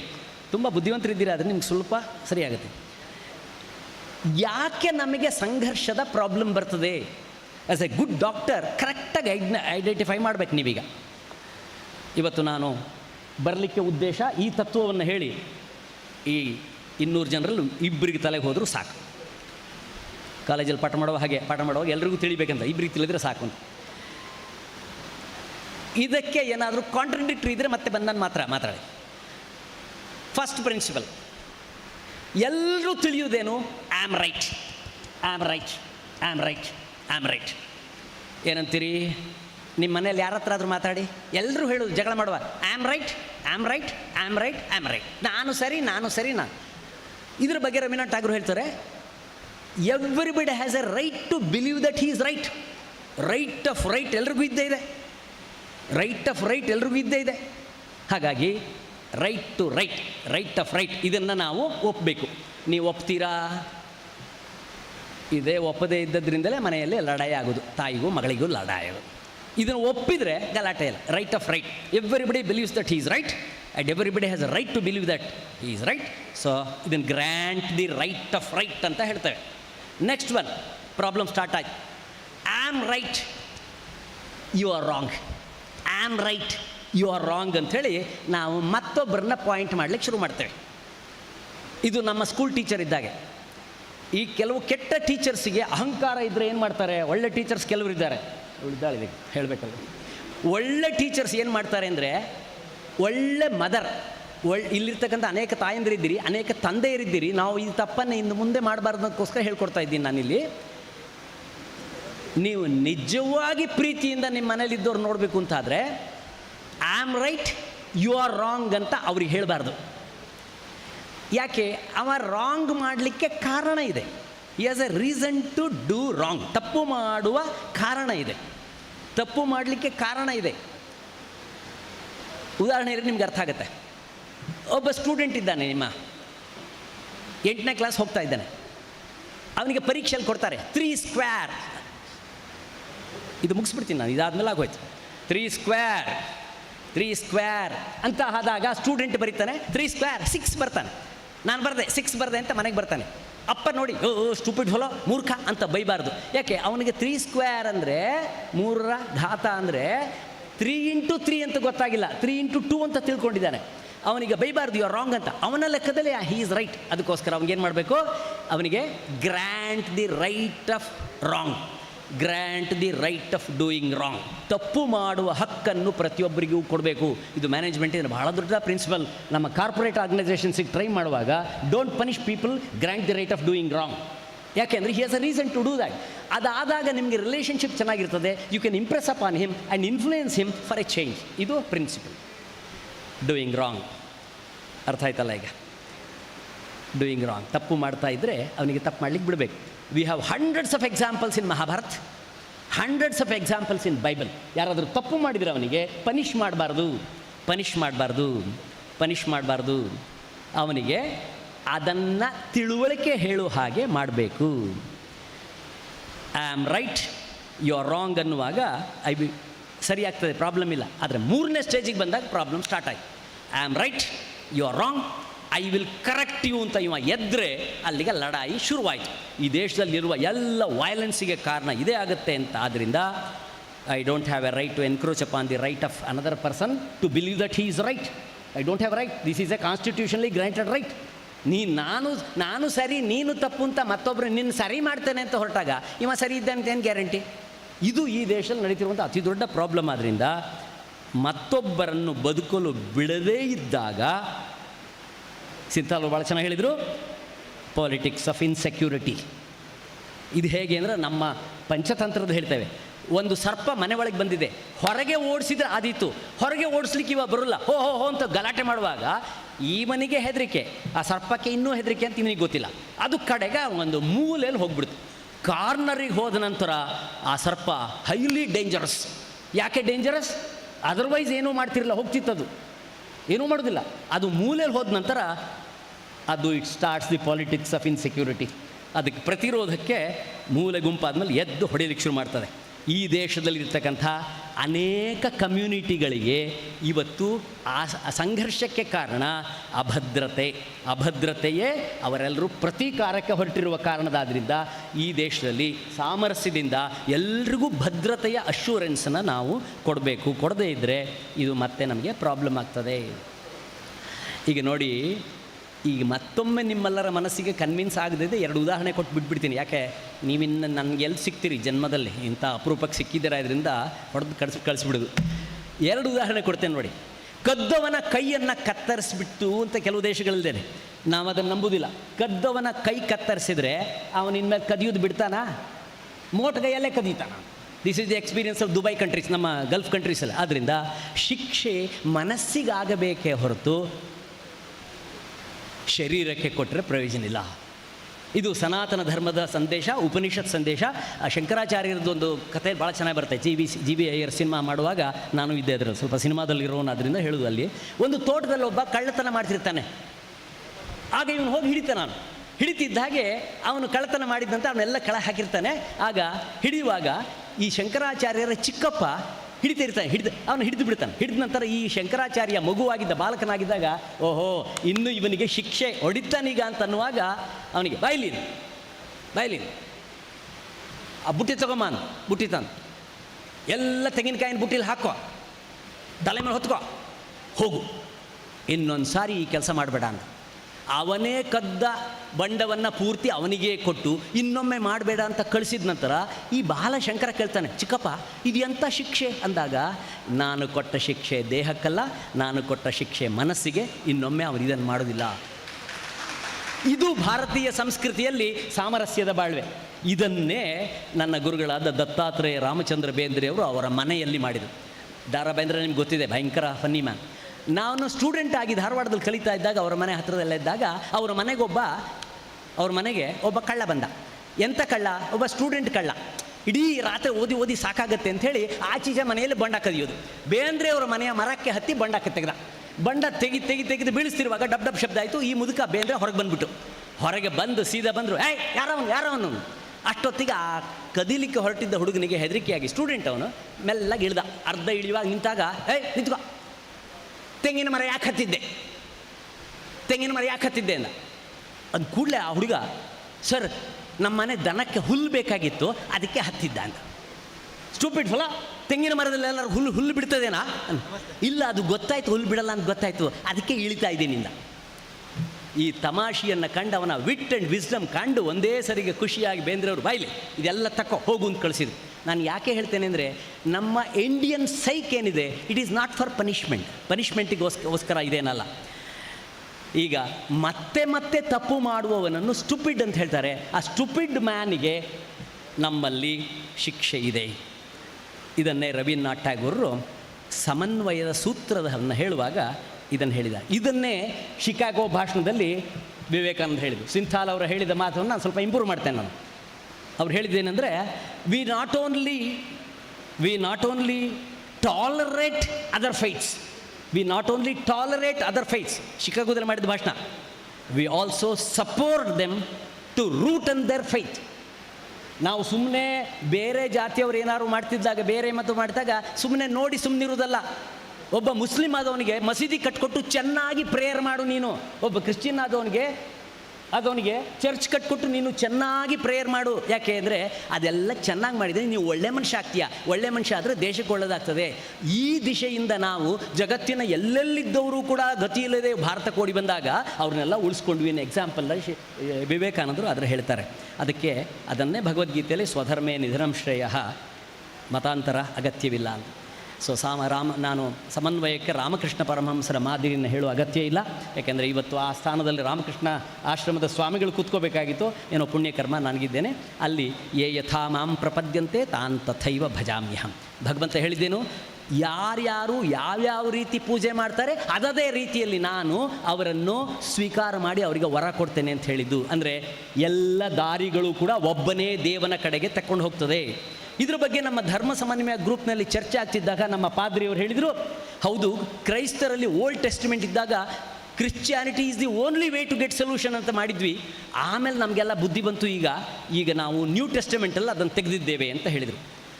ಹಾಗೆ ಕುರಾನ್ನಲ್ಲಿ ಏನಿದೆಯೋ ಗೊತ್ತಿಲ್ಲ, ಇಸ್ಲಾಂನಲ್ಲಿ ಸಾಹಿತ್ಯದಲ್ಲಿ ಏನಿದೆಯೋ ಗೊತ್ತಿಲ್ಲ, ಅದು ಎಲ್ಲ ಕಡೆಯಲ್ಲಿ ಸಾಹಿತ್ಯದಲ್ಲಿ ನಾವು ಬೇರೆ ಧರ್ಮದಲ್ಲಿರುವವರು ಕೂಡ, ಇದು ಮುಗಿಸ್ಬಿಡ್ತೀನಿ ಸರ್, ಇದು ಹೇಳಬೇಕಾದವ್ರಿಗೆ ಮಳ ಮುಗಿಸಿರೋದು. ಎಸ್ ಸರ್, ಬೇರೆ ಧರ್ಮದಲ್ಲಿರುವವರು ಕೂಡ, ಕ್ರಿಶ್ಚಿಯನ್ರು ಕೂಡ ಹಿಂದೂ ರೀತಿಯ ಪೂಜೆಯನ್ನು, ಮುಸ್ಲಿಮರ ರೀತಿಯ ಪೂಜೆಯನ್ನು, ಇದೂ ಕೂಡ ದೇವರ ಹತ್ತಕ್ಕೆ ಹೋಗಲಿಕ್ಕೆ ಮಾರ್ಗ ಅಂತ ಒಪ್ಕೊಳ್ಬೇಕು.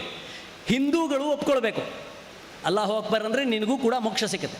ಮುಸ್ಲಿಮರು ಒಪ್ಕೋಬೇಕು, ಗಣಪತಿ ಪೂಜೆ ಮಾಡಿದರೂ ಕೂಡ ನಿನಗೆ ಮೋಕ್ಷ ಸಿಕ್ಕತ್ತೆ. ಆದ್ದರಿಂದ ಗಣಪತಿ ಹಬ್ಬ ಆಗುವಾಗ ಗಲಾಟೆ ಆಗುವುದಿಲ್ಲ, ಇಸ್ಲಾಂ ಹಬ್ಬ ಆಗುವಾಗ ಗಲಾಟೆ ಆಗುವುದಿಲ್ಲ, ಕ್ರಿಶ್ಚಿಯನ್ ಹಬ್ಬ ಆಗುವಾಗ ಗಲಾಟೆ ಆಗುವುದಿಲ್ಲ. ಇದು ಸಾಮರಸ್ಯದ ಮೂಲ, ಇದೇ ಸಾಮರಸ್ಯ ಮೂಲ. ಇದನ್ನೇ ಗಾಂಧಿಯವರು ಅದಕ್ಕೋಸ್ಕರವಾಗಿ ಹೇಳಿದರು, ಈಶ್ವರ ಅಲ್ಲ ತೇರೆ ನಾಮ್. ಇದನ್ನು ಮುಸ್ಲಿಮರು, ಕ್ರಿಶ್ಚಿಯನ್ರು, ಹಿಂದೂಗಳು ಎಲ್ಲರೂ ಒಪ್ಕೊಂಡ್ಬಿಟ್ರೆ ಸಾಮರಸ್ಯ ಗ್ಯಾರಂಟಿ ಆಯಿತು.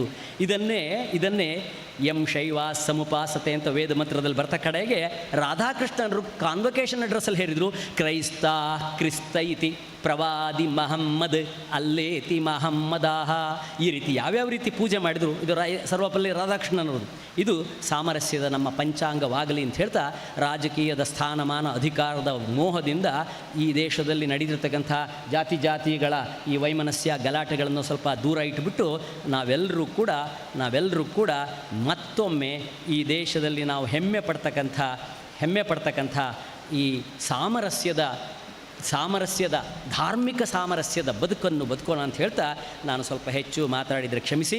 ಇದರಿಂದ ನಿಮಗೇನಾದರೂ ಸ್ವಲ್ಪ ಲಾಭ ಆಗಲಿ ಅಂತ ಆಶಯದಿಂದ ನನ್ನ ಮಾತು ಮುಗಿಸ್ತೇನೆ. ಇಂಥ ಒಂದು ಪ್ರಯತ್ನ ಮಾಡ್ತಿರೋರಿಗೆ ನನ್ನ ಸಪೋರ್ಟ್ ಏನು ಅಂದರೆ, ಬರೀ ಭಾಷಣ ಮಾಡಿ ಹೋಗೋದಲ್ಲ.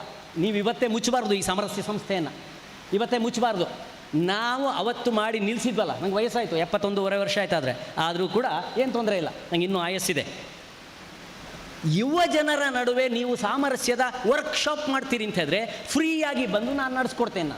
ಇದ್ರ ಮೂಲಕ ಯುವ ಜನರ ನಡುವೆ ಈ ಸಾಮರಸ್ಯವನ್ನು ತರಲಿಕ್ಕೆ ಸಾಧ್ಯ ಆದರೆ, ಇದು ದೊಡ್ಡ ರಾಜಕಾರಣಿಗಳು ಬನ್ನಿ ಬೆಂಕಿ ಹಚ್ಚಿ ಅಂದರೆ ನಮ್ಮ ಯುವ ಜನರು ಬರುವುದಿಲ್ಲ. ಆದ್ದರಿಂದ ಅದನ್ನು ನೀವು ಮಾಡ್ತೀರಿ ಅಂತಾದರೆ ಸಂತೋಷ, ಒಳ್ಳೆಯದಾಗಲಿ, ಮಾಡೋಣ. ನಮಸ್ಕಾರ, ಜೈ ಹಿಂದ್.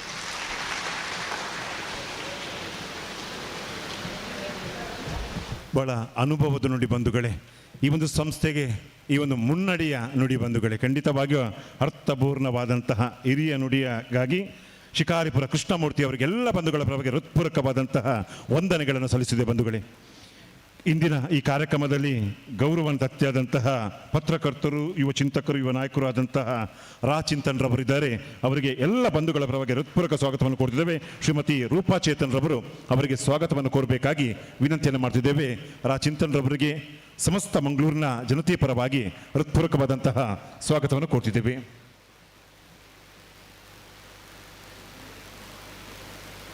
ಉಪಸ್ಥಿತಿಯನ್ನು ಗೌರವಿಸಿದ್ದೇವೆ. ಡಿವೈಎಫ್ಐನ ರಾಜ್ಯಾಧ್ಯಕ್ಷರಾದ ಮುನೀರ್ ಕಾಟಿಪಲ್ಲ, ಅದೇ ರೀತಿ ಮಹೇಶ್ ಕೋಡಿಕಲ್ ಇವರ ಉಪಸ್ಥಿತಿಯನ್ನು ಕೂಡ ಗೌರವಿಸಿದ್ದೇವೆ. ಅದೇ ರೀತಿ ಭಾಸ್ಕರ್ ರಾವ್ ಇವರ ಉಪಸ್ಥಿತಿಯನ್ನು ಕೂಡ ಗೌರವಿಸಿದ್ದೇವೆ. ಕಾರ್ಯಕ್ರಮದ ಬಂಧುಗಳೇ, ಸಮಯ ಈಗಾಗಲೇ 6:40 ಆಗಿದೆ. ಎಲ್ಲ ಬಂಧುಗಳು ದಯವಿಟ್ಟು ಇನ್ನೇನು ಸ್ವಲ್ಪ ಸಮಯದಲ್ಲಿ ಈ ಕಾರ್ಯಕ್ರಮ ಮುಕ್ತಾಯವಾಗಲಿಕ್ಕಿದೆ. ಅತಿಥಿಗಳಲ್ಲಿ ವಿನಂತಿಯನ್ನು ಮಾಡ್ತಿದ್ದೇವೆ, 5 ನಿಮಿಷದ ಒಳಗಾಗಿ ಚುಟುಕಾಗಿ ತಮ್ಮ ಸಂದೇಶವನ್ನು ನೀಡಬೇಕಾಗಿ ವಿನಂತಿಯನ್ನು ಮಾಡ್ತಿದ್ದೇವೆ. ಮುಂದಿನ ಈ ಸಂದೇಶಕ್ಕಾಗಿ ಸನ್ಮಾನ್ಯ ರಘು ಧರ್ಮಸೇನ ಬೆಳ್ತಂಗಡಿಯವರು ಇದೀಗ ಕಾರ್ಯಕ್ರಮ ಉದ್ದೇಶ ಮಾತಾಡಬೇಕಾಗಿ ವಿನಂತಿಯನ್ನು ಮಾಡ್ತಿದ್ದೇವೆ.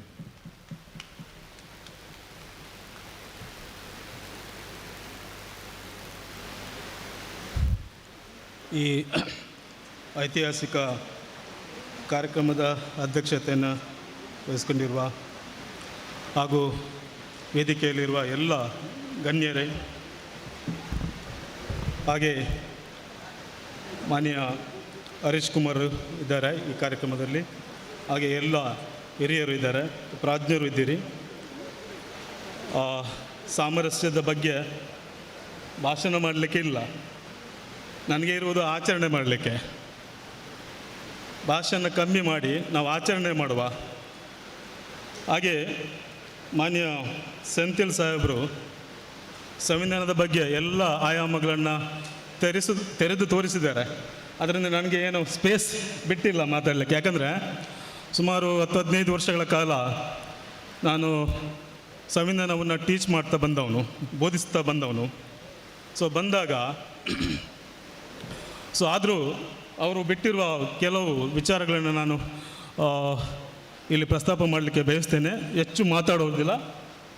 ಈಗ ನಮಗೆ ಬೇಕಾಗಿರೋದು ಸಹೋದರತೆ.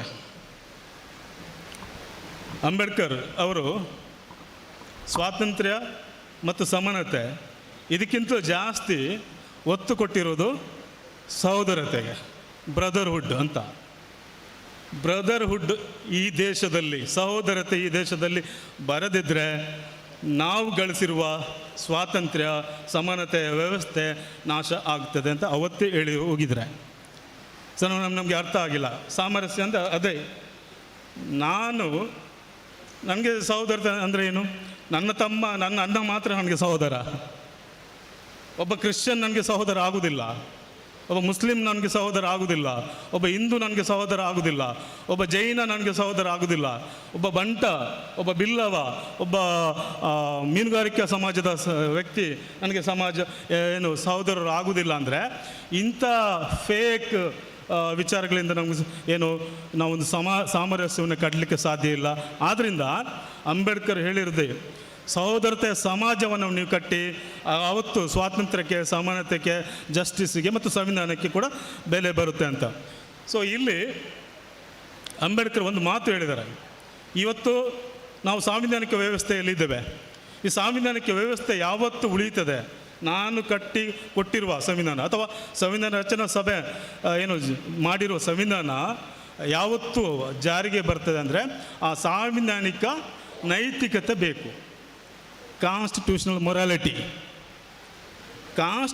ಮೊರಾಲಿಟಿ, ನೈತಿಕತೆ ನಾನು ಆಳ್ವಿಕೆಗಾರನಾಗಿ ನನಗೆ ಇಲ್ಲದಿದ್ದರೆ ಆ ಸಾಂವಿಧಾನಿಕ ಜವಾಬ್ದಾರಿಗಳನ್ನು ನಡೆಸಲಿಕ್ಕೆ ಆಗುವುದಿಲ್ಲ. ಏನು ಸಾಂವಿಧಾನಿಕ ಜವಾಬ್ದಾರಿ? ನಾನು ಒಳ್ಳೆಯ ನಗರವನ್ನು ಕಟ್ಟಬೇಕು,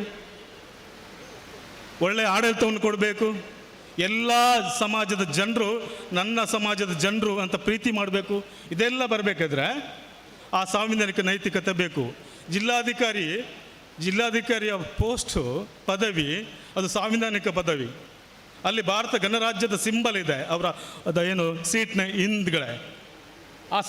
ಹಾಗೆ ಎಸ್ ಪಿ ಪದವಿ ಅದರ ಹಿಂದೆ ಭಾರತ ರಾಷ್ಟ್ರದ ಗಣರಾಜ್ಯದ ಸಿಂಬಲ್ ಇದೆ. ಭಾರತದ ಗಣರಾಜ್ಯದ ಸಾಂವಿಧಾನಿಕ ಜವಾಬ್ದಾರಿಯನ್ನು ನಡೆಸಲಿಕ್ಕೆ ಅಲ್ಲಿ ಜಿಲ್ಲಾಧಿಕಾರಿಯಾಗಿ SP ಆಗಿ ಬರುವುದು. ಸೊ ಈ ಸಾಂವಿಧಾನಿಕ ನೈತಿಕತೆ ನನಗೆ ಗೊತ್ತಾಗದಿದ್ದರೆ ನಾನು ಆ ಪದವಿಯಲ್ಲಿ ಕೂರಲಿಕ್ಕೆ ಅನರ್ಹ ಎಂಬ ಮಾತನ್ನು ಹೇಳಿ ಹೋಗಿದ್ದಾರೆ. ಸಮಸ್ಯೆ ಇರುವುದು ನಮಗೆ ಭಾರತದ ಸಂವಿಧಾನದ ಪುಸ್ತಕ ಟೆಕ್ಸ್ಟ್ ಬುಕ್ ಓದಲಿಕ್ಕೆ ಬರುತ್ತೆ, ಆದರೆ ಸಂವಿಧಾನ ಪುಸ್ತಕದ ಫಿಲಾಸಫಿ ಅರ್ಥ ಆಗುವುದಿಲ್ಲ. ಸಂವಿಧಾನದ ಆರ್ಟಿಕಲ್ಸ್ ಆರ್ಟಿಕಲ್ 25, 35 ಅಂತ ಹೇಳಲಿಕ್ಕೆ ಬರ್ತದೆ, ಆದರೆ ಅದರ ಫಿಲಾಸಫಿಯನ್ನು ಅರ್ಥ ಮಾಡಿಕೊಂಡಿಲ್ಲ. ಫಿಲಾಸಫಿ ಇಷ್ಟೇ, ವೆರಿ ಸಿಂಪಲ್. ಸಹೋದರತೆ, ಸ್ವಾತಂತ್ರ್ಯ, ಸಮಾನತೆ, ಈ 3 ತತ್ವಗಳ ಒಂದು ಸಮಾಜವನ್ನು ನಾವು ಸಂವಿಧಾನ ರಚನಾ ಸಭೆ ಇಂಥ ದಿನ ನಾವು ಸ್ಥಾಪನೆ ಮಾಡಿದ್ದೇವೆ. ಸಮಸ್ಯೆ ಇರುವುದು 1947ರಲ್ಲಿ ಸಂವಿಧಾನ ರಚನೆಯಾಗಿ ಈ ದೇಶಕ್ಕೆ ಅರ್ಪಣೆ ಮಾಡಿದಾಗ ಅಲ್ಲಿ ಮುನ್ನುಡಿಯಲ್ಲಿ ಹೇಳಿರೋದು V the people of India ಅಂತ. ನಾವು ಭಾರತೀಯರು ನಮಗೆ ನಾವು ಈ ದೇಶವನ್ನು ರಚನೆ ಮಾಡಿಕೊಂಡಿದ್ದೇವೆ, ನಮಗೆ ನಾವು ಈ ಸಂವಿಧಾನವನ್ನು ಕೊಟ್ಟುಕೊಂಡಿದ್ದೇವೆ. ಯಾವರೇ ದೇವರಾಗಲಿ ದಿಂಡರಾಗಲಿ ಈ ಸಂವಿಧಾನವನ್ನು ಕೊಟ್ಟಿರುವುದಲ್ಲ. ಸೊ ಆದ್ದರಿಂದ ಅಲ್ಲಿ ವಿ ಅಂದಾಗ ಅಲ್ಲಿ ಸಾಮರಸ್ಯ, ವಿ ಅಂದಾಗ ನೈತಿಕತೆ, ವಿ ಅಂದಾಗ ಸಾಂವಿಧಾನಿಕ ನೈತಿಕತೆ. ಸೊ ಇದೆಲ್ಲ ಬರುತ್ತೆ. ವಿ ಅಂದಾಗ ಸಹೋದರತೆ. ಸೊ ಆ ಒಂದು ಮುನ್ನುಡಿಯಲ್ಲಿ, ಒಂದು ಲೈನಲ್ಲಿ ಇಡೀ ದೇಶವನ್ನು ಕಟ್ಟಿಕೊಟ್ಟಿದ್ದಾರೆ, ಇಡೀ ಗಣರಾಜ್ಯವನ್ನು ಕಟ್ಟಿಕೊಟ್ಟಿದ್ದಾರೆ. ಇದು ನಮಗೆ ಅರ್ಥ ಆಗ್ತಿಲ್ಲ. ಒಂದು ಮುನ್ನುಡಿಯಲ್ಲೇ ಇಡೀ ಗಣರಾಜ್ಯವನ್ನು ಸ್ಥಾಪನೆ ಮಾಡುವ ಕೆಲಸ ಆಯಿತು. ಸೊ ಆ ಮುನ್ನುಡಿ ಬರೀ ಒಂದು ಲೈನ್ ಅಂತ ನಾವು ತಿಳ್ಕೊಂಡು ಇವತ್ತು ಇದ್ದೇವೆ. ಹಾಗೆ ಇನ್ನೊಂದು ಸಮಸ್ಯೆ, ಸೆಂಥಿಲ್ ಸಾಹೇಬರು ಹೇಳಿದರು, ನಾವು ಅಮ್ಮನನ್ನು ಸೆಲೆಬ್ರೇಟ್ ಮಾಡಬೇಕು, ಭಾರತೀಯತ್ವವನ್ನು ಸೆಲೆಬ್ರೇಟ್ ಮಾಡಬೇಕು ಅಂತ. ಹಾಗೆಯೇ ನಾವು ಸಂವಿಧಾನವನ್ನು ಕೂಡ ಇವತ್ತು ಸೆಲೆಬ್ರೇಟ್ ಮಾಡಬೇಕಾಗಿದೆ ಬಂಧುಗಳೇ. ಸಂವಿಧಾನದ ಅರಿವು ನಮಗೆ ಇಲ್ಲ. ಸಂವಿಧಾನದ ಟೆಕ್ಸ್ಟ್ ಬುಕ್ಕನ್ನು ನಾವು ಮಸೀದಿಗಳ ಒಳಗಡೆ, ಚರ್ಚಿನ ಒಳಗಡೆ, ದೇವಸ್ಥಾನದ ಒಳಗಡೆ ಕೊಂಡೋಗಬೇಕು. ಯಾಕಂದರೆ ನಮಗೆ ಇವತ್ತು ದೇವಸ್ಥಾನ, ಆ ಸಂವಿಧಾನದ ದೇವಸ್ಥಾನ, ಪಾರ್ಲಿಮೆಂಟ್ ದೇವಸ್ಥಾನ, ವಿಧಾನಸೌಧ ನಮಗೆ ದೇವಸ್ಥಾನ. ಸೊ ಆ ದೇವಸ್ಥಾನದ ಒಳಗಡೆ ಮತ್ತು ಇತರ ನಮ್ಮ ಬೌದ್ಧಿಕ ದೇವಸ್ಥಾನಗಳಿವೆ, ಚರ್ಚ್ಗಳಿವೆ, ಮಸೀದಿಗಳು ಇವೆ. ಅಲ್ಲಿ ಅಂಬೇಡ್ಕರ್ ಬಗ್ಗೆ, ಭಾರತದ ಸಂವಿಧಾನದ ಬಗ್ಗೆ ಮಕ್ಕಳಿಗೆ, ಜನರಿಗೆ ಅರಿವಾಗಬೇಕು, ವರ್ಕ್ಶಾಪ್ ಆಗಬೇಕು. ಅವತ್ತು ಸಹೋದರತೆ ಈ ದೇಶದಲ್ಲಿ ಬರುತ್ತೆ. ಅಂಬೇಡ್ಕರನ್ನು ನಾವು ಮಸೀದಿಯ ಒಳಗಡೆ, ದೇವಸ್ಥಾನದ ಒಳಗಡೆ, ಚರ್ಚಿನ ಒಳಗಡೆ ಯಾವತ್ತು ಕೊಂಡೋಗೋದಿಲ್ವೋ, ಭಾರತದ ಸಂವಿಧಾನ ಪುಸ್ತಕವನ್ನು ಯಾವತ್ತು ಕೊಂಡೋಗೋದಿಲ್ವೋ, ನಮ್ಮಲ್ಲಿ ಗಲಾಟೆ ಸದಸಿದ್ಧ. ಹಾಗೆಯೇ ಇನ್ನೊಂದು ಸಮಸ್ಯೆ, ನಾವು ತುಳುನಾಡಿಗೆ ಒಂದು ಕಲಂಕ ಇದೆ. ತುಳುನಾಡಿಯಲ್ಲಿ ಯಾವತ್ತು ಗಲಾಟೆ, ಡೊಂಬಿಯ ಹೌದು. ಆದರೆ ತುಳುನಾಡಿನ ಪರಂಪರೆ ಏನು ಶ್ರೇಷ್ಠ ಪರಂಪರೆ.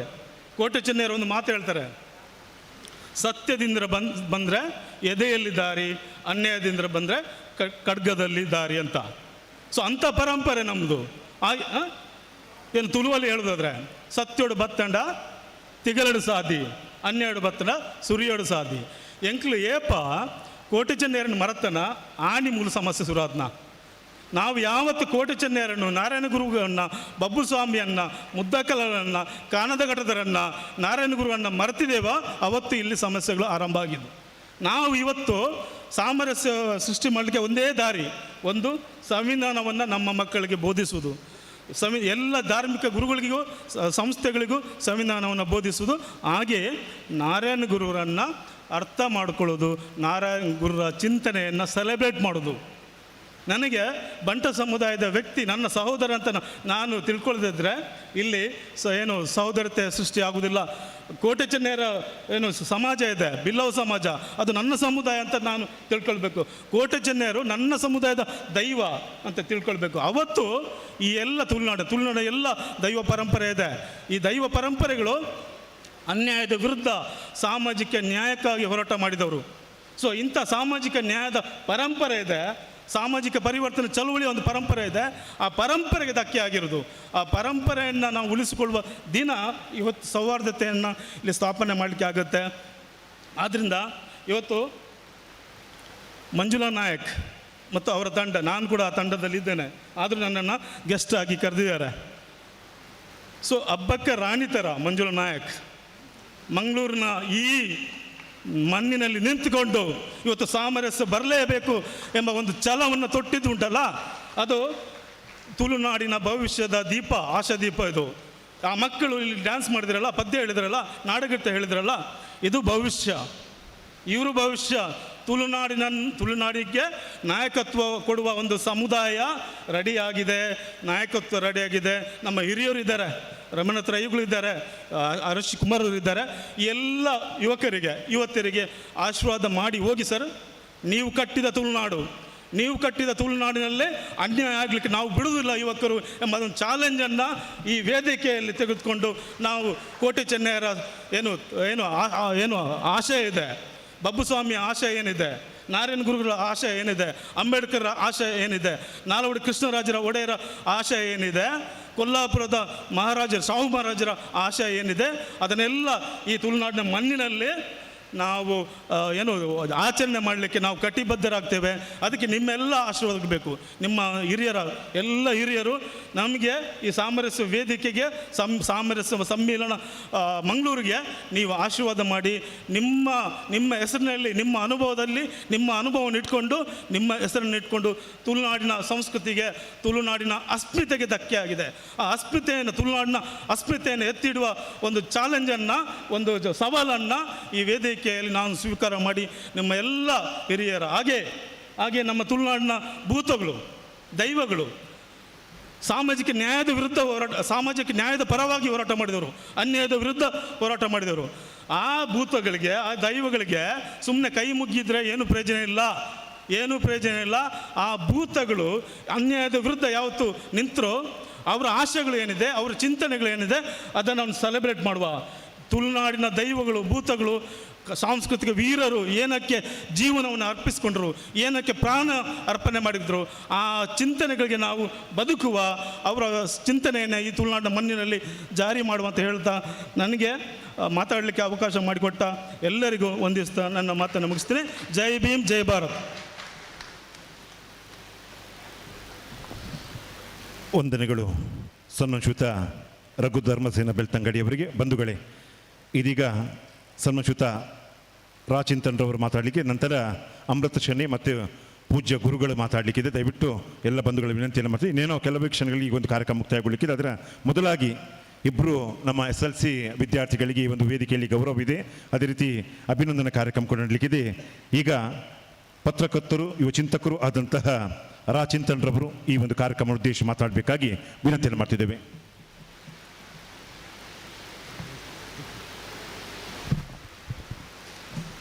ಎಲ್ರಿಗೂ ನಮಸ್ತೆ. ಈ ಸೌಹಾರ್ದತೆಗೆ ಇನ್ನೊಂದು ಹೆಸರು ರಮನಾಥ್ ರೈ ಅವರು. ಅವರನ್ನು ನಾವು ಕೆಳಗಡೆ ಕೂರಿಸ್ಕೊಂಡು ನಾವು ಮೇಲೆ ಕೂತಿದ್ದೀವಿ. ತುಂಬ ಚಿಕ್ಕೋನು.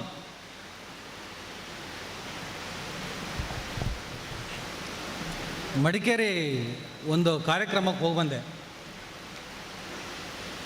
ಅಂಬೇಡ್ಕರ್ ಜಯಂತಿ. ನನಗೆ ಬುದ್ಧಿ ಬಂದಾಗಿಂದ ಇಷ್ಟು ವರ್ಷಗಳಲ್ಲಿ ಇಷ್ಟು ಕಾಲ ಒಂದು ಅಂಬೇಡ್ಕರ್ ಜಯಂತಿ ನಡೆದಿದ್ದೇ ಇಲ್ಲ ನನಗೆ ಗೊತ್ತಿದ್ದಾಗೆ. ಈ ಕ್ಷಣವೂ ನಡೀತಾ ಇದೆ. ಇದು ಬದಲಾವಣೆ ಆಗ್ತಾ ಇದೆ, ಹಂತ ಹಂತವಾಗಿ ಬದಲಾವಣೆಗಳು ನಮ್ಮಲ್ಲಿ ಕಾಣಿಸ್ತಾ ಇದೆ ಅಂತ ನೋಡಿ. ನಾವು ಸ್ನೇಹಿತರೆಲ್ಲ ಮಾತಾಡ್ತಾ ಇದ್ವಿ, ಈ ಮಂಗಳ ಗ್ರಹದಲ್ಲಿ ನೀರು ಸಿಗುತ್ತಂತೆ, ಗಾಳಿ ಆಮ್ಲಜನಕ ಇದೆಯಂತೆ. ನಾವು ಈ ಚರ್ಚೆಗಳು ಮಾಡ್ತಾ ಇದ್ವಿ ಕೆಲವು ವರ್ಷಗಳ ಹಿಂದೆ, ಸೈಂಟಿಫಿಕ್ ಆದಂಥ ಚರ್ಚೆಗಳು, ಬರೀ ಸೈನ್ಸ್. ನಾವೆಲ್ಲರೂ ಅದನ್ನು ಮಾತಾಡಬೇಕಿತ್ತು. ಇವತ್ತು ನಾವು ಈ ಕಾಲಘಟ್ಟದಲ್ಲಿ ಸೈಂಟಿಫಿಕ್ ಆಗಿ ನಾವು ಕೆಲವೊಂದು ಸ್ಟೆಪ್ಗಳನ್ನು ಮತ್ತು ಕನಸುಗಳನ್ನು ಕಾಣುವ ಸಂದರ್ಭದಲ್ಲಿ ಸಾಮರಸ್ಯದ ಬಗ್ಗೆ ಮಾತಾಡಬೇಕಾದಂಥ ದುರ್ಗತಿ ಬಂದಿದೆ ನಮಗೆ. ನಾವೆಲ್ಲರೂ ಒಗ್ಗಟ್ಟಾಗಿರೋಣಪ್ಪ, ಒಟ್ಟಿಗೆ ಬದುಕೋಣ, ಏನ್ರಿ ಇದು? ಹಾಗಾದರೆ ಈ ಸಮಸ್ಯೆ ಯಾಕೆ ಆಗ್ತಾ ಇದೆ? ನಾವೆಲ್ಲ ಸೋಲ್ತಾ ಇದ್ದೀವಿ. ಹಾಗಾದರೆ ಒಂದು ಪ್ರಖರವಾದ ಯಾರ್ಕರ್ ಎಸೆತವನ್ನು ತಡೆಯೋದ್ರಲ್ಲಿ ನಾವೆಲ್ಲ ಎಡುವುದುವಾ? ಯಾಕಂದರೆ ಬರ್ತಾನೆ ಸ್ವಲ್ಪ ಕಂಡೀಷನ್ ಅಪ್ಲೈ ಇದೆ. ಹಾಗಾಗಿ ನಾನು ಮೇಲೆ ಹಾಗೆ ತೂಗಿಸ್ಕೊಂಡು ಮಾತಾಡಿ ಹೋಗ್ತೇನೆ. ಸಾಮರಸ್ಯಕ್ಕೆ ಧಕ್ಕೆ ಎಲ್ಲಿಂದ ಆಗ್ತಾ ಇದೆ? ಯಾರಿಂದ ಆಗ್ತಾ ಇದೆ? ಯಾಕೆ ಎಲೆಕ್ಷನ್ ಹತ್ತಿರ ಬರ್ತಿದ್ದಂಗೆ ಶುರು ಆಗುತ್ತೆ? ಇನ್ನೇನು ಒಂದು ವರ್ಷ ಎಲೆಕ್ಷನ್ ಇದ್ದಾಗ ಸಹಬಾಳ್ವೆ ವೇದಿಕೆಗಳು, ಸಾಮರಸ್ಯದ ವೇದಿಕೆಗಳು, ಸಾಮರಸ್ಯವನ್ನು ಕೆದಕುವಂತಹ ಘಟನೆಗಳು ಆಗ್ತಾ ಇದ್ದಾವೆ. ನಾವು ದೇಶದ ಸ್ಥಿತಿಯನ್ನು ನೆನೆಸ್ಕೊಂಡ್ರೆ, ಈ ನಿರುದ್ಯೋಗದ ಸಮಸ್ಯೆ ಇರ್ಬೋದು, ಬಡತನದ ರೇಟಿಂಗ್ಗಳಿರ್ಬೋದು, ಈ ಎಲ್ಲ ಸಮಸ್ಯೆಗಳ ಬಗ್ಗೆ ಒಂದು ಪ್ರತಿರೋಧ ಶುರು ಆಗುತ್ತೆ ಅನ್ನಬೇಕಾದ್ರೆ ತಿರ್ಗಾ ನಾವು ಮಂದಿರ ಮಸೀದಿ ಅಂತ ಶುರು ಮಾಡಿಬಿಡ್ತೀವಿ. ಶುರು ಮಾಡ್ತಾರೆ.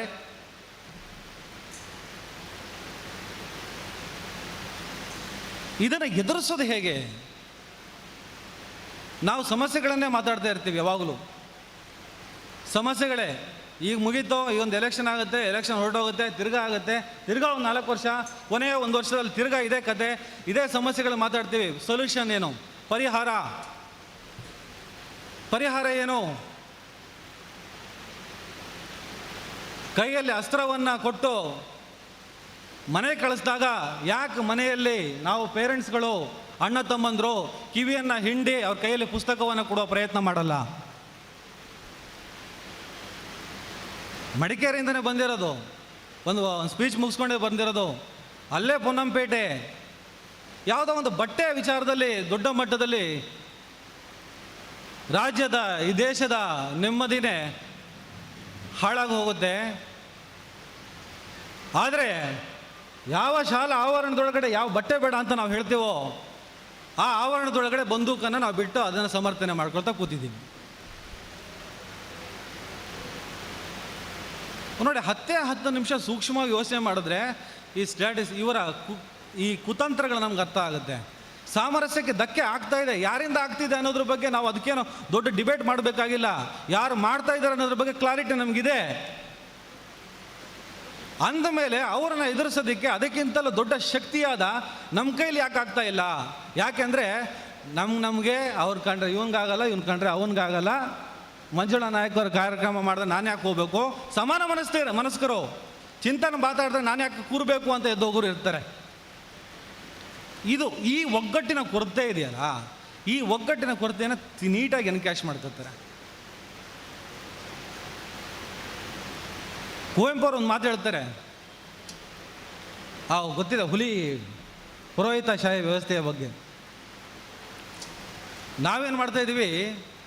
ನಮ್ಮ ಇವತ್ತಿನ ಈ ಹೋರಾಟ, ನಾವು ಹೋಗ್ತಾ ಇರೋ ರೀತಿ ಇದನ್ನು ಗ್ರಹಿಸಿದಂಥ ಕುವೆಂಪುರು ಆ ಕಾಲದಲ್ಲೇ ಹೇಳ್ತಾರೆ, ನಾವು ಹುಲಿನ ಬೇಟೆ ಆಡೋದಕ್ಕೆ ಕಲ್ಲುಗಳನ್ನು ಹಿಡ್ಕೊಂಡು ಹೋಗ್ತಾ ಇದ್ದೀವಿ.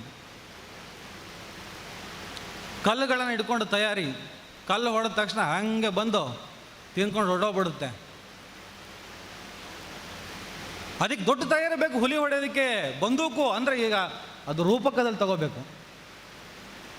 ರೂಪಕ ಬಂದೂಕು ಅಂದ ತಕ್ಷಣ ಆ ಬಂದೂಕು ಅಂತ ಆ ಥರದ ಬಂದೂಕಲ್ಲ, ಬಂದೂಕನ್ನು ಹಿಡ್ಕೊಂಡು ಆ ಜೋಡೆತ್ತೆತ್ತ ನಳಿಕೆ ಬಿಟ್ಟು ಹೊಡಿಬೇಕು ಹುಲಿನ.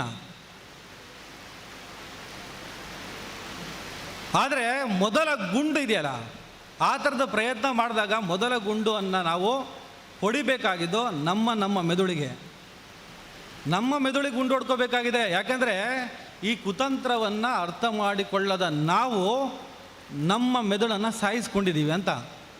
ಏನು ಒಂದು 10 ನಿಮಿಷ ಆಲೋಚನೆ ಮಾಡೋಕ್ಕಾಗಲ್ವಾ?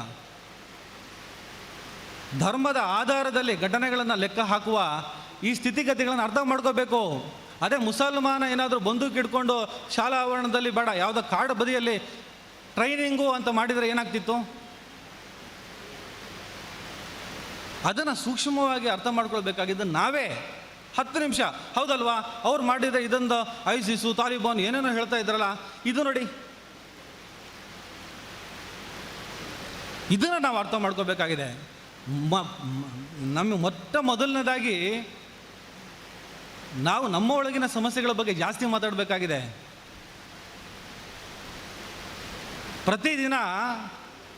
ಪ್ರತಿದಿನ ಈ ದೇಶದಲ್ಲಿ 4 ಜನ ದಲಿತ ಹೆಣ್ಮಕ್ಳು ಅತ್ಯಾಚಾರ ಆಗ್ತಾ ಇದೆ. Basic problem. ವಾರಕ್ಕೆ 19 ಜನ ದಲಿತರ ಖಗೋಲೆಗಳಾಗ್ತಾ ಇದ್ದಾವೆ. ನಮಗೆ ಮಂದಿರ ಮಸೀದಿ ಸಂಘರ್ಷ ಬೇಕಾಗಿದೆ, ಆದರೆ ನಮ್ಮವ್ರನ್ನ, ನಮ್ಮ ದಲಿತರನ್ನ ಮಂದಿರದೊಳಗೆ ಕಳಿಸೋದ್ರ ಬಗ್ಗೆ ಚಿಂತನೆಗಳಿಲ್ಲ. ನನಗೊಂದು ವಿಚಾರ ಗೊತ್ತಾಯಿತು, ಬಂದೂಕು ಹಿಡ್ಕೊಂಡು ಹೋದರಲ್ಲಿ ದಲಿತರು ಜಾಸ್ತಿ ಇದ್ರಂತೆ. ಅರ್ಥ ಮಾಡ್ಕೋಬೇಕು. ಪ್ರತಿನಿತ್ಯ ಈ ಥರ ದೌರ್ಜನ್ಯಗಳಾಗ್ತಾ ಇದೆ. ಅಂಬೇಡ್ಕರ್ ಹೇಳಿದ್ರಲ್ಲ ಒಂದು ಮಾತು, ಬಂದೂಕು ಹಿಡ್ಕೊಂಡು ಏನು ತರಬೇತಿ ತಗೊಂಡ್ರು, ಅಲ್ಲಿ ದಲಿತರಿದ್ದರು, ದಲಿತರು ಹುಡುಗರು ಇದ್ದಾರೆ ಅನ್ನೋ ಇನ್ಫಾರ್ಮೇಷನ್ ನಾನು ತಗೊಂಡೆ. ಯಾಕೆ? ಎಲೆಕ್ಷನ್ ಹತ್ತಿರ ಬಂದರೆ ಅವ್ರು ಹಿಂದೂಗಳು, ಎಲೆಕ್ಷನ್ ಮುಗೀತಿದ್ದಂಗೆ ದಲಿತರು. ಅಂಬೇಡ್ಕರ್ ಹೇಳಿರೋದಿದ್ದು. ಎಲೆಕ್ಷನ್ ಹತ್ತಿರ ಬಂದರೆ ಹಿಂದೂಗಳು, ಎಲೆಕ್ಷನ್ ಮುಗೀತಿದ್ದಂಗೆ ದಲಿತರು. ಈ ಫ್ಯಾಕ್ಟನ್ನು ಯಾವಾಗ ಅರ್ಥ ಮಾಡ್ಕೋತೀರಾ? ಅಂಬೇಡ್ಕರ್ ಕೈಯಲ್ಲಿ ಪುಸ್ತಕವನ್ನು ಕೊಡಿ ಅಂತ ಹೇಳ್ತಾರೆ, ಬಂದೂಕು ತಗೊಂಡು ಮನೆ ಹೋಗ್ತಿದ್ದಾರೆ, ಅಸ್ತ್ರ ತಗೊಂಡು ಮನೆ ಹೋಗ್ತಿದ್ದಾರೆ. ನಾನು ಯಾಕೆ ಈ ಮಾತನ್ನ ಹೇಳ್ತಿದ್ದೇನೆ ಅಂದರೆ, ನಾವೆಲ್ಲರೂ ಒಂದು ಹಿಂದೂ ಮುಸ್ಲಿಂ ಬಾಯ್ ಒಗ್ಗಟ್ಟಾಗಿ ಬದುಕೋಣ, ನಮ್ಮ ರಕ್ತ ಒಂದೇ, ಬ್ಲಡ್ ಕೆಂಪು, ಇವೆಲ್ಲ ಗೊತ್ತಿರೋದು. ಇವೆಲ್ಲ ಮಾತಾಡಿ ಏನು ಪ್ರಯೋಜನ ಇಲ್ಲ. ಸೊಲ್ಯೂಷನ್ ಮಾತಾಡೋಣ. ಪರಿಹಾರ ಹೇಗೆ ಗೊತ್ತಾಗ್ತಾ ಇಲ್ವಾ? ಪರಿಸ್ಥಿತಿ, ರೇಟ್ಗಳು, ಬೆಲೆ ಇನ್ನೊಂದು ಅರ್ಥ ಆಗ್ತಾ ಇಲ್ವಾ? ಒಬ್ಬಳು MBA ಸ್ಟೂಡೆಂಟು ಸೂಸೈಡ್ ಮಾಡ್ಕೊತಾಳೆ, ಉದ್ಯೋಗ ಇಲ್ಲ ಅಂತ ರೀಸೆಂಟಾಗಿ. ಹೌದಾ? ಹಾಗಾದರೆ ಇಷ್ಟು ಕಷ್ಟಪಟ್ಟು ನಾವೆಲ್ಲ ಯಾಕೆ ಓದಬೇಕು? ಇಂಥ ಸ್ಥಿತಿಗಳಲ್ಲಿ ನಾವು ಮಂದಿರವನ್ನು, ಮಸೀದಿನ ಹುಡುಕ್ತಾ ಹೋಗ್ತೀವಿ. ಉದ್ಯೋಗವನ್ನು ಹುಡುಕೋ ಪ್ರಯತ್ನವನ್ನು ನಾವು ಮಾಡಿಲ್ಲ.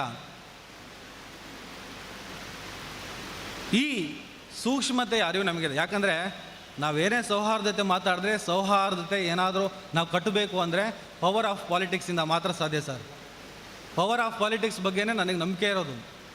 ಹಾಗಾಗಿ ಪವರ್ ಆಫ್ ಪಾಲಿಟಿಕ್ಸ್ ಮಾತ್ರ ಸೌಹಾರ್ದತೆಯನ್ನು ಮತ್ತು ಸಮಾನತೆಯನ್ನು, ಸಾಮರಸ್ಯವನ್ನು ಕಟ್ಟ ಹಾಕಬಲ್ಲದು. ಯಾಕಂದ್ರೆ ನಮ್ಮಲ್ಲಿ ಒಗ್ಗಟ್ಟಿಲ್ವಲ್ಲ, ಅದೊಂದು ದಿಟ್ಟ ಶಕ್ತಿ ಅಂತೀವಿ. ನಮ್ಮದು ಅದಕ್ಕಿಂತ ದಿಟ್ಟ ದೈತ್ಯ ಶಕ್ತಿ. ಆದರೆ ನಾವು 100 ಕವಲು. ಹಾಗಾಗಿ 20 ತಗೊಳ್ಳೋರು 20ಕ್ಕೆ ಸ್ಟಿಕ್ಕಾನೋ, 80 ತಗೊಳ್ಳೋರು 10 ಹಂಚ್ಕೊಂಡು ಹರಿದೋಗ್ತಾ ಇದ್ದೀವಿ ನಾವು.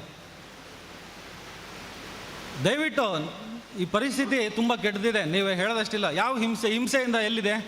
ಹಿಂಸೆಯಿಂದ ಏನಾಗುತ್ತೆ? ಹಿಂಸೆಯಿಂದ ನಾಶ, ಅಸ್ತ್ರದಿಂದ ನಾಶ. ಅಸ್ತ್ರದಿಂದ ವಿನಾಶ, ಹಿಂಸೆಯಿಂದ ನಾಶ ಆಗುತ್ತೆ. ಅಹಿಂಸೆಯನ್ನೇ ನಾವು ಪ್ರತಿಪಾದಿಸಬೇಕು, ಶಾಂತಿಯನ್ನೇ ನಾವು ಮಾತಾಡಬೇಕಾಗಿದೆ. ಶಾಂತಿ ಬೇಕು ಅಂದರೆ ಪ್ರತಿನಿತ್ಯ ಪ್ರತಿ ಹಂತದಲ್ಲೂ ನಾಲ್ಗೆ ಸೀಳ್ತೀವಿ, ತಲೆ ಕಡಿತೀವಿ ಅನ್ನೋ ಸ್ಟೇಟ್ಮೆಂಟ್ಗಳನ್ನು, ವಯಲೆನ್ಸ್ಗಳನ್ನು ಹೇಗೆ ಸಹಿಸ್ಕೋತೀರಾ ಅಂತೀನಿ ನಾನು.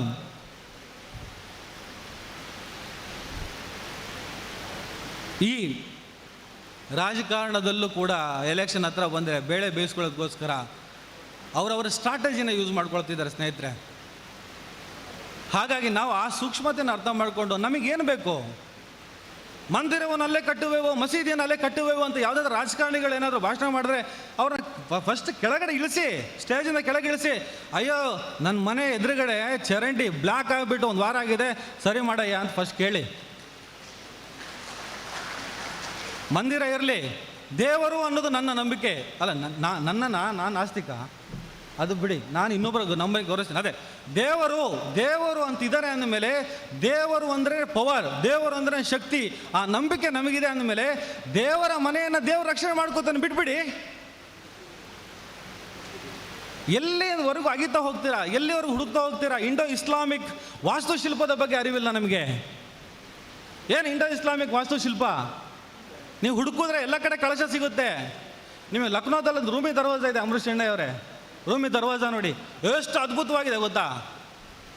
ಎಷ್ಟು ಚೆನ್ನಾಗಿ ಬಿಲ್ಟ್ ಮಾಡಿದ್ದಾರೆ ಅದನ್ನು, ಎಷ್ಟು ಚೆನ್ನಾಗಿ ಕಟ್ಟಿದ್ದಾರೆ. ಬಹುಶಃ ದೆಹಲಿ ಸುಲ್ತಾನೇಟ್ ಅಂತ ಅನ್ಕೋತೀನಿ ನಾನು. ಎಷ್ಟು ಅದ್ಭುತವಾಗಿ ಕಟ್ಟಿದ್ದಾರೆ. ನಾನು ಸೂಕ್ಷ್ಮವಾಗಿ ನೋಡಿದೆ, ಅದರಲ್ಲಿ ಒಂದು ಕಳಶ ಕಾಣಿಸ್ತಾ ಇದೆ. ಮುಗೀತು ಕತೆ. ಒಂದು ಕಳಶ ಇದೆ. ನೀವು ಇಂಡೋ ಇಸ್ಲಾಮಿಕ್ ವಾಸ್ತುಶಿಲ್ಪದಲ್ಲಿ ಅಬ್ಸರ್ವ್ ಮಾಡಿದ್ರೆ, ಗೂಗಲ್ ಹೋಗಿ ಮಾಡಿ, ಇಂಡೋ ಇಸ್ಲಾಮಿಕ್ ವಾಸ್ತುಶಿಲ್ಪದ ಅಡಿಯಲ್ಲಿ ಬರುವಂತಹ ಈ ಮೊಘಲ್ಸ್, ಈ ಸುಲ್ತಾನೇಟ್ಗಳು ಕಟ್ಟಿದಂತಹ ಅನೇಕ ಮಸೀದಿಗಳನ್ನು, ಕಟ್ಟಡಗಳನ್ನು, ಅರಮನೆಗಳನ್ನು ಒಂದು ಸಲ ಸೂಕ್ಷ್ಮವಾಗಿ ನೋಡಿ. ಅದು ಇಂಡೋ ಇಸ್ಲಾಂ ಶೈಲಿಯಲ್ಲಿದೆ. ಹಿಂದೂ ಸಾಂಸ್ಕೃತಿಕ ಕುರುಹುಗಳಿದೆ ಅದರಲ್ಲಿ. ಅಜ್ಮೇರ್ ದರ್ಗಾದಲ್ಲಿ ಕಿಟಕಿಯಲ್ಲಿ ನಾನು ನೋಡಿದೆ, ಅಲ್ಲಿ ಹಿಂದೂನೇ ಸಂಸ್ಕೃತಿ ಕುರುಹು ಇದೆ. ಇದೇ ಮಾಡಿದ್ದಾರೆ, ಇರುತ್ತೆ. ಹಾಗೆ ಆಗ ಬಂದಂಥವರು ಈ ನೆಲದ ಸಾಂಸ್ಕೃತಿಕ ಕುರುಹುಗಳ ಜೊತೆಗೆ ಆಡಳಿತ ನಡೆಸ್ಕೊಂಡು ಬಂದರು. ಅದನ್ನು ಸಹಬಾಳ್ವೆ ಅಂತಾದರೂ ಹೇಳಿ, ಸಾಮರಸ್ಯ ಅಂತಾದರೂ ಹೇಳಿ. ನಮ್ಮ ದೇಶದಲ್ಲಿ ಯಾವತ್ತೂ ಸಾಮರಸ್ಯ ಹಾಳಾಗೇ ಇಲ್ಲ, ಹಾಳಾಗೋದೂ ಇಲ್ಲ. ವ್ಯತ್ಯಾಸಗಳಾಗ್ತಾ ಇದ್ದಾವೆ. ಆ ವ್ಯತ್ಯಾಸಗಳನ್ನು ನಾವು ಗ್ರಹಿಸಬೇಕಾದಂಥ ಸಣ್ಣ ಸೂಕ್ಷ್ಮತೆ ನಮ್ಮಲ್ಲಿ ಬೇಕಷ್ಟೆ. ನಮ್ಮ ಮಕ್ಕಳಿಗೆ ಹೇಳ್ತಾರೆ, ಪಠ್ಯ ಪುಸ್ತಕದ ವಿಚಾರಗಳ ಭಾರಿ ದೊಡ್ಡ ಚರ್ಚೆ. ಅವ್ರು ಏನು ಬೇಕಾದ್ರೆ ಮಾಡಲಿ, ನಾವು ನಮ್ಮ ಮಕ್ಕಳ ಕೈಲಿ ಕುವೆಂಪು ಪುಸ್ತಕವನ್ನು ಕೊಡೋಣ ಬಿಡ್ರಿ, ಬಸವಣ್ಣನ ಪುಸ್ತಕವನ್ನು ಕೊಡೋಣ, ಮನೆಯೇ ಮೊದಲ ಪಾಠಶಾಲೆ. ಅಲ್ಲೊಂದು ರಾಜಕೀಯ ಸ್ಟ್ರಾಟಜಿ, ಅದಕ್ಕೊಂದು ವಿರುದ್ಧ ರಾಜಕೀಯ ಸ್ಟ್ರಾಟಜಿ. ಇದು ಯಾವುದು ಬೇಡ. ನಾವು ನಮ್ಮ ಮಕ್ಕಳನ್ನು ನಮ್ಮ ಮನೆಯಲ್ಲಿ ನಮಗೆ ಬೇಕಾದ ರೀತಿಯಲ್ಲಿ ನಾವು ಬೆಳೆಸ್ಕೊಂಡು ಹೋಗ್ಬೋದು.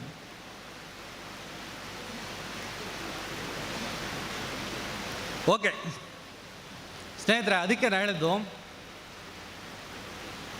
ಅಂಬೇಡ್ಕರ್ ಅವರ ಸಮಾನತೆ, ಸಮಾನತಾವಾದ ಇವೆಲ್ಲದೂ ಸಾಮರಸ್ಯದ ಮೂಲವೇ ಆಗಿದೆ.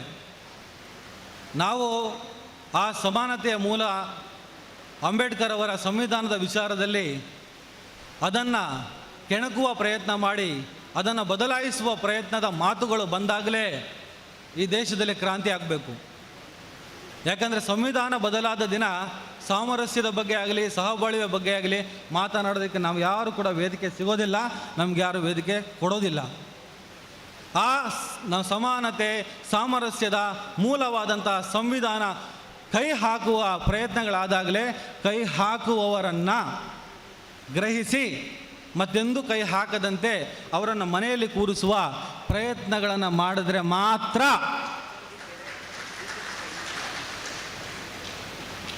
ಇದಕ್ಕೆಲ್ಲ ಪರಿಹಾರ ಸಿಗ್ತವೆ.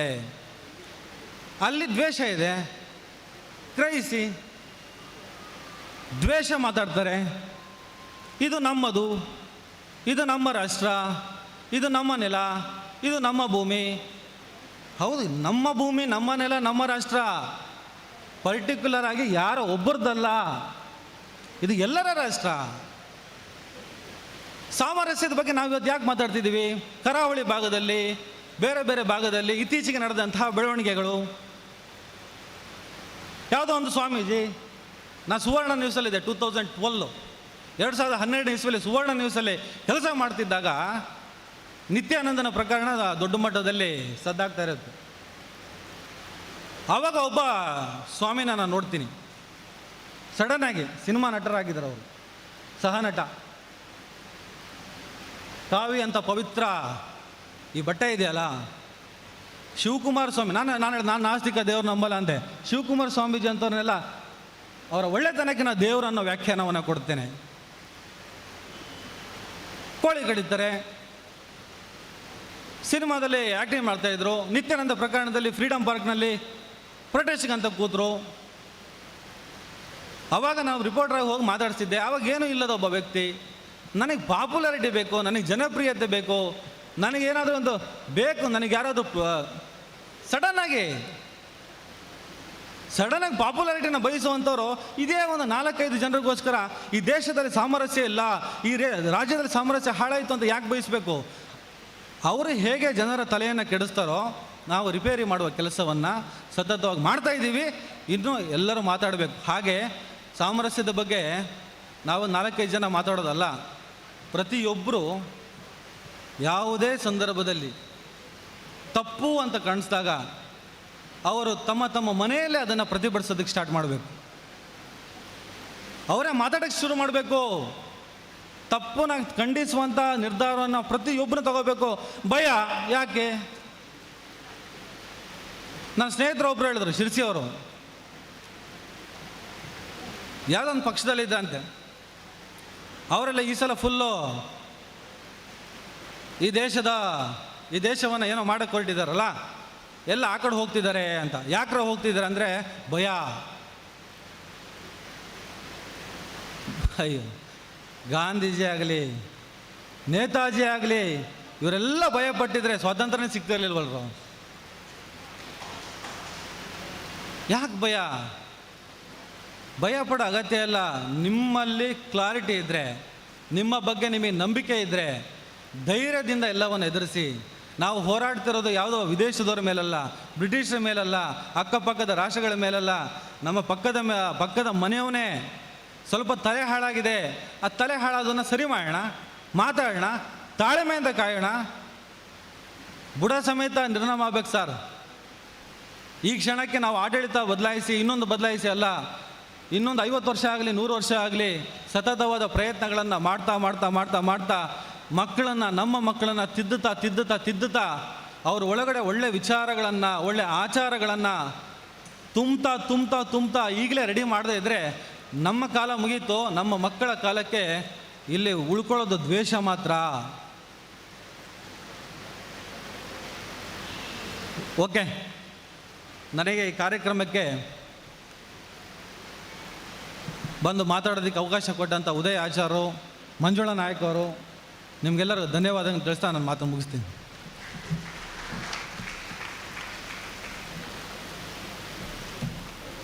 ವಂದನೆಗಳು ರಾಚಿಂತನ್ರವರಿಗೆ. ಬಹಳ ಉತ್ತಮವಾದಂಥ ಚಿಂತನೆಗಳನ್ನು ನಮ್ಮ ತಲೆ ಮೇಲೆ ಬಿತ್ತಿದ್ದಾರೆ ಬಂಧುಗಳೇ. ಖಂಡಿತವಾಗಿಯೂ ನಾವು ಈ ಚಿಂತನೆ ಮೂಲಕ ಮುನ್ನಡೆಯನ್ನು ನಡೆದರೆ ಖಂಡಿತವಾಗಿಯೂ ದೇಶ ಸೌಹಾರ್ದ ಬದುಕನ್ನು ಮಾಡ್ಬೋದು ಅನ್ನೋ ಸಂದೇಶವನ್ನು ನೀಡಿ ಅವರಿಗೆ ಎಲ್ಲ ಬಂಧುಗಳ ಪರವಾಗಿ ಹೃತ್ಪೂರ್ವಕವಾದಂಥ ವಂದನೆಗಳನ್ನು ಸಲ್ಲಿಸಿದ ಬಂಧುಗಳೇ. ಇನ್ನೂ ಇಬ್ಬರು ಅತಿಥಿಗಳು ಮಾತಾಡಲಿಕ್ಕಿದ್ದಾರೆ. ದಯವಿಟ್ಟು ಎಲ್ಲ ಬಂಧುಗಳು ವಿನಂತಿಯನ್ನು ಮಾಡ್ತೇವೆ. 10-15 ನಿಮಿಷದೊಳಗಾಗಿ ಈ ಕಾರ್ಯಕ್ರಮ ಮುಗಿಯಲಿಕ್ಕಿದೆ. ಅದೇ ಮೊದಲಾಗಿ 2 ಸನ್ಮಾನ ಕಾರ್ಯಕ್ರಮ ನಡೆಯಲಿಕ್ಕಿದೆ SLCಯ ಮಕ್ಕಳಿಗೆ. ಇದೀಗ ಈ ಕಾರ್ಯಕ್ರಮದ 200 ಮುಖ್ಯ ಅತಿಥಿಗಳಾಗಿ ಈ ಒಂದು ಕಾರ್ಯಕ್ರಮದಲ್ಲಿರುವಂತಹ ಅಮೃತ್ ಅವರು ಮಾತಾಡಬೇಕಾಗಿ ವಿನಂತಿಯನ್ನು ಮಾಡ್ತಿದ್ದೇವೆ.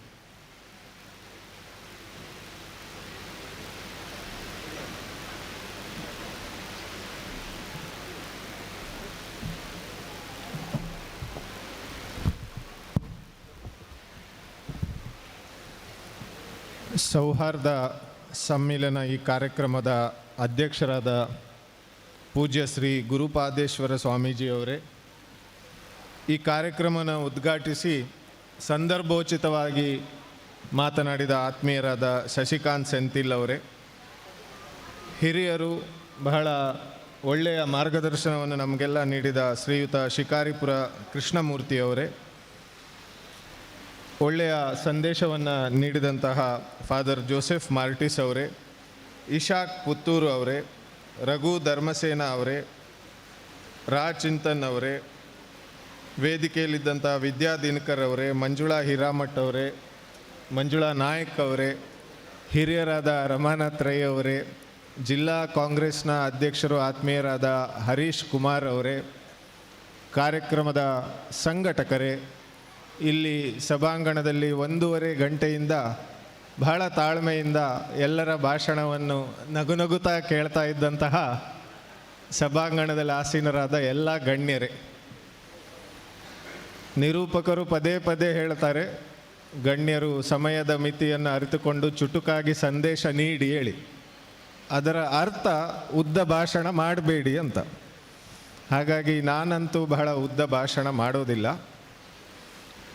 ಈ ಕೊರೋನಾ ಬಂದ ಮೇಲೆ ಆನ್ಲೈನ್ ಜಾಸ್ತಿ ಆಗಿದೆ. ನನಗೆ ನಾವು ಉಡುಪಿಯ ಕಾರ್ಯಕ್ರಮ ಮಾಡಿದ ನಂತರ ಇವತ್ತಿನ ತನಕ ಇಲ್ಲಿ ಬಂದ್ರ ತನಕ ಇಲ್ಲಿ ಒಳಗೆ ಬಂದು ಕೂಡ ಸುಮಾರು 20 ಜನ ಶೇಕ್ ಹ್ಯಾಂಡ್ ಮಾಡಿ ಉಡುಪಿದು ಬಹಳ ಚೆನ್ನಾಗಿ ಆಯಿತು ಕಾರ್ಯಕ್ರಮ ಅಂತ ಹೇಳಿದರು.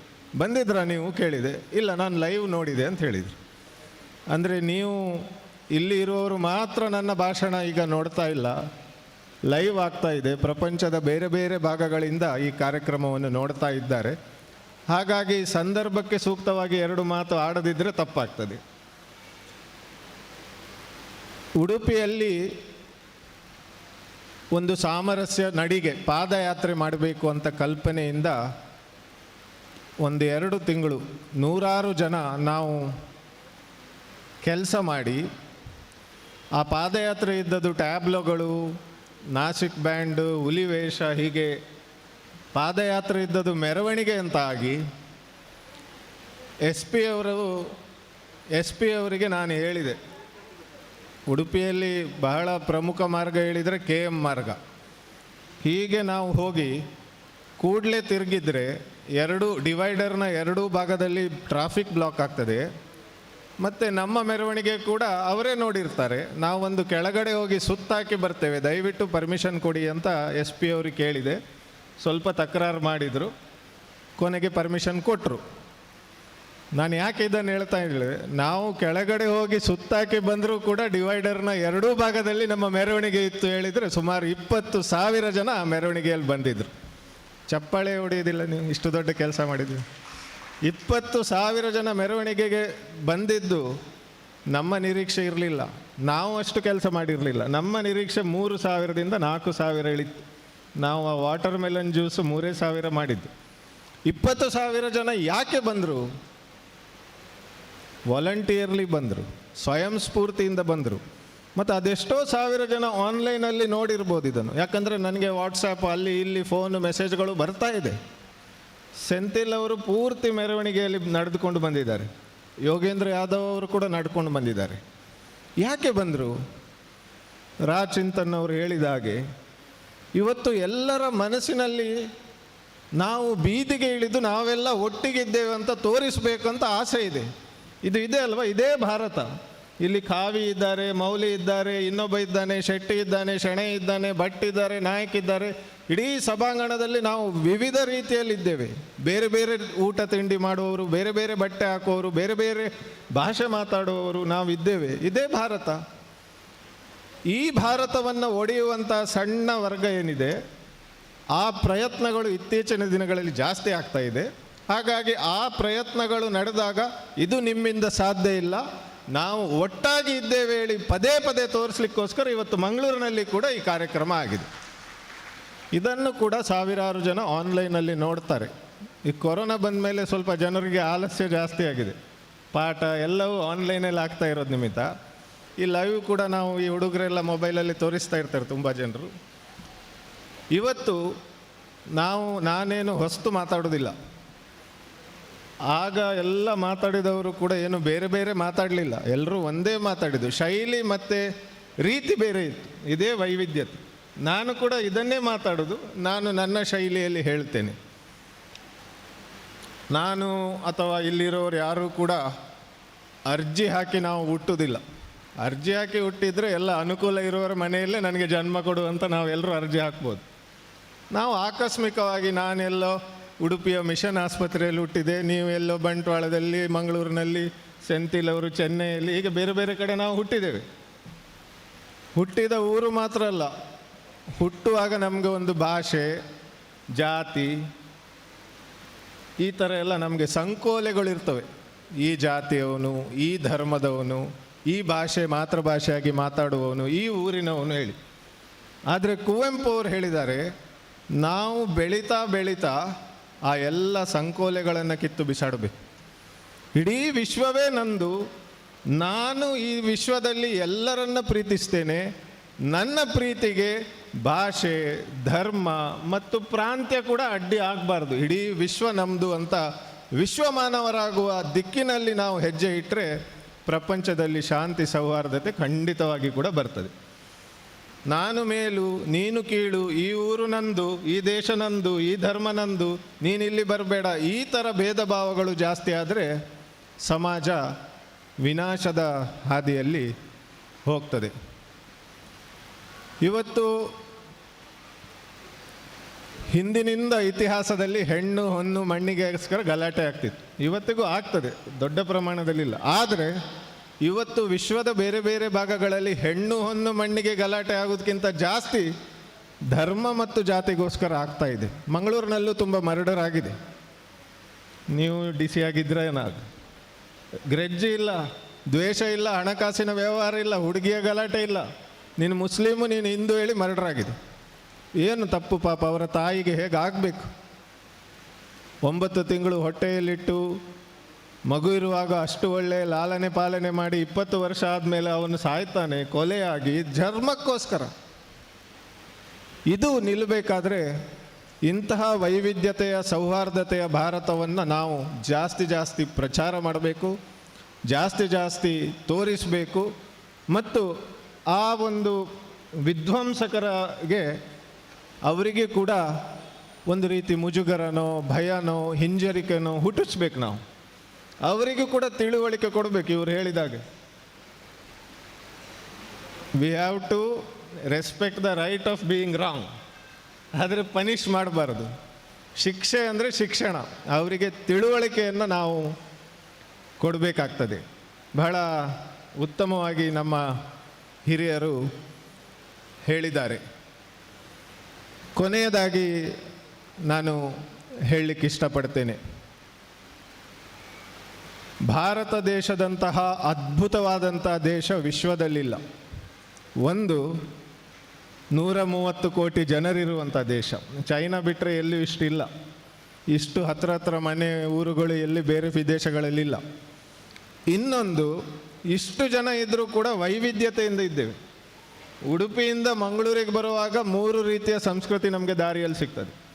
ಬಂಟ್ವಾಳದವರು ಮಾತಾಡುವ ತುಳುಗು, ಉಡುಪಿಯವರು ಮಾತಾಡುವ ತುಳುಗು ಕೂಡ ಸ್ವಲ್ಪ ವ್ಯತ್ಯಾಸ ಇದೆ. ಮಂಗಳೂರು ಹಂಪನಕಟ್ಟೆಯಲ್ಲಿ ಬಂದು ನಿಂತರೆ ಆಚೆ ಈಚೆ ಕಣ್ಣ ಆಡಿಸಿದರೆ ಕೊಂಕಣಿ ಭಾಷೆ ಕೇಳ್ತದೆ, ಬ್ಯಾರಿ ಭಾಷೆ ಕೇಳ್ತದೆ, ತುಳು ಕೇಳ್ತದೆ, ಕನ್ನಡ ಕೇಳ್ತದೆ, ಹಿಂದಿ ಕೇಳ್ತದೆ, ಉರ್ದು ಕೇಳ್ತದೆ. ಅದರಲ್ಲೂ ಬೇರೆ ಬೇರೆ ರೀತಿಯ. ಕುಂದಾಪುರದವರು ಮಾತಾಡುವ ಕನ್ನಡಕ್ಕೂ ಮಂಗಳೂರಿನವರು ಮಾತಾಡುವ ಕನ್ನಡಕ್ಕೂ, ಮಂಗಳೂರು ಬೇಡ ಉಡುಪಿಯವರು ಮಾತಾಡುವ ಕನ್ನಡಕ್ಕೂ ವ್ಯತ್ಯಾಸ ಇದೆ. ಉಡುಪಿಯಿಂದ 10 ಕಿಲೋಮೀಟರ್ ಬ್ರಹ್ಮಾವರ ಹೋದರೆ ಅಲ್ಲಿ ಶೆಟ್ರು ತುಳು ಕಮ್ಮಿ, ಕನ್ನಡ ಜಾಸ್ತಿ ಮಾತಾಡ್ತಾರೆ. ಇಷ್ಟೊಂದು ವೈವಿಧ್ಯಮಯ ಭಾರತದಲ್ಲಿ ನಾವು ಒಂದೇ ತಾಯಿಯ ಮಕ್ಕಳಾಗಿ ಸಹಸ್ರಾರು ವರ್ಷದಿಂದ ಇದ್ದೇವೆ. ಸಹಸ್ರಾರು ವರ್ಷದಿಂದ ನಾವು ಅಣ್ಣ ತಮ್ಮಂದರಾಗಿದ್ದೇವೆ. ನನ್ನ ಬಾಲ್ಯದಲ್ಲಿ ನಾನು ನನ್ನ ಕ್ಲಾಸ್ಮೇಟ್ ಅಕ್ರಮನ ಮನೆಯಲ್ಲೇ ಟಿ ವಿ ನೋಡೋದು, ಡಿಸೋಜನ ಮನೆಯಲ್ಲೇ ಊಟ ಮಾಡೋದು. ನಮಗೆ ಅಡೆತಡೆಗಳು ಇರಲಿಲ್ಲ. ಅವನು ಬೇರೆ ಧರ್ಮದವನು, ಬೇರೆ ಜಾತಿಯವನು ಎಂಬ ಭಾವನೆ ನಮಗಿರಲಿಲ್ಲ. ಇವತ್ತು ಮಕ್ಕಳು ಮಾತಾಡ್ತಾರೆ, ಅವ ಮುಸ್ಲಿಂ, ಇವ ಕ್ರಿಶ್ಚಿಯನ್, ನಾನು ಹಿಂದೂ. ಆ ಮಕ್ಕಳು ಹಾಗೆ ಮಾತಾಡಿದರೆ ನಾವು ಗಂಭೀರವಾಗಿ ಆಲೋಚನೆ ಮಾಡಬೇಕು. ಎಂತಹ ಭಾರತವನ್ನು ನಾವು ಮುಂದಿನ ಜನಾಂಗಕ್ಕೆ ಕೊಡ್ತಾ ಇದ್ದೇವೆ. ಇಲ್ಲಿ ಬಂಟರಿಗೆ ಒಂದು ಊರು, ಬಿಲ್ಲವರಿಗೆ ಒಂದು ಊರು, ಕುರುಬರಿಗೆ ಒಂದು ಊರು, ಮುಸ್ಲಿಮರಿಗೆ ಒಂದು ಊರು ಇಲ್ಲ. ನಾವು ಮನೆಯಿಂದ ಹೊರಗೆ ಹೋದರೆ ಒಂದೇ ರಸ್ತೆಯಲ್ಲಿ ನಮಗೆ 8 ಜಾತಿಯವರ ಮನೆ ಸಿಗ್ತದೆ. ಇಂತಹ ಅನ್ಯೋನ್ಯವಾಗಿ ಇದ್ದಂಥ ಭಾರತವನ್ನು ನಾವು ಮುಂದಿನ ತಲೆಮಾರಿಗೆ ಕೊಡಬೇಕಾದ್ರೆ ಈ ಸೌಹಾರ್ದತೆಯನ್ನು ಉಳಿಸಬೇಕು. ಈ ಸೌಹಾರ್ದತೆ ಒಳ್ಳೆ ರೀತಿಯಲ್ಲಿ ಇತ್ತು. ಸೆಂಥಿಲ್ ಸಾಹೇಬರು ಹೇಳಿದಾಗೆ ಒಂದು ಸಣ್ಣ ವರ್ಗ ಗಲಾಟೆ ಜಾಸ್ತಿ, ಅವರದ್ದು ಶಬ್ದ ಜಾಸ್ತಿ. ನಾವು ತುಂಬ ದೊಡ್ಡ ವರ್ಗ, ನಾವು ಬಹಳ ಸೌಮ್ಯವಾದಿಗಳು, ಶಾಂತಿ ಪ್ರಿಯರು, ಪ್ರೀತಿ ಹಂಚುವರು. ಸಣ್ಣ ವರ್ಗದ ಗಲಾಟೆ ಜಾಸ್ತಿ ನೋಡಿ ಅಯ್ಯೋ ಇಡೀ ದೇಶ ಹೀಗೆಯಾ ಅಂತ ಭಾವಿಸುವ ಒಂದು ಯುವ ಜನಾಂಗ ಹೆದರಿ ಹೋಗಿದೆ. ಅವರ ಭಯವನ್ನು ತೆಗಿಬೇಕಾದ್ರೆ ನಾವು ಪದೇ ಪದೇ ಹೀಗೆ ಒಟ್ಟಾಗಬೇಕು, ಭಾಷಣ ಮಾಡಬೇಕು, ರ್ಯಾಲಿ ಮಾಡಬೇಕು. ಹಾಗಾಗಿ ನಾನು ಮಂಗಳೂರು ಸಾಮರಸ್ಯ ಮಂಗಳೂರು ಈ ವೇದಿಕೆಯ ಮಂಜುಳಾ ನಾಯ್ಕ ಅವರಿಗೆ, ಕುಂಜತ ಬೈಲವರಿಗೆ ಮತ್ತು ಎಲ್ಲ ಸದಸ್ಯರಿಗೆ ನಾನು ಹೃದಯಾಂತರಾಳದಿಂದ ಅಭಿನಂದನೆಯನ್ನು ಸಲ್ಲಿಸ್ತೇನೆ. ನೀವು ಮಾಡ್ತಾ ಇರೋದು ಈ ಮಣ್ಣಿನ ಸಂಸ್ಕೃತಿಯನ್ನು ಉಳಿಸುವ ಕೆಲಸ ನೀವು ಮಾಡ್ತಾ ಇದ್ದೀರಿ. ಈ ಹಾಲ್ನಲ್ಲಿ ಇಷ್ಟು ಜನ ಇದ್ದಾರೆ, ಎಲ್ಲ ಬಲಾಢ್ಯರು.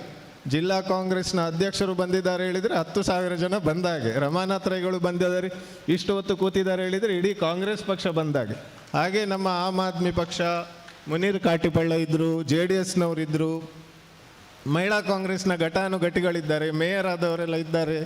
ಹಾಗಾಗಿ ಇವರು ಬಂದರೆ ಇಡೀ ಊರು ಬಂದ ಹಾಗೆ ಪ್ರತಿನಿಧಿಗಳು ಇವರು. ಹಾಗಾಗಿ ಸಂಘಟಕರು ಇನ್ನು ಮುಂದಿನ ದಿನಗಳಲ್ಲಿ ಕೂಡ ಇಂಥ ಪ್ರಯತ್ನ ದೊಡ್ಡ ಪ್ರಮಾಣದಲ್ಲಿ ಮಾಡಿ ಅಂತ ಶುಭ ಹಾರೈಸ್ತಾ ನನ್ನನ್ನು ಕರೆಸಿ ಮಾತನಾಡಲಿಕ್ಕೆ ಅವಕಾಶ ಕೊಟ್ಟದಕ್ಕೆ ವಂದಿಸಿ ನನ್ನ ಮಾತು ನಿಲ್ಲಿಸ್ತೇನೆ. ಜೈ ಹಿಂದ್. ಅತ್ಯುತ್ತಮವಾದಂತಹ ನುಡಿಗಾಗಿ ಅಮೃತಶನಿ ಅವರಿಗೆ ವಂದನೆಗಳನ್ನು ಸಲ್ಲಿಸುತ್ತಾ ಬಂಧುಗಳೇ, ಅಧ್ಯಕ್ಷೀಯ ನುಡಿ ದಯವಿಟ್ಟು ಅಧ್ಯಕ್ಷೀಯ ನುಡಿ ಮೊದಲು ಇಬ್ಬರು ಮಕ್ಕಳಿಗೆ ಈ ಒಂದು ಗೌರವ ಕಾರ್ಯಕ್ರಮ ನಡೀಲಿಕ್ಕಿದೆ. ವಿಶೇಷವಾಗಿ ಈ ಮಕ್ಕಳು SLCಯಲ್ಲಿ ನಮ್ಮ ದಕ್ಷಿಣ ಕನ್ನಡ ಜಿಲ್ಲೆಗೆ ಕೀರ್ತಿಯನ್ನು ತಂದವರು. ವೀಕ್ಷಾ ವಿ ಶೆಟ್ಟಿಯವರು, ಅದೇ ರೀತಿ ವಿ ಅಕ್ಷತ ಕಾಮಾತ್ರವರು, ಶ್ರೀ ವ್ಯಾಸ ಮಹರ್ಷಿ ವಿದ್ಯಾಪೀಠ ಕಿಲ್ಪಾಡಿ ಮುಲ್ಕಿ ಈ ಸಂಸ್ಥೆಯಲ್ಲಿ ಕಲಿತು 625 ಅಂಕಗಳಲ್ಲಿ 625 ಅಂಕಗಳನ್ನು ಗಳಿಸಿದ್ದಾರೆ ಬಂಧುಗಳೇ.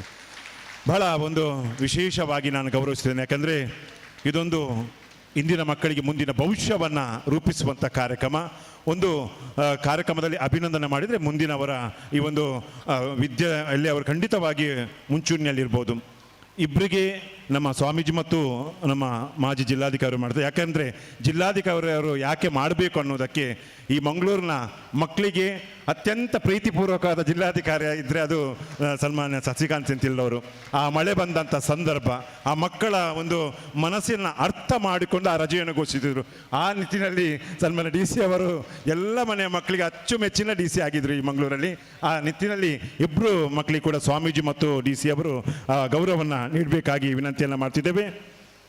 ಬಂಧುಗಳೇ, ಹೈಯೆಸ್ಟ್ ರಜೆ ಕೊಟ್ಟ ಮಕ್ಕಳಿಗೆ ಅವರ ಕಷ್ಟ ಅರ್ಥ ಆಗಿದೆ, ಅವರಿಗೆ ಶಿಕ್ಷಣಕ್ಕೆ ಒಂದು ಒತ್ತು ನೀಡುವಂಥ ಕಾರ್ಯಕ್ರಮವನ್ನು ಮಾಡಿದ್ದಾರೆ. ಖಂಡಿತವಾಗಿಯೂ ನಿಮಗೆ ಅಭಿನಂದನೆ ಸಲ್ಲಿಸುತ್ತಾ ಇಬ್ಬರು ಮಕ್ಕಳಿಗೆ ಕೂಡ ಗೌರವವನ್ನು ಮಾಡಬೇಕಾಗಿ ಪೂಜ್ಯ ಸ್ವಾಮೀಜಿ ಮತ್ತು ಜಿಲ್ಲಾಧಿಕಾರಿಯವರು ಇದೀಗ ಈ ಮಕ್ಕಳಿಗೆ ಗೌರವವನ್ನು ಮಾಡ್ತಿದ್ದಾರೆ.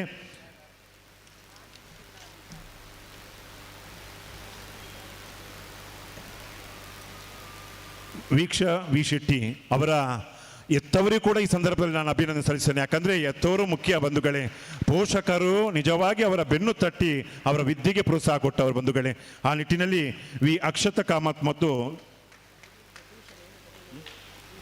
ಅದೊಂದು ಮತ್ತೊಂದು ಈ ಇಬ್ಬರು ಮಕ್ಕಳಲ್ಲಿ ವಿಶೇಷತೆ ಏನಂದರೆ ಯಾವುದೇ ರೀತಿಯಾದಂಥ ಟ್ಯೂಷನ್ ತಗೊಳ್ಳಿಲ್ಲ ಈ ಮಕ್ಕಳು. ಸ್ವಂತ ಜ್ಞಾನದ ಶಕ್ತಿ ಬಂಧುಗಳೇ. ಡಾಕ್ಟರ್ ಬಾಬಾ ಸಾಹೇಬ್ ಅಂಬೇಡ್ಕರ್ ಅವರು ಕೊಟ್ಟಂತಹ ಜ್ಞಾನ ಏನಿದೆ, ಅಂಬೇಡ್ಕರ್ ಕೊಟ್ಟಂತಹ ಜ್ಞಾನ ಶಕ್ತಿಯಿಂದ ತನ್ನ ಜ್ಞಾನದ ವೃದ್ಧಿಯನ್ನು ಮಾಡಿಕೊಂಡು ಅವರು ವಿದ್ಯೆಯನ್ನು ಕಲಿಸಿದ್ದಾರೆ. ಇಬ್ಬರು ಮಕ್ಕಳ ಭವಿಷ್ಯ ಖಂಡಿತವಾಗಿ ಬಂಗಾರವಾಗಲಿ. ಅವರ ಪೋಷಕರಿಗೆ ಕೂಡ ವೀಕ್ಷಾ ವಿ ಶೆಟ್ಟಿ ಮತ್ತು ವಿ ಅಕ್ಷತ ಕಾಮತ್ ಅವರ ಪೋಷಕರಿಗೆ ಕೂಡ ಮತ್ತೊಮ್ಮೆ ಜೋರಾದ ಕೈ ಚಪ್ಪಾಳೆ ಮೂಲಕ ಅವರಿಗೆ ಕೂಡ ಅಭಿನಂದನೆಯನ್ನು ಸಲ್ಲಿಸಬೇಕಾಗಿ ವಿನಂತಿಯನ್ನು ಮಾಡ್ತಿದ್ದೇವೆ. ಇಬ್ಬರು ಮಕ್ಕಳಿಗೆ ಕೂಡ ವಂದನೆಗಳು. ನಿಮ್ಮ ಬಾಳು ಬೆಳಕಾಗಲಿ, ಒಳಿತಾಗಲಿ, ಶುಭವಾಗಲಿ. ಅದೇ ರೀತಿ ಈ ಒಂದು ಸಾಂಸ್ಕೃತಿಕ ಕಾರ್ಯಕ್ರಮದ ಮೊದಲಿಗೆ ಸ್ವಾಗತ ನೃತ್ಯ ಅಂದರೆ ಬಹಳ ಜೋಗದ ಸಿರಿಯ ಒಂದೊಂದು ವೈಭವವನ್ನು ಕೊಟ್ಟಂಥ ಮಕ್ಕಳು ದಯವಿಟ್ಟು ಬರಬೇಕು. Abhijna Rao, Gaganya Kulal, Manvi V Suvarna, Manvitha V Suvarna, Swara Ghatke, Prakruthi, Jeshal Rodrigues, Manyatha, Saptami R Rai, Vaila Swedal D'Cunha, Vaila Restal Fernandes, Preesha R Nayak, Manvith Vaishakh S Acharya, K Poojya Shri Amin.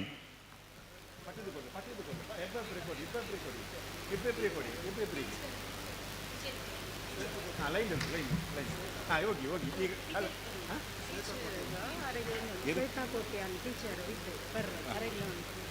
Shweta Kotian ಅಕಲ ಗುರುಕುಲದ ಮತ್ತೊಂದು ವೇದಿಕೆ ಬರಡು.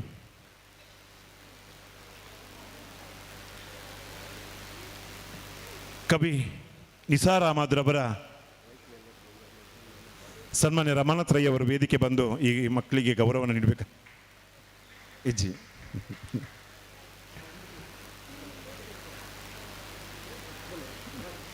ಬನ್ನಿ ಸರ್.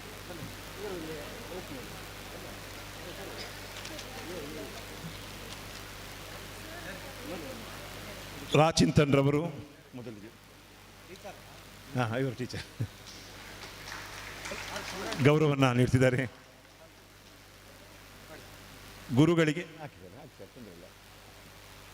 ಗುರುಗಳಿಗೆ ಗೌರವ ನಂತರ. Thank you sir.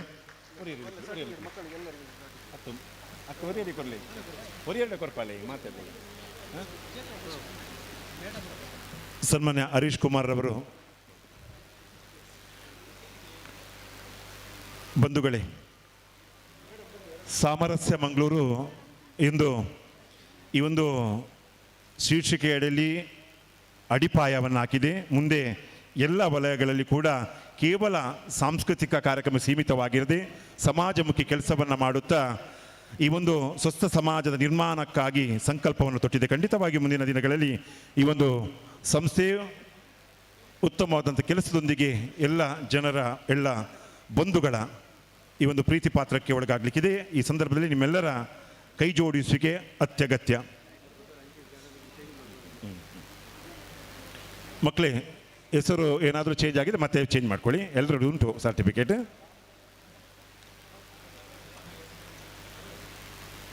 ನಾಡಕವಿ Nisar Ahmed ರವರ ಈ ಒಂದು ನಾಡಗೀತೆಗೆ ಬಹಳ ಸುಂದರವಾದ ನೃತ್ಯವನ್ನು ಮಾಡಿದಂಥ ಈ ಮಕ್ಕಳಿಗೆ ಬಂಧುಗಳೇ ಸುವರ್ಣ ಬಾಬು ನೇತೃತ್ವ ರಾಜ್ಯ ಮಟ್ಟದ ಪ್ರಶಸ್ತಿ ಪುರಸ್ಕೃತ ತುಳು ಸಿನಿಮಾಗಳಲ್ಲಿ ಕೂಡ ಈ ಮಕ್ಕಳು ನೃತ್ಯವನ್ನು ಮಾಡಿದ್ದಾರೆ. ಬಂಧುಗಳೇ, ಈ ಸಂದರ್ಭದಲ್ಲಿ ಅವರಿಗೆ ಮತ್ತೊಮ್ಮೆ ನಿಮ್ಮ ಇಡುವಂತಹ ವೇದಿಕೆಯಲ್ಲಿ ಹೆಜ್ಜೆ ಖಂಡಿತವಾಗಿ ಅದು ಬೆಳಗಳಿ, ಖಂಡಿತವಾಗಿ ನಿಮ್ಮ ಈ ಸಂಸ್ಥೆಯು ಬೆಳಗಳಿ ಅನ್ನೋ ಆಶಯದೊಂದಿಗೆ ನಿಮಗೆ ವಂದನೆಗಳು. ಬಂಧುಗಳೇ, ಅಧ್ಯಕ್ಷೀಯ ನುಡಿಗಾಗಿ ದೂರದ ಊರಿನಿಂದ ಹುಬ್ಳಿ ಧಾರವಾಡದಿಂದ ಬಂದಿದ್ದಾರೆ. ವಿರಕ್ತ ಮಠದಿಂದ ಪೂಜ್ಯ ಶ್ರೀ ಗುರುಪಾದೇಶ್ವರ ಸ್ವಾಮೀಜಿಯವರು. ಬಂಧುಗಳೇ, ನೀವು ಕೂಡ ಇಷ್ಟು ಹೊತ್ತು ಕಾದುಕೊಳ್ತಿದ್ದೀರಿ. ಖಂಡಿತವಾಗಿಯೂ ಅಧ್ಯಕ್ಷೀಯ ನುಡಿಗಾಗಿ ಪೂಜನೀಯ ಸ್ವಾಮೀಜಿ ಅವರಿಗೆ ಈ ವೇದಿಕೆಯನ್ನು ಅವರಿಗೆ ಬಿಟ್ಟುಕೊಡ್ತಿದ್ದೀವಿ.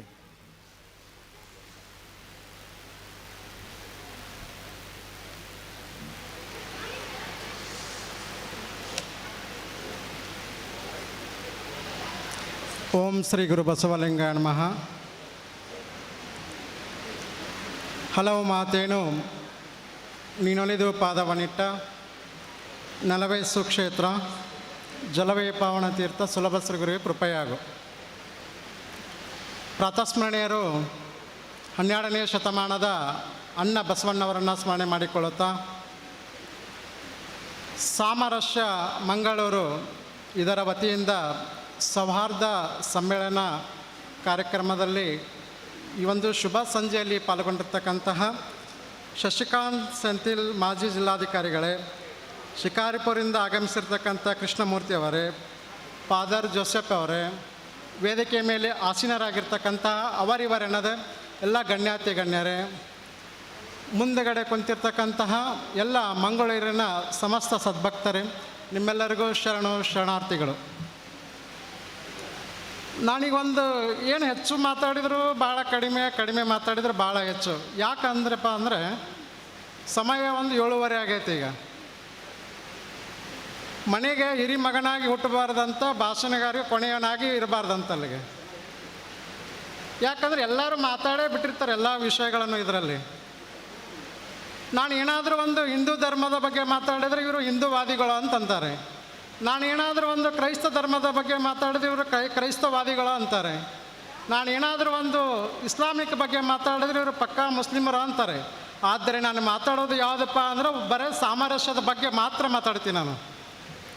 ಯಾಕೆ ಏನಾಗ್ತಾ ಇದೆಯಪ್ಪ ಅಂತಂದರೆ ನಮ್ಮ ದೇಶದಲ್ಲಿ ಮಹಾನ್ ನಾಯಕರನ್ನು ಕಂಡಿರ್ತಕ್ಕಂಥವ್ರು ನಾವು.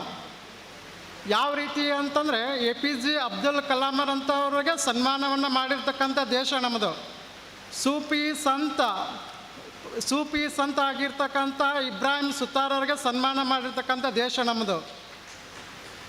ಯಾಕೆ ಈ ಮಾತು ಹೇಳ್ತಾ ಇದ್ದೀನಪ್ಪ ಅಂತಂದರೆ ಇಸ್ಲಾಮಿಕರಲ್ಲಾಗಲಿ ಹಿಂದೂಗಳಾಗಲಿ ಇವರು ಯಾರೂ ಯಾವತ್ತಿಗೂ ಕೆಟ್ಟ ಸಂಪ್ರದಾಯದಲ್ಲಿ ಹುಟ್ಟಬೇಕು ಬರಬೇಕು ಅಂತ ಯಾರೂ ಬಂದಿರೋದಿಲ್ಲ.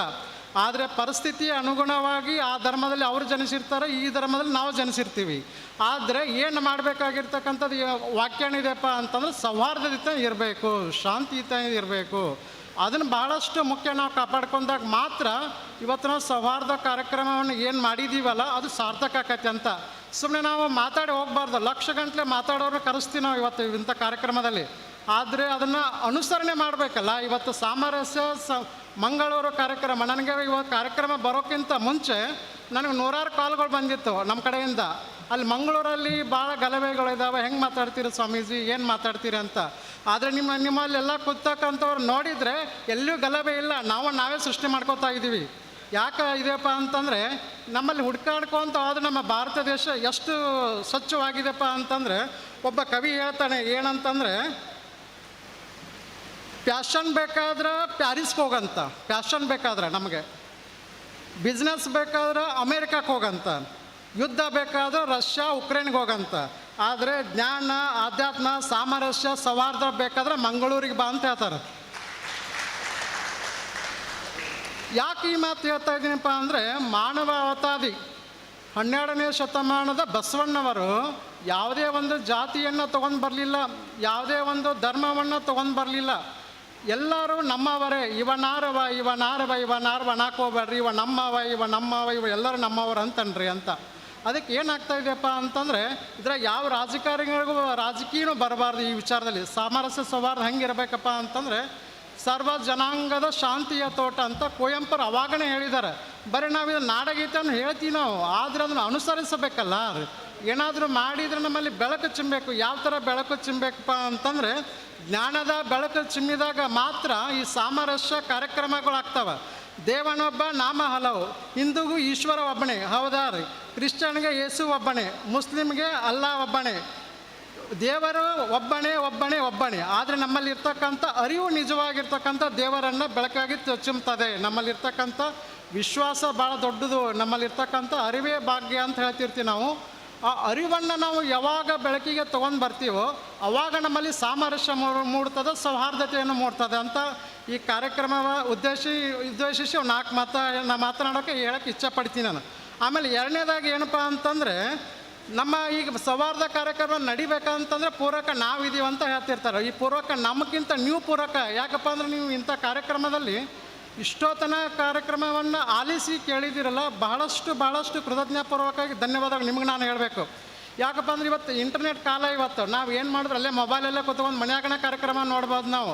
ಅವನ್ನೆಲ್ಲ ಪೇಷನ್ಸಿಂದ ಇಟ್ಕೊಂಡು ಶ್ರೀಮತಿ ಮಂಜುಳಾ ನಾಯಕ್ ಅವ್ರು ನಮಗೆ 3-4 ವರ್ಷದಿಂದ ಭಾಳ ದಿವಸದಿಂದ ಪರಿಚಯ. ಆದರೆ ಅವ್ರಿಗೆ ಯಾರ್ಯಾರೋ ಕೇಳಿದ್ರಂತ ವಿರಕ್ಮಠ ಸ್ವಾಮೀಜಿಯವ್ರು ಬರ್ತಾರೆ ನಿಂಥ ಕಾರ್ಯಕ್ರಮಕ್ಕೆ ಅಂತ. ಅವ್ರು ಬರೀ ಹಿಂದೂವಾದಿಗಳು ಇರ್ತಾರೆ, ಬರೀ ಹಿಂದುತ್ವವನ್ನು ವಾದಿಗಳು ಅಂತ ಹೇಳ್ತಿರ್ತಾರಂತ. ಆದರೆ ತಪ್ಪು ಕಲ್ಪನೆ. ಯಾಕಪ್ಪ ಅಂತಂದ್ರೆ ಯಾವುದು ಒಳ್ಳೆಯದನ್ನ ಅಪಗೋತೀವಿ, ನಾವೆಲ್ಲರೂ ಒಳ್ಳೆಯದನ್ನು ಒಪ್ಕೋತೀವಿ. ನಾವು ಹಿಂದೂಗಳನ್ನು ಒಪ್ಕೋತೀವಿ, ಕ್ರಿಶ್ಚಿಯನ್ರು ಒಪ್ಕೋತೀವಿ, ಮುಸ್ಲಿಮ್ಸ್ ಒಪ್ಕೋತೀವಿ. ಆದರೆ ಎಂಥವ್ರು ಒಪ್ಕೋತೀವಪ್ಪ ಅಂದ್ರೆ ಅಬ್ದುಲ್ ಕಲಾಂನಂತರ ಮಾತ್ರ ಒಪ್ಕೋತೀವಿ ನಾವು, ಒಳ್ಳೆಯವ್ರನ್ನಂತ ಮಾತ್ರ ಒಪ್ಕೋತೀವಿ ನಾವು. ಅಂತಿಂಥವ್ರನ್ನು ಯಾವುದೇ ಕಾರಣಕ್ಕೂ ಒಪ್ಪುವಂಥವ್ರಲ್ಲ. ಅದಕ್ಕಾಗಿ ಇಂಥ ಕಾರ್ಯಕ್ರಮ ನಡಿಬೇಕಾಗಿತ್ತಪ್ಪ ಅಂತಂದ್ರೆ ಮಂಜುಳಾ ನಾಯಕ್ ಅವರು ಭಾಳಷ್ಟು ಗಟ್ಟಿವಂತೆ, ಭಾಳ ಧೀರ. ನಮ್ಮ ಕಡೆ ಹೇಳ್ತಾರೆ ಬೆಳಗಾವಿ ಕಡೆ ಅಂತಂದ್ರೆ ರಾಣಿ ಚೆನ್ನಮ್ಮ ಆಳಿದಂಥ ನಾಡು ನಮ್ಮ ಬೆಳಗಾವಿ ಧಾರವಾಡ. ಅಂಥ ರಾಣಿ ಚೆನ್ನಮ್ಮ ಅವತಾರ ಯಾರಪ್ಪ ಅಂದ್ರೆ ಮಂಜುಳಾ ನಾಯಕ್ ಇದ್ದಂಗೆ ಅವರು. ಈ ಮಾತು ಯಾಕೆ ನಿಮ್ಗೆ ಪದೇ ನಾವು ವಿಚಾರ ಮಾಡ್ತೀನಿ ಅಂದರೆ ಇಷ್ಟು 15 ದಿವಸ 20 ದಿವಸ ಇಂಥ ಕಾರ್ಯಕ್ರಮಗಳನ್ನು ಆಯೋಜನೆ ಮಾಡೋದಕ್ಕೆ ಎಷ್ಟು ಶ್ರಮ ಪಟ್ಟಿದ್ದಾರೆ. ಅದರ ಜೊತೆಗೆ ಸಾಮರಸ್ಯ ಮಂಗಳೂರಿನ ಒಂದು ಬೃಹತ್ ಆಗಿರ್ತಕ್ಕಂಥ ಒಂದು ಸಂಘಟನೆ. ಈ ಸಂಘಟನೆ ಕೂಡ ನಾವು ಕೃತಜ್ಞತೆ ಅಭಿನಂದನೆಗಳು ಸಲ್ಲಿಸೋಕೆ ಇಚ್ಛಪಡ್ತೀನಿ. ಆಮೇಲೆ ಕೆಳಗೆ ಕೊಡೋರು ಮ್ಯಾಲೆ ಗೊತ್ತಿಲ್ಲ, ಯಾಕೋ ರಮಾನಾಥ್ನ ಸಚಿವರು, ಮಾಜಿ ಸಚಿವರು ಮ್ಯಾಲೆ ಕೊಡೋದು ಕೆಳಗೆ ಕೂತಾರೆ. ಇದು ಏನು ತೋರಿಸ್ತದಪ್ಪ ಅಂದ್ರೆ ಸೌಹಾರ್ದತೆ ತೋರಿಸ್ತೈತಿದು. ನಮ್ಮಲ್ಲಿ ಏನಾಗಿದೆಯಪ್ಪ ಅಂತಂದರೆ ಎಲ್ಲರೂ ಒಂದೇ ನಾವು. ಆದರೆ ಇವನು ಹಿಂದೂ, ಇವನು ಕ್ರೈಸ್ತ, ಇವನು ಮುಸ್ಲಿಮ್ಸ್ ಅಂತ ಬಂದು ಏನಾಗಿದೆಯಪ್ಪ ಅಂತಂದರೆ ಒಗ್ಗಟ್ಟು ಕಡಿಮೆ ಆಗ್ತಾ ಇದೆ. ಒಗ್ಗಟ್ಟು ಕಡಿಮೆ ಆಗೋದ್ರಿಂದ ಗಲಭೆಗಳು ಅದು ಇದು 108 ತಾಪತ್ರೆಗಳು ನಮ್ಮ ದೇಶದೊಳಗೆ ನಡೀತಾ ಇದ್ದಾವೆ. ಅಂಥವನ್ನು ಬದಿಗಿಟ್ಟುಕೊಂಡು ನಾವು ಸಾಮರಸ್ಯವನ್ನು ಚೆನ್ನಾಗಿ ಎಲ್ಲ ಧರ್ಮಗಳಿಗೂ ಒಂದೇ ಆಗಿರ್ತಕ್ಕಂಥದ್ದು ಯಾವುದಪ್ಪ ಅಂತಂದು ಭಾರತೀಯ ಧರ್ಮ. ಎಲ್ಲ ಧರ್ಮಗಳಿಗಿದ್ದು ಒಂದೇ ಧರ್ಮ ಭಾರತೀಯ, ನಾವೆಲ್ಲರೂ ಮೊದಲು ಅದನ್ನು ನಾವು ಅರ್ಥ ಮಾಡಿಕೊಂಡಾಗ ಮಾತ್ರ ನಮ್ಮ ದೇಶ ಒಂದು ಸುಂದರವಾಗಿರ್ತಕ್ಕಂಥ ದೇಶವಾಗುತ್ತೆ, ವಿಶ್ವ ಮಾನವ ದೇಶ ಆಗುತ್ತೆ ಅನ್ನೋದಕ್ಕೆ ಸಾಕ್ಷಿ ಇದ್ದೇವೆ. ಹೀಗಾಗಿ ಈ ಕಾರ್ಯಕ್ರಮಕ್ಕೆ ನಮ್ಮನ್ನು ಭಾಳ ಸಂತೋಷದಿಂದ ಬರಮಾಡಿಕೊಂಡಿರ್ತಕ್ಕಂಥ ಶ್ರೀಮತಿ ಮಂಜುಳಾ ನಾಯಕ್ ಅವರಿಗೆ ಅಭಿನಂದಿಸಿ ಈ ಕಾರ್ಯಕ್ರಮಕ್ಕೆ ವಿರಾಮವನ್ನು ಕೊಡ್ತೀನಿ. ಎಲ್ಲರಿಗೂ ಶರಣಾರ್ಥಿಗಳು.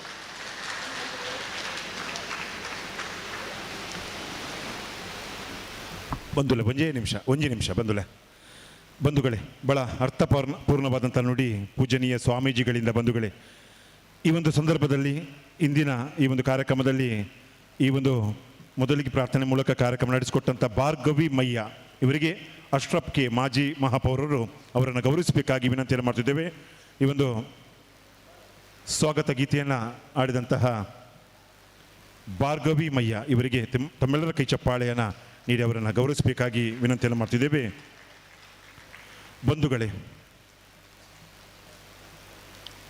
ಅರ್ಥಪೂರ್ಣವಾದಂತಹ ಕಾರ್ಯಕ್ರಮ ಸಾಮರಸ್ಯ ಮಂಗಳೂರು ಇದರಿಂದ ನಡೆದಿದೆ. ಬಂಧುಗಳೇ, ಭಾರತದ ನೆಲ ಅಂದರೆ ಸೌಹಾರ್ದತೆಯ ನೆಲ. ಬಂಧುಗಳೇ, ಮುಸಲ್ಮಾನ ಧರ್ಮ ಅಂದರೆ ಅದು ಕರುಣೆ ಆಧಾರಿತ ಧರ್ಮ, ಕ್ರೈಸ್ತ ಧರ್ಮ ಅಂದರೆ ಪ್ರೀತಿ ಆಧಾರಿತ ಧರ್ಮ. ಬಂಧುಗಳೇ, ಹಿಂದೂ ಧರ್ಮ ಅಂದರೆ ಸತ್ಯ ಆಧಾರಿತ ಧರ್ಮ. ಬಂಧುಗಳೇ, ಆದ್ದರಿಂದ ಪ್ರೀತಿ ಕರುಣೆ ಸತ್ಯ ಆಧಾರಿತ ದೇಶವೇ ಭವ್ಯವಾದಂಥ ಭಾರತ. ಬಂಧುಗಳೇ, ಈ ಧ್ವನಿಯು ನಮ್ಮೆಲ್ಲರ ಹೃದಯದಿಂದ ಬರಬೇಕು. ಈ ನಿಟ್ಟಿನಲ್ಲಿ ಇಂದಿನ ಕಾರ್ಯಕ್ರಮದ ಮೂಲಕ ನಾವು ಇದಕ್ಕೆ ಪಂಚಾಂಗವನ್ನು ಹಾಕಿದ್ದೇವೆ. ಖಂಡಿತವಾಗಿಯೂ ಈ ಕಾರ್ಯಕ್ರಮದ ಮೂಲಕ ಇನ್ನಷ್ಟು ಸಾಮರಸ್ಯದ ಬದುಕು ಹಸನಾಗಲಿ ಅನ್ನೋ ಮಾತನಾಡುತ್ತಾ ಇದೀಗ ಧನ್ಯವಾದ ಸಮರ್ಪಣೆ ನೀಡುತ್ತಿದ್ದಾರೆ ಚೇತನ್ ಕುಮಾರ್ ರವರು.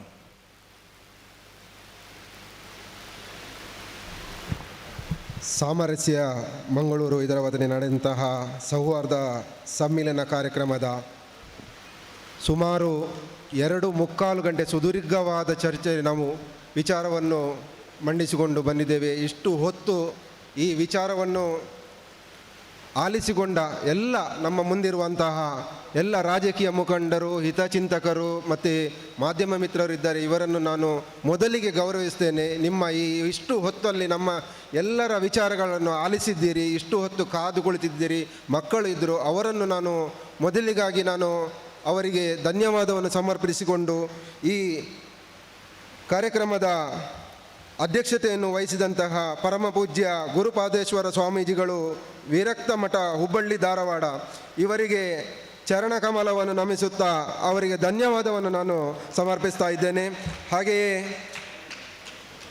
ಇದರ ಉದ್ಘಾಟನೆಯನ್ನು ಮಾಡಿದಂತಹ ಮಾಜಿ ಜಿಲ್ಲಾಧಿಕಾರಿಗಳು ಶ್ರೀಯುತ ಶಶಿಕಾಂತ್ ಸೆಂಥಿಲ್ರವರಿಗೂ ಕೂಡ ನಮ್ಮ ಪರವಾಗಿ, ನಮ್ಮೆಲ್ಲರ ಪರವಾಗಿ ಧನ್ಯವಾದವನ್ನು ಅರ್ಪಿಸುತ್ತಿದ್ದೇನೆ.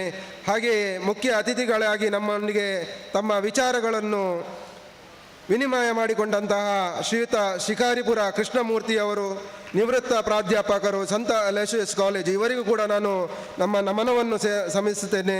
ಹಾಗೆಯೇ ನಮ್ಮನ್ನೆಲ್ಲ ಉದ್ದೇಶಿಸಿ ಮಾತನಾಡಿ ನಿರ್ಗಮಿಸಿದಂತಹ ವಂದನೀಯ ಧರ್ಮಗುರುಗಳು ಜೋಸೆಫ್ ಮಾರ್ಟಿಸ್ ಧರ್ಮಗುರುಗಳು, ದೇರೆಬೈಲ್ ಚರ್ಚ್, ಇವರಿಗೂ ಕೂಡ ನಾನು ಧನ್ಯವಾದವನ್ನು ಸಮರ್ಪಿಸ್ತೇನೆ. ಹಾಗೆಯೇ ನಮ್ಮೊಂದಿಗೆ ವಿಚಾರವನ್ನು ಮಂಡಿಸಿಕೊಂಡು ನಿರ್ಗಮಿಸಿದಂತಹ ಜನಾಬ್ ಇಶಾಕ್ ಪುತ್ತೂರ್ರವರು, ಇವರಿಗೂ ಕೂಡ ನಾನು ಧನ್ಯವಾದವನ್ನು ಸಮರ್ಪಿಸಿದ್ದೇನೆ.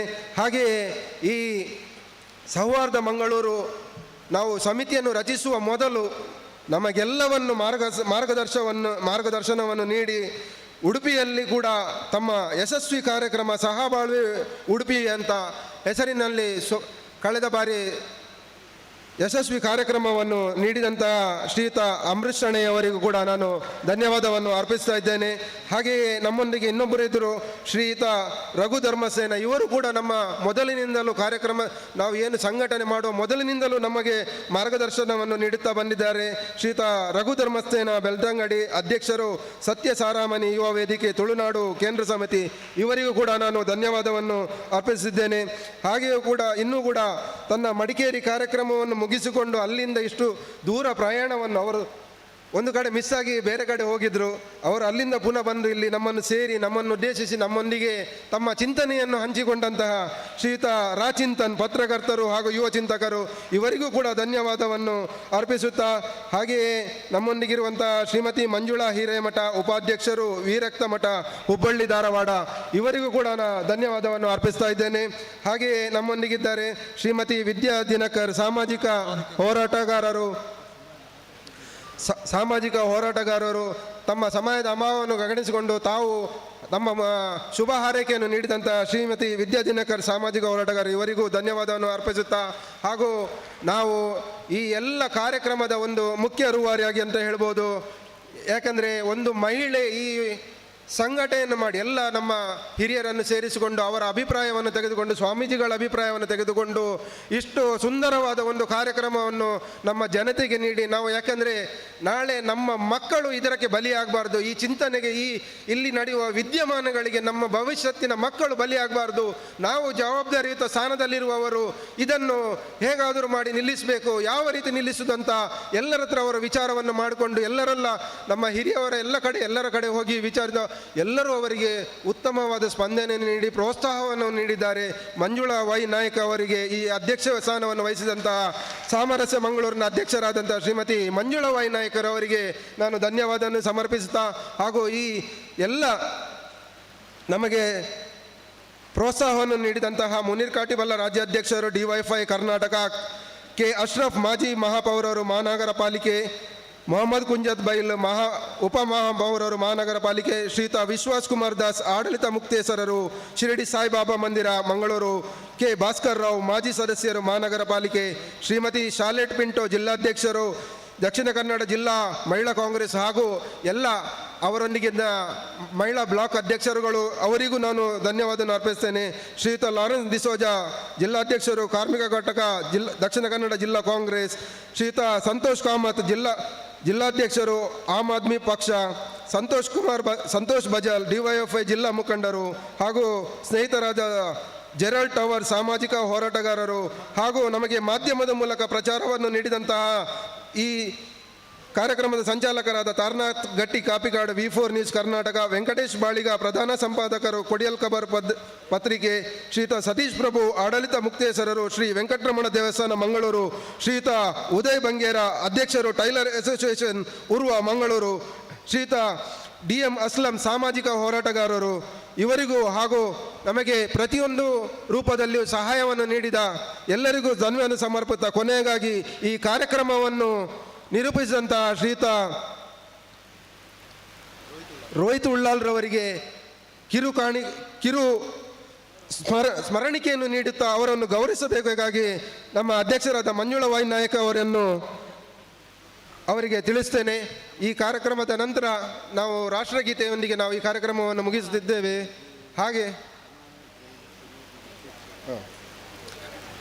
ಹಾಗೂ ನಮ್ಮ ಎಲ್ಲ ವಿವಿಧ ಪಕ್ಷದ ಮುಖಂಡರುಗಳು ಎಲ್ಲರೂ ಬಂದಿದ್ದೀರಾ. ಅದಕ್ಕಿಂತ ಹೆಚ್ಚಾಗಿ ನಮ್ಮ ಹಿರಿಯರು, ಮಾಜಿ ಸಚಿವರು, ಹಾಗೂ ನಮ್ಮ ಎಲ್ಲ ಈ ಕಾರ್ಯಕ್ರಮಕ್ಕೆ ಮೊದಲಿಗಾಗಿ ಅವರು ಪ್ರೋತ್ಸಾಹವನ್ನು ನೀಡಿದಂತಹ ಶ್ರೀಯುತ ರಮನಾಥ್ ರೈ ಸಾಹೇಬರವರಿಗೆ ತುಂಬು ಹೃದಯದ ಧನ್ಯವಾದಗಳನ್ನು, ಹಾಗೂ ಜಿಲ್ಲಾ ಕಾಂಗ್ರೆಸ್ನ ಅಧ್ಯಕ್ಷರ ಅವರು ಕೂಡ ಪ್ರೋತ್ಸಾಹವನ್ನು ನೀಡಿದ್ದಾರೆ. ಅವರಿಗೂ ಕೂಡ ಜಿಲ್ಲಾ ಕಾಂಗ್ರೆಸ್ನ ಅಧ್ಯಕ್ಷರಾದ ಶ್ರೀಯುತ ಹರೀಶ್ ಕುಮಾರ್ ರವರಿಗೂ, ಹಾಗೂ ಮಾಜಿ ಮೇಯರ್ ಆದಂಥ ಶ್ರೀಯುತ ಶಶಿಧರ್ ಹೆಗಡೆ ಅವರು, ಹಾಗೂ ಬಹಳಷ್ಟು ಹಿರಿಯರು ನಮಗೆ ಪ್ರೋತ್ಸಾಹವನ್ನು ನೀಡಿದ್ದಾರೆ. ನಿಮಗೆಲ್ಲರಿಗೂ ನಾನು ಒಂದೇ ಮಾತಿನಲ್ಲಿ ಗೌರವಪೂರ್ವಕವಾಗಿ ನಮನಿಸುತ್ತಾ ನಿಮಗೆ ಧನ್ಯವಾದವನ್ನು ಅರ್ಪಿಸುತ್ತಾ ಶ್ರೀಯುತ ರೋಹಿತ್ ಉಳ್ಳಾಲ್ರವರಿಗೆ ಒಂದು ಸ್ಮರಣಿಕೆಯನ್ನು ನೀಡಿ ಗೌರವಿಸಬೇಕಾಗಿ ಕೇಳಿಕೊಳ್ತಾ ಇದ್ದೇನೆ.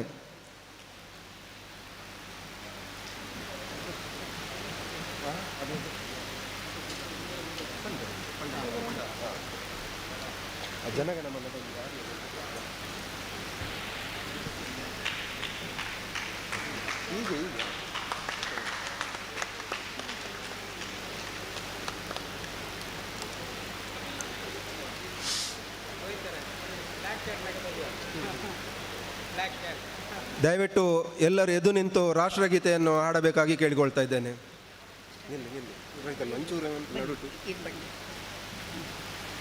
ಅಟೆನ್ಷನ್, ರಾಷ್ಟ್ರಗೀತೆ.